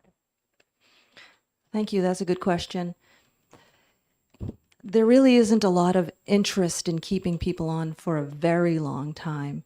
Just the fact that if this were to pass and this were to be established as as is in this bill, that to be honest with you, I think that would be amazing. There's a lot of resistance to it. Some people find it to be too punitive. It's, you know, maybe they think it's just animals. Okay, well, Jeff Dahmer started with just animals. I'm sure you have heard some of that.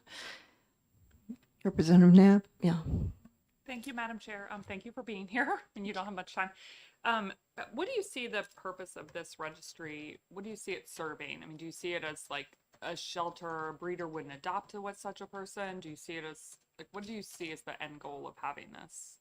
Well, it could stop the abuse of animals by alerting people in the community that do adopt out animals or sell animals. They would know that these people have that problem, and that would solve that issue, where in one community they may be have found to have abused animals, but that information wouldn't be getting to another community in our state. That would be hard to communicate. It would be very difficult for, say, the southern part of the state, the northern part of the state, the seacoast, the western part of the state, Sullivan County. This would help that tremendously. Representative Comtois. Thank you, Madam Chair, and thank you for taking my question. I appreciate the intent of this.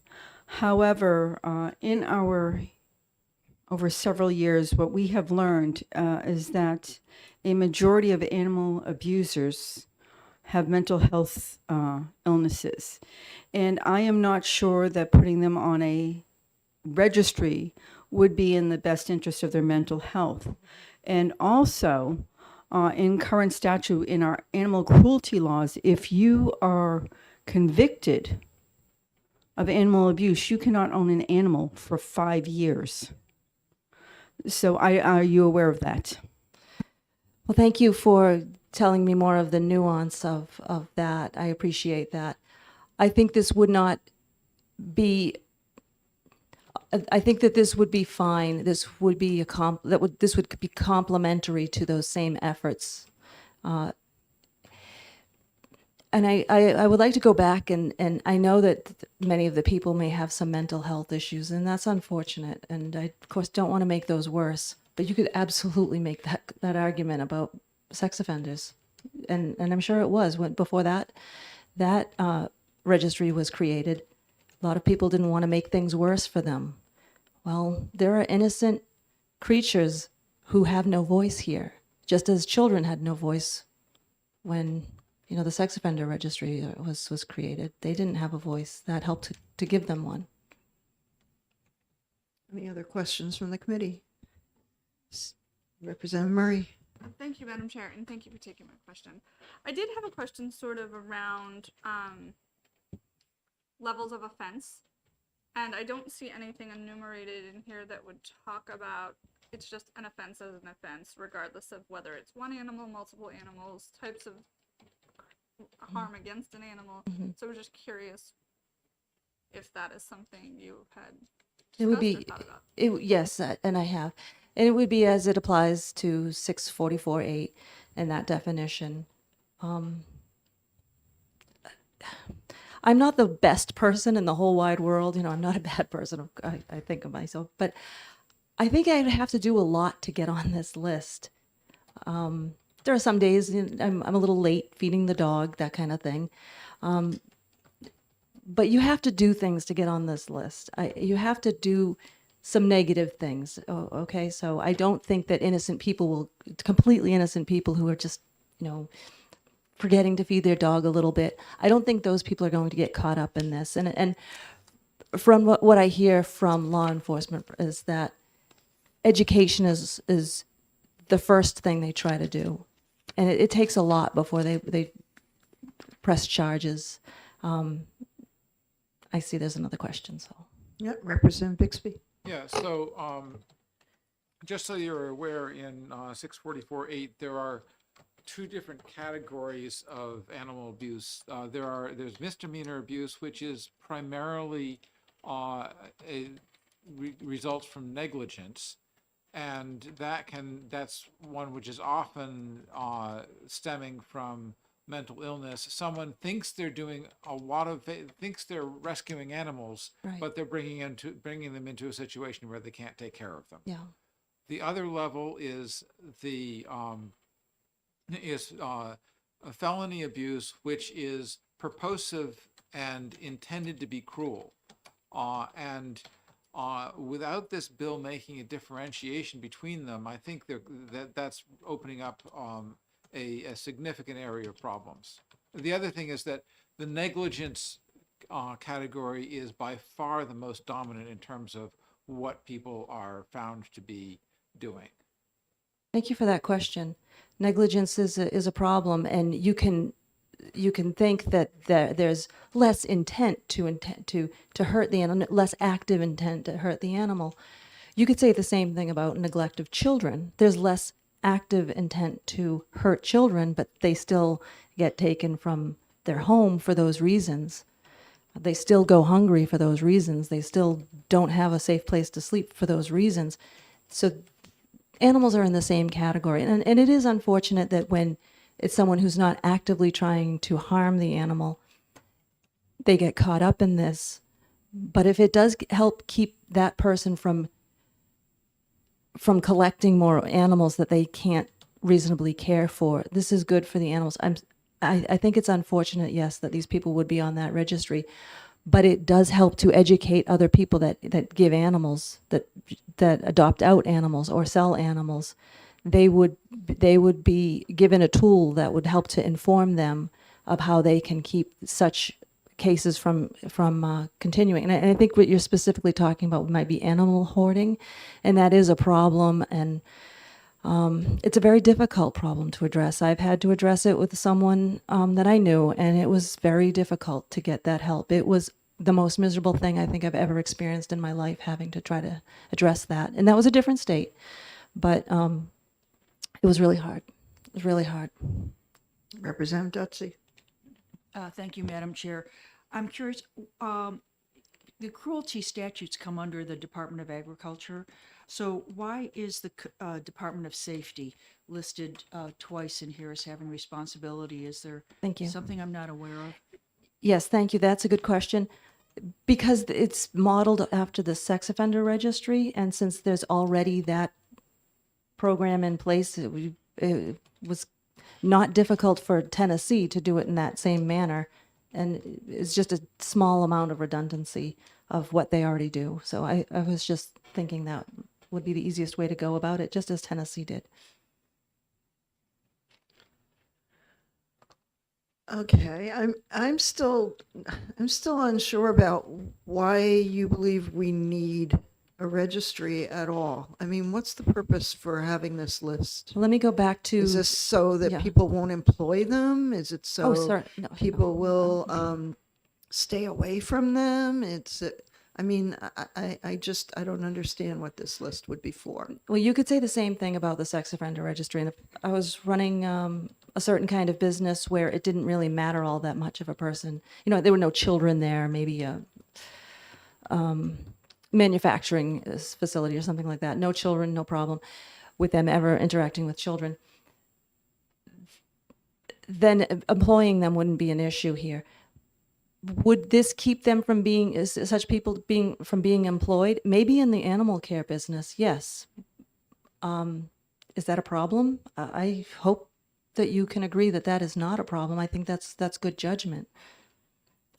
But if they were trying to change their ways and be rehabilitated, wouldn't we want them to be interacting with animals and learning how to do that in a healthy way? I suppose that might be a good thing.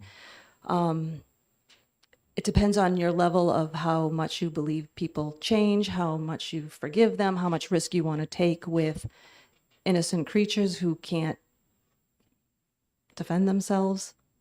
With the experience that I had, the personal experience I had with the animal hoarding situation and trying to solve that problem, if that person kept trying to adopt animals, I would consider that to be just a continuation of a traumatic experience that I would have to continue to live over and over again, to just have no power in helping these animals. Representative Potenza. So comparing this list to a sex offender registry, I just think there's no comparison. You're apples and oranges here. So in creating a surveillance state for someone that makes a mistake on, with a pet or with caring for an animal is one thing. This is just a complete slippery slope. So I don't understand I don't see where there's any benefit in doing this, because people that are already felons that have committed heinous acts, the animal control officers and the police would already know about who these people are. Isn't that enough? I wish that was enough in the situation that I experienced, but it absolutely wasn't until the mother kitten was trapped and was eating her young because she was trapped. And also a major infestation of insects from that, fleas, and I had to deal with all of that. And I was overwhelmed. I don't want to revisit even thinking about this, please. This was a really difficult situation for me to have. This was an elderly person, and I would say that another person that was in this situation was very irresponsible and abusive. And if that person never owned animals again, that's great. That's fine. I have no problem with that. I can sleep at night with that. Okay, any other questions from the committee? Thank you, Representative Pridham. Okay. O'Brien. Thank you. I call Mary Bonos or Benilla. I'm sorry, I can't read it.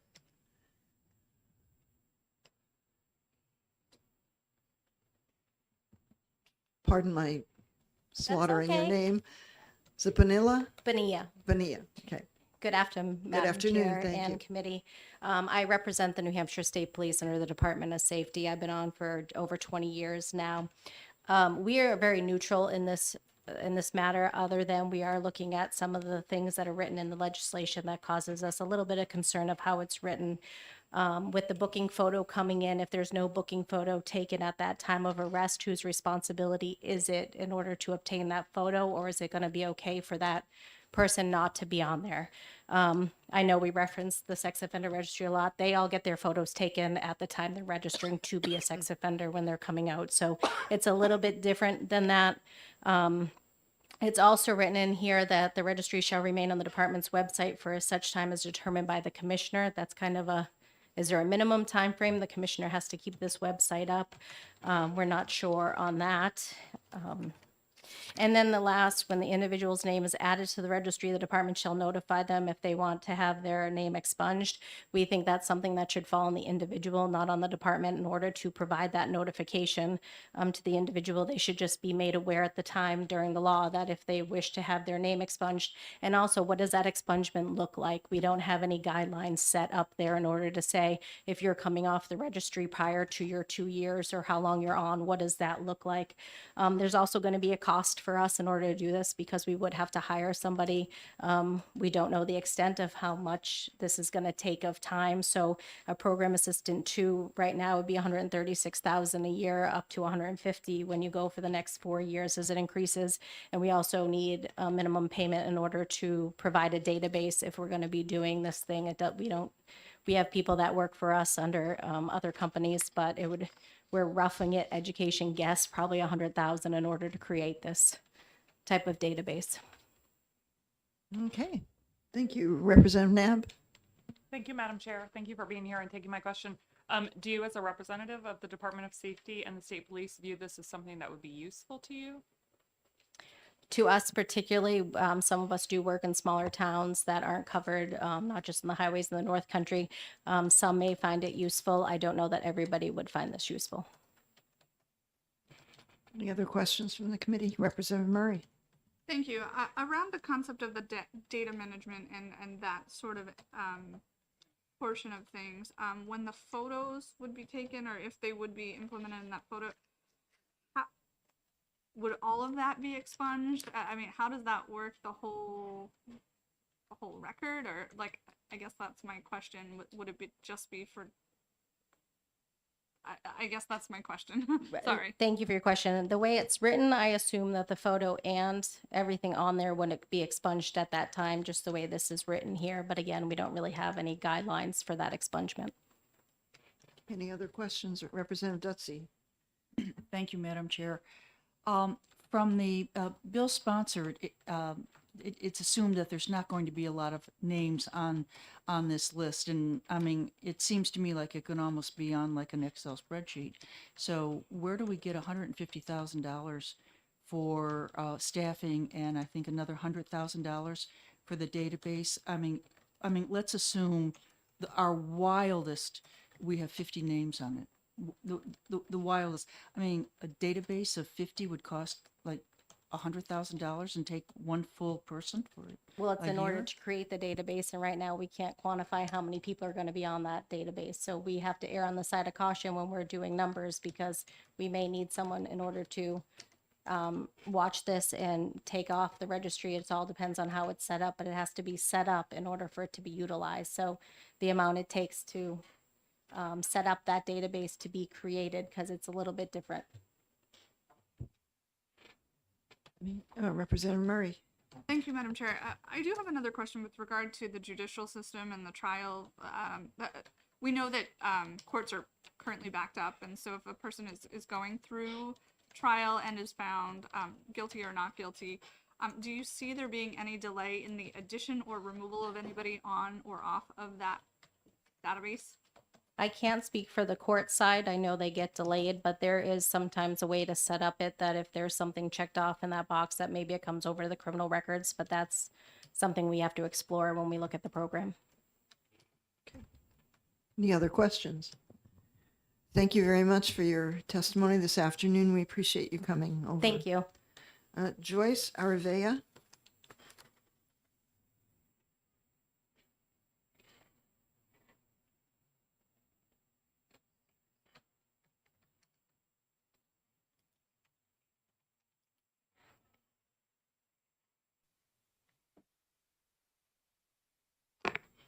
Good afternoon, members. My name is Joyce Aravella. I live in New Boston. I've been pretty active in legislation for animals for several years now. And in 2012, we had a very similar bill to this. There's only a couple of things that I want to say. Our animals may be our children, but they're not children. They are owned by us, but we do treat them like children. So, just to let you know, Tennessee is the only state in this union that has an animal abuse registry. Several other states have declined, including California.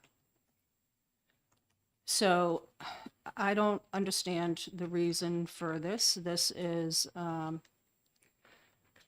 the time, years ago, I think the bill was withdrawn because there was so much opposition to it. And I understand that there are evil people out there that do abuse animals. And I don't know how we distinguish them from somebody's mistake.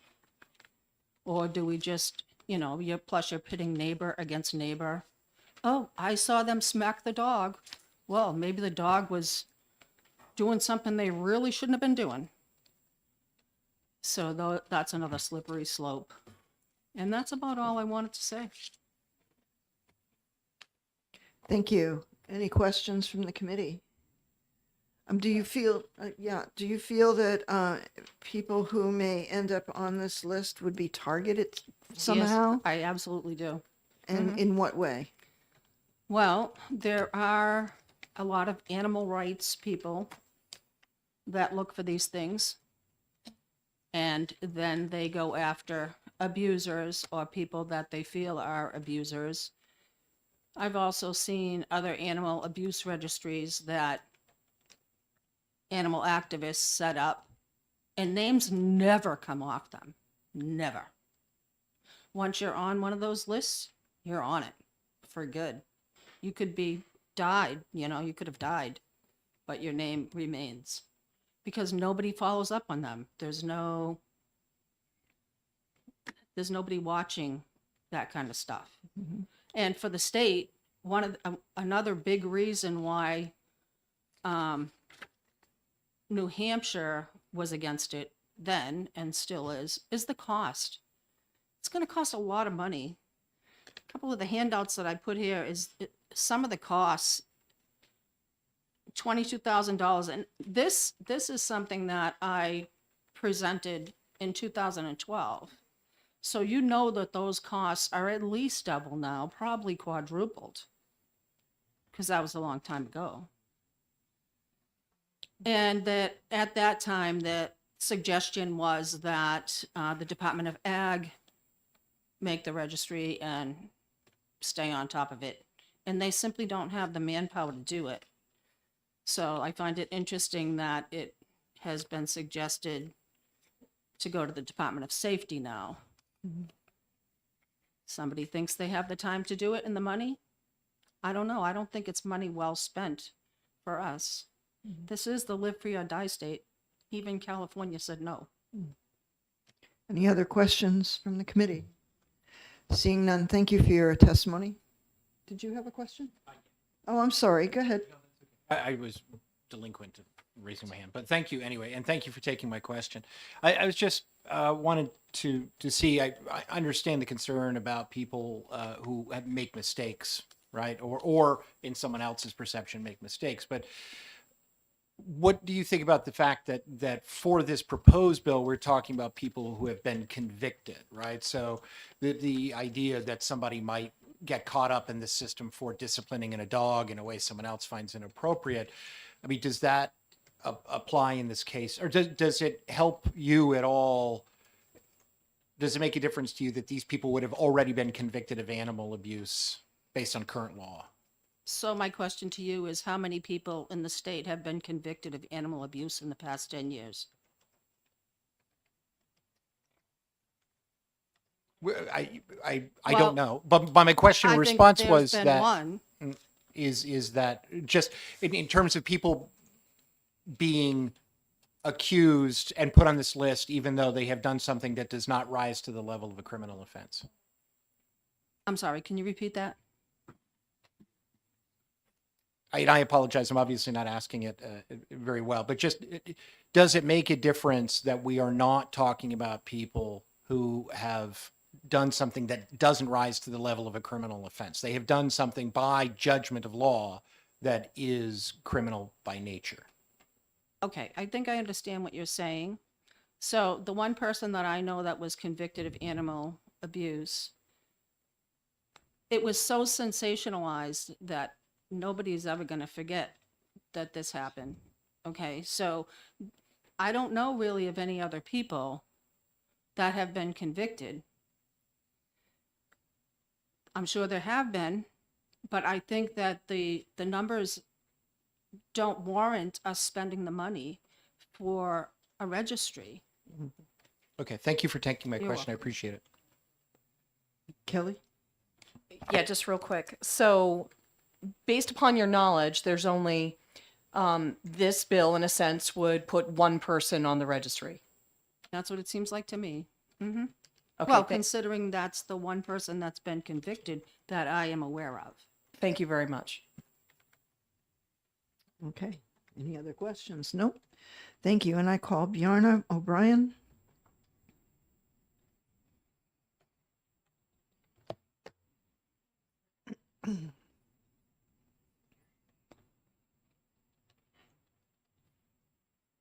Good afternoon. Good afternoon, and thank you, Ms. Chairman and committee members, for allowing me to speak today.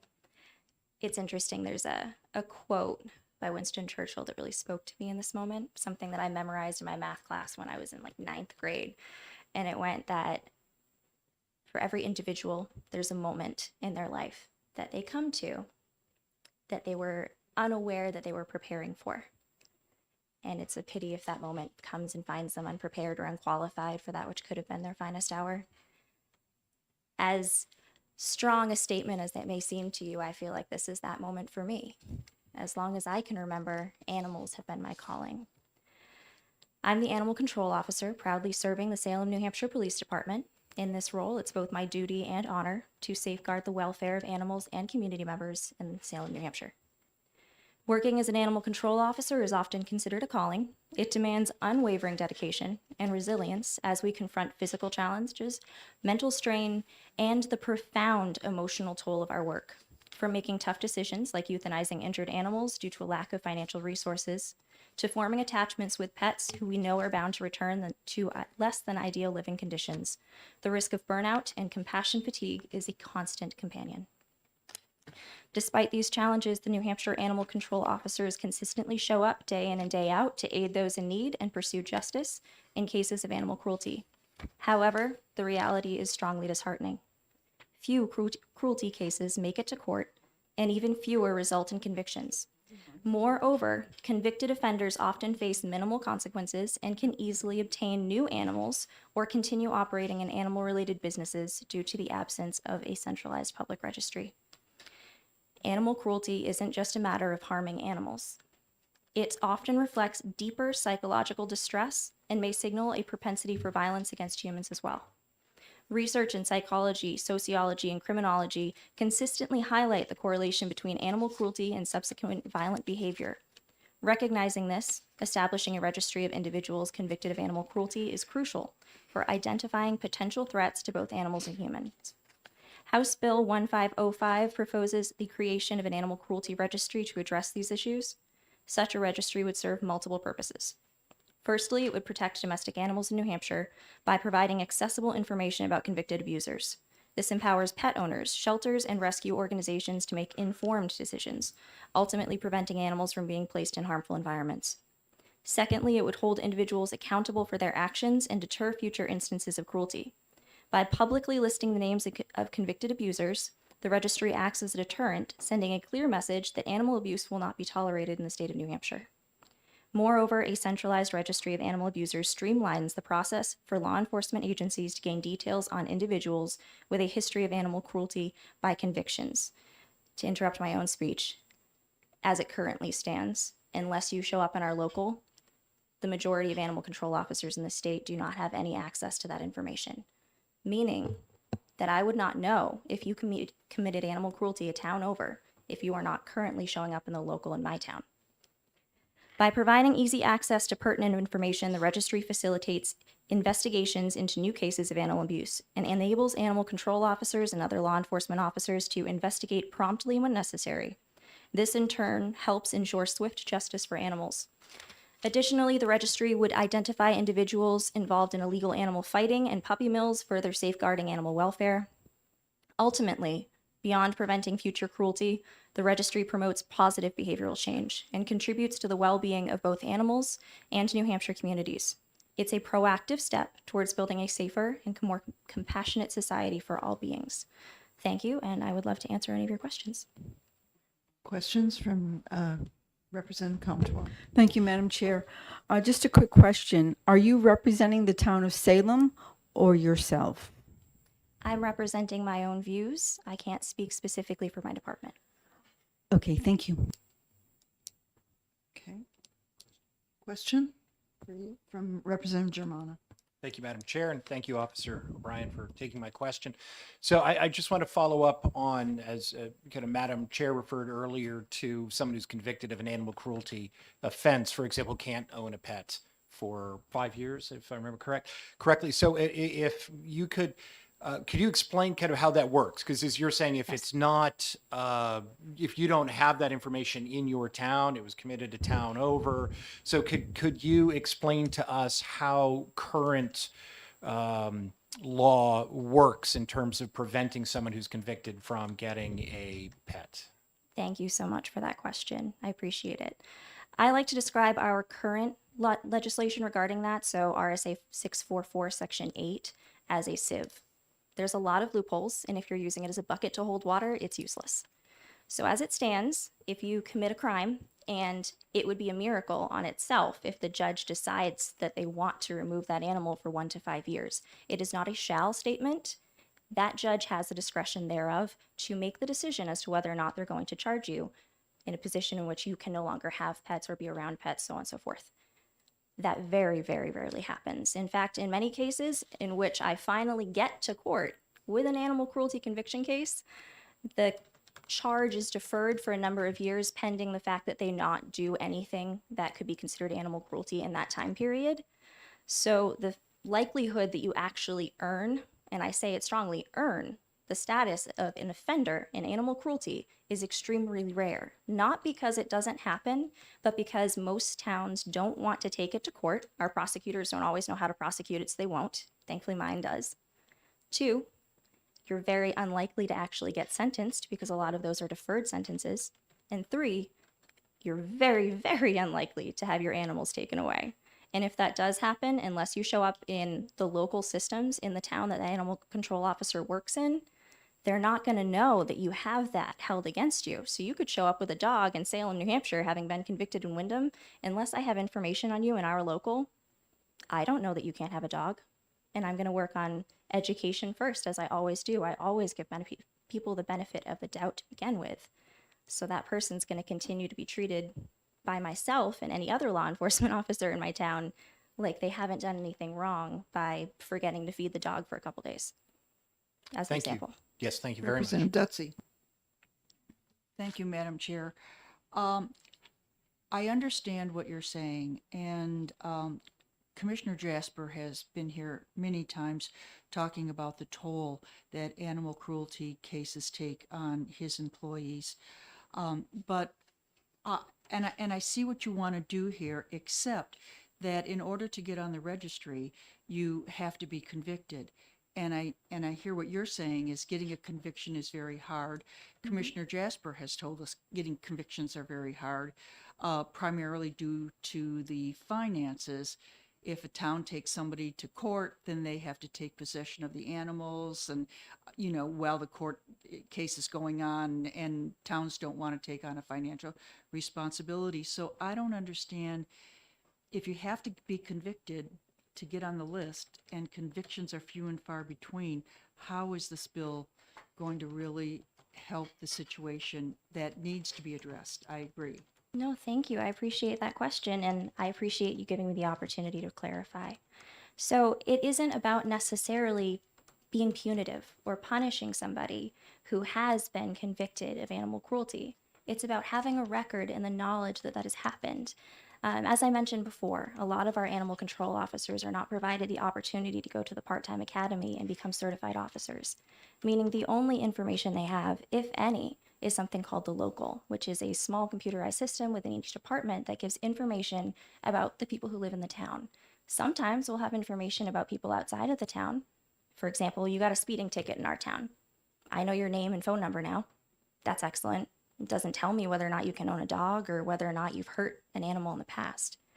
This bill would allow me to then look that person up in a different system, an open system, giving me the information I need to know how I'm going to move forward with that specific case. On a daily basis, I investigate animal cruelty. That's most of what I do. And I go into people's homes with a 2-page booklet with about 75 different questions on it, and I check each box. And each box is a different statement as to whether or not I feel that this animal has everything it needs to be in a safe and healthy environment. I'm going to be a lot more lenient with someone who I don't believe has any history of animal cruelty than I would be with someone who I know does, simply because I would be looking for different indicators, different things. This would give me that ability. Representative Potenza. I think I want to piggyback on Representative Dutsey's question. How many convictions since you've been working in the department how many convictions? The only conviction I've gotten to see was deferred. The judge at the time told me that they wanted to see this person have more education brought to them, which was surprising to me because we had already done our best to educate him by the time he got there. They didn't even have a system for how that education's done because it's so unprecedented. They don't know how to handle it when animal cruelty happens. So I had to invent a brand new class for this person to take so that they could learn how to better handle their animals. I would like to state without specific information about that case that this person was there for leaving their dogs in a hot environment on multiple occasions in our town alone, let alone what I learned later, which is that he'd done it in multiple other towns as well without having been brought to court. He brought his dogs to court that day and left them in the car. So these kind of things continue to build and continue to happen. Follow up though. Follow up. But this is one, but this person wasn't convicted or they were? It was deferred, so they weren't convicted at that time, meaning that I don't have any currently happening. However, I've only been in Salem specifically for a year, so that is a very small amount of time. That said, it just goes to show how rarely this conviction actually happens. So we're not going to have people who don't, I guess you could say, deserve to be on that list end up there. That's why, but this bill wouldn't help you though, because how the bill's written is not going to provide you the information that you'd like. It would. I mean, Oh, sorry. you're amazing, by the way. I just have to say that. Just Thank you. your testimony and your presence, it's wonderful, and you can tell that you love what you do. But this bill is not going to give you that information that you're looking for. May I respond before we jump to the next? Thank you. I'm so sorry. I don't want to cut you off again. And thank you for your compliment. As far as what I'm looking for from this, and where many people behind me are also looking for, because I got the original idea for this by being asked on multiple occasions by different shelters where the registry list was, and I had to inform them it didn't exist. I've also been asked by multiple ACOs when this was going to happen, but it doesn't exist. So the information we're looking for is not only going to potentially help for now, but help for moving forward. When our laws are in a position, or when we have enough of a knowledge base to convict people, I want to see this already in place to build upon. Because right now there could be more cruelty cases out there that there are convictions on, but I just don't know, and I have no way of getting that information. Your question is an excellent one. I wish I could answer it. It simply isn't available because this database doesn't exist yet. Representative Comtois. Thank you, Madam Chair. And again, thank you for being here, and thank you for taking my question. You mentioned in your testimony that the RSA says may. And I'm looking here, it says, upon a person's conviction of cruelty to animals, the court shall dispose of the confiscated animal. So they must. Of the confiscated animal, yes. However, that doesn't mean that the animal that wasn't abused that's in their home has to be removed. So let's say you've got two dogs, Fluffy and Spike, and you abused Fluffy, Spike doesn't necessarily have to be removed. Representative Comtois. Thank you. And I appreciate what you're saying, but you, under convictions and under the cruelty laws, it also says it will prohibit you from future ownership of animals for up to 5 years. For up to 5 years, but that's Wait a minute, for a minimum of 5 years, not up to, for a minimum of 5 years. So even though they may have another animal in the home, they are forbidden from owning that animal. It doesn't, however, prevent their roommate, spouse, anyone else who has co-ownership potential from owning the animal, which can be easily switched over. That said, even so, reviewing that law, I can't quote it precisely. I'm going to be honest, I have most of them memorized. That one I don't have word for word memorized.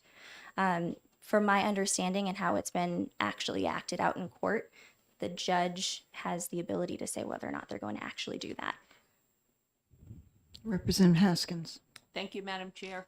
I want to second what Representative Potenza said.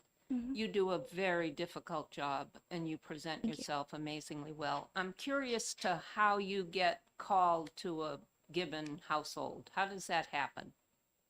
Can you elaborate a little bit on what type of call we're looking at? Yeah, how do you check in on an animal that might be abused? How do you get to go to that residence? What is it that necessitates you getting a call in your official duties? So that is an excellent question with a very broad answer. I'm going to try to shorten it as best I can. There are 1,000 different ways that call can happen. I can get a call from the sheriff's department, and Michaela, who covers Salem, could call me up and say she might have seen something kind of sketchy at a home, but that doesn't allow me the entry to that home. So for me to finally get entry to see if neglect is happening, I have to have a search warrant. In order to get a search warrant, I have up to 2 years worth of investigation to do. So by the time I even get in there to see if the animal's neglected, there's been a ton of back work done. I then have to bring it to court. For that, I need my executed search warrant to bring a ton of information to light that I can use as justification to my prosecutor as to why we're going to bring that to court. Once it's to court, I have to convince a judge who may or may not have any knowledge of animal care, cruelty, or the statutes at all whatsoever that this is important and this person needs to be convicted. So it's not just a matter of I forgot to feed my dog for a couple days. It's a matter of I worked up to 5 years to get into this home to help this animal. By the time they're convicted, their name needs to be somewhere so that I can find out, or other ACOs can find out what happened and how that should be treated moving forward. Thank you. Representative Comtois. Thank you, Madam Chair, and thank you again. Now, it is my understanding you're an animal control officer, but if the sheriff decided that he wanted to get into that home, or a police officer, they would be able to get in there more readily because they have the enforcement behind them, whereas you don't. Is that correct? That is incorrect. I work for the Salem, New Hampshire Police Department. I am very grateful to find that I have the backing of a number of fine individuals there. So when I find information out, I'm able to then transfer that information to a patrol officer who signs off on my search warrant. Well, I didn't sign off. They sign off on my warrant affidavit, which then goes to get signed off by a JP. So they would follow the same steps that I do. The only difference being that I go to a patrol officer first with my warrant affidavit and tell them what happened, and they sign off on it, and then they follow the same steps. If it were them, they would grab the warrant affidavit and follow the same steps without having to get a second signature. Any other questions? Thank you for coming and speaking today. Thank you. Appreciate it. Call Nancy Holmes.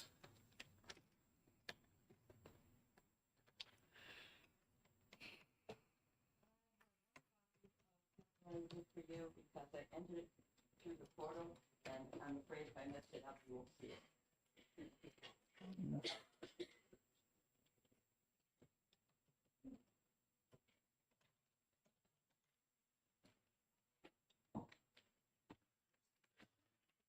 Yeah. Let's see.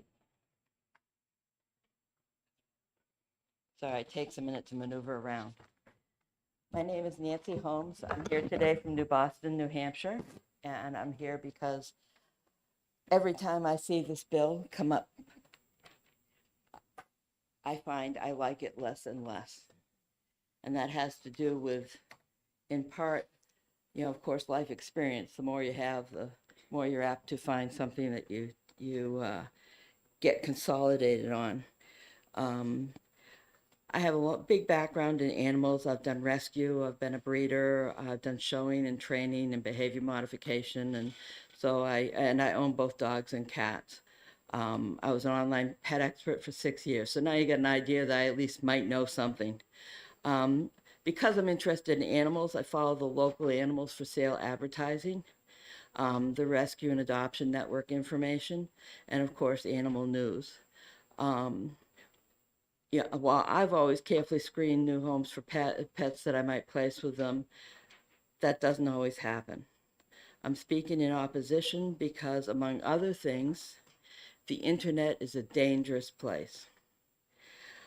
Unlike the laws for registering sex offenders, where the intent is to protect the community at large by making information available for informed decision-making by parents to help their children avoid stranger danger, the Animal Abuse Registry bill serves no particular purpose for protecting members of the public.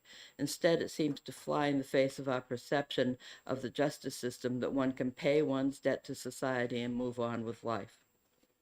From what I can see of the average pet owner who is placing a litter, an individual animal, the dog they inherited from their mother-in-law, whatever, they don't do health certificates, which are required by law. They don't do even minimal checking of a person other than if they've got money. I can't see any of them using a database like this. And that's just, people don't do it if work is involved. I put a couple examples at the end of my testimony of people who are looking for animals that they placed, wondering what happened because they lost their phone, they lost their contact with the person that they placed the animal with. That happens all the time. I just put a couple in so you can see it. And for me, the bill really seems to promote cyberbullying rather than the reduction of incidents of animal abuse. People are quirky. They look out there, they look at animal abuse offenders and think they're evil, horrible, nasty people when maybe they're just a little old lady who had become a hoarder and could really do with a lot more social interaction to change that behavior. The bill as it stands, as you pointed out earlier, makes even misdemeanor animal cruelty a long-term sentence to public scrutiny, ridicule, and censure. Horrible things can happen to people who are on a list like this. I put a link in the bottom of this that hopefully you'll get the online version where there was a recent story up in Canada of what happened to somebody who was accused of animal cruelty. It was all a fake thing with somebody trying to get back at them.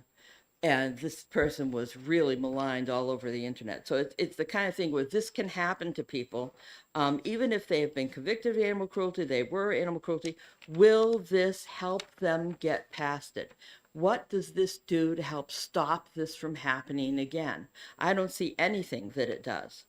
The thing that I do see is that we could use some money put into intervention to maybe monitor those people who are convicted to make sure that they are abiding by whatever the court has said, that somebody accused of hoarding and convicted of hoarding could get the mental health that they need.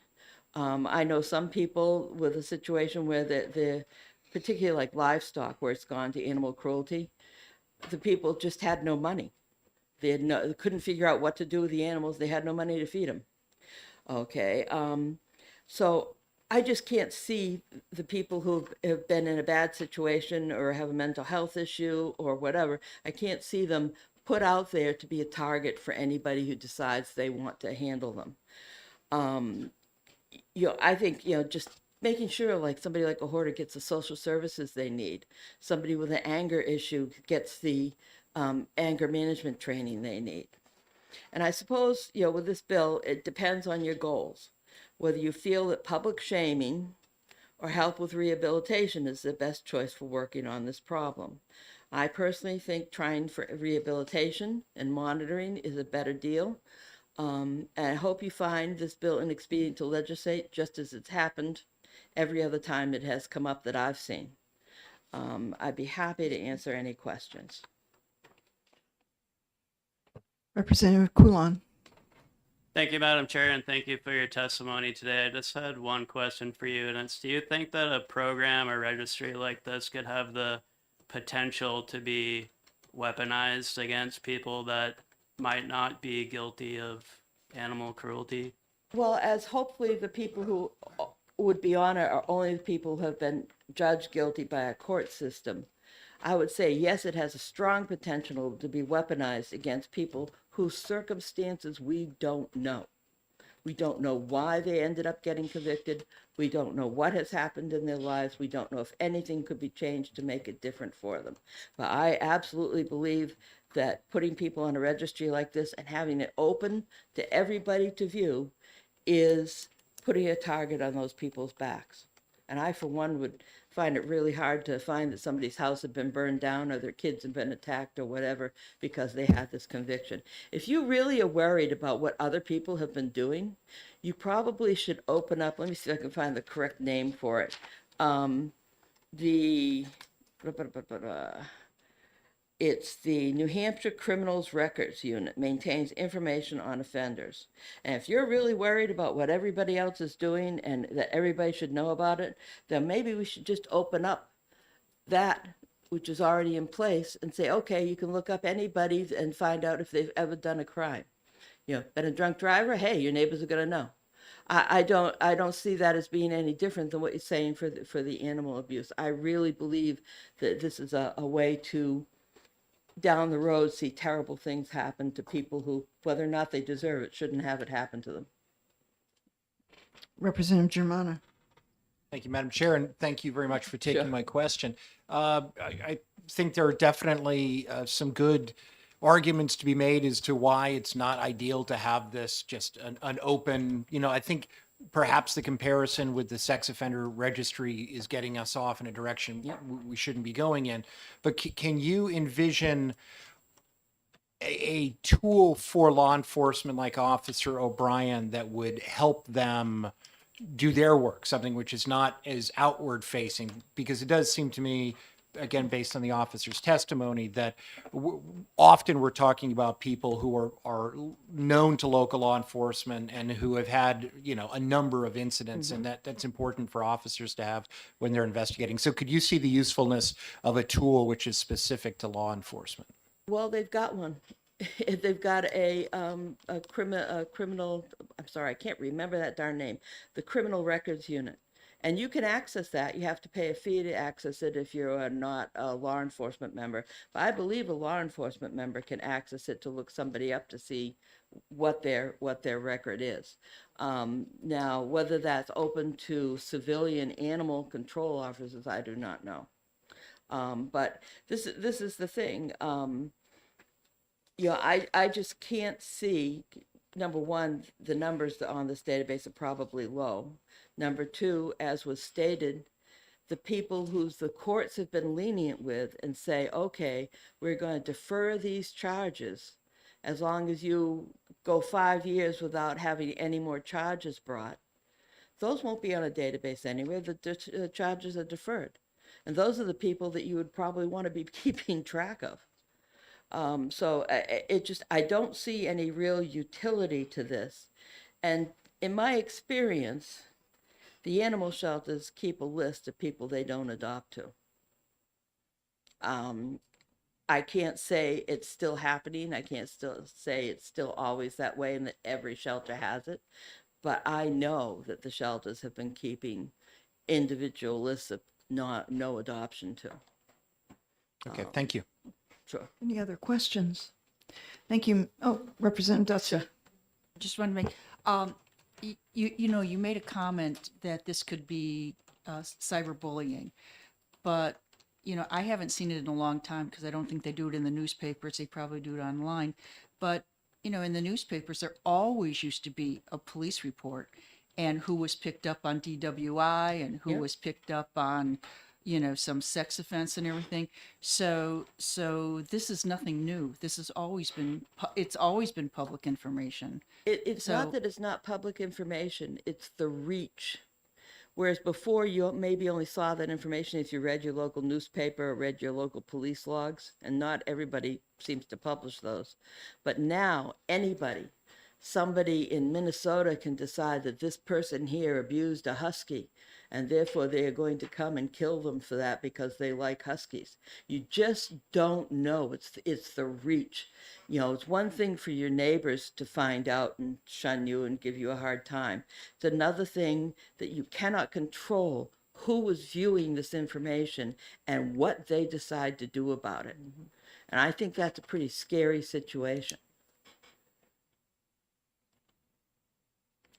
Any other questions?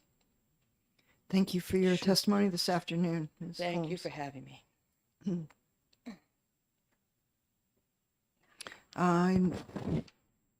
Next call Kurt Ehrenberg to speak. I could speak, well, I'll speak in the microphone. Yeah, I'll get out of your way. One second. Take your time. No. Everyone. My only choice is slow, so you just got to put up with it.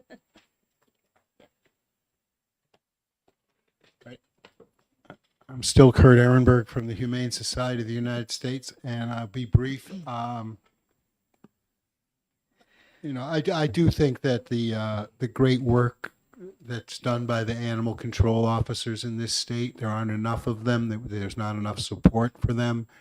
We need a better system in this state to make sure that when there is a cruelty case, it's addressed and addressed by law enforcement swiftly. I think this bill is a good bill. It establishes a way for people like, I'll say officer, but is there a higher? Is it Officer O'Brien? Yeah, people like Officer O'Brien to do their jobs, have the tools they need to identify abusers in the state. So that would be my testimony in support of this. Okay. Any questions? Thank you. And my one last pink card is Aubrey Friedman.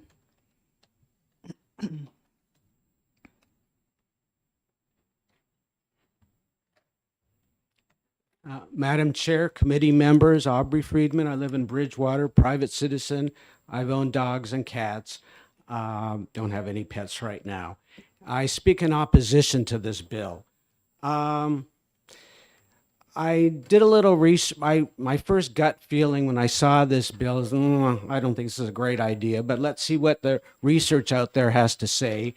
And I found actually the ASPCA, who I got my last cat from, and they actually came out against the animal registries, animal abuse registries, which I was kind of surprised because you would think they'd be for it. And they had, and I have backup here. I swear I only made one copy, but when it comes around, you can just take a picture of the link. It has a great article about 5 or 6 pages, and it lists about, I don't know, 10 different reasons why they didn't think the animal abuse registry was a good idea. They said it was well-meaning, but it's not going to accomplish much, actually, and some of the things could actually be counterproductive. I just picked out a couple now, but as I say, when it comes around, just take a picture of the link and you can read the full article, but I do have it attached here, but just one copy. So they say things that could be done in the law right now, which are well-enforced, no contact orders. That would be one thing. Neither, it's existing law, these things that could help. Also mandated psychological assessment, and also including pets in orders of protection. Usually it's domestic abuse, but so why not include pets too? Because if this is somebody who might beat his wife, he might take it out on animals too, so include pets in there. So these are improvements, things could help with the existing laws without taking on a new law that's not going to accomplish that much. Also things that have been mentioned already, cities and towns have their own registry, counties, excuse me. But, and in fact, I looked at one, it was at some city in Florida, and it had about 10 mugshots, and they all looked like criminals and scary people. There were only about 10 on there. And so it is, like has been mentioned, it's a very limited number of names on it. So it's not going to give you that much. And again, a person could be, if you got your mugshot on it, maybe you want to move out of state. So the person in the next state might not have that. So what good is it? You're going to need the whole United States to really be useful. So that's one thing there is they're limited, and the number of names on them are limited too. Also was mentioned in the article, so right now it's a felony, that in the law. But plea bargaining is a big part of our system. And in order to avoid getting your mugshot on a registry, somebody might plead down to a misdemeanor instead of a felony, and they miss out some of the things that go along with a felony, like long-term probation and psychological, treatment that might actually help somebody who's got a problem. So somebody who might get the treatment under the current law to avoid the registry might plead down and not get the treatment that they need. So that's something to consider. Also cost, I'm surprised there was no fiscal note mentioned in here, but some of like Virginia, they said it's like $1 million. California was $2 million.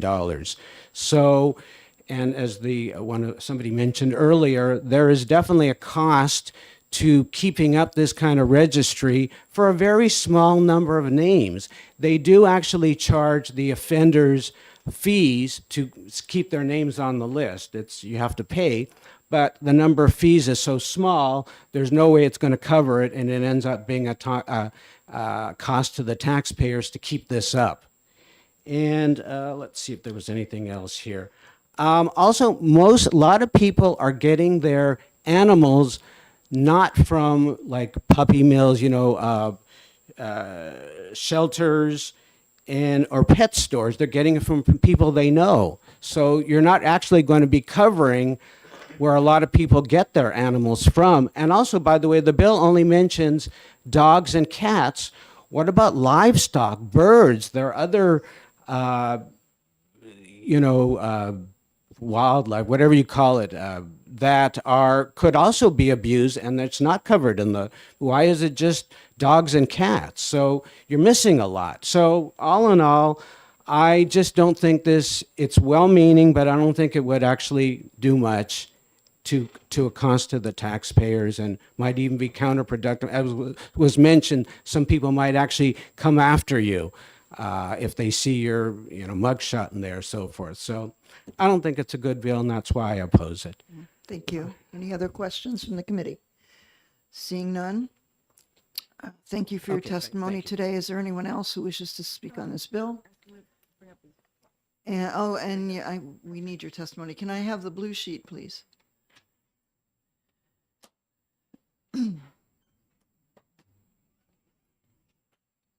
Thank you.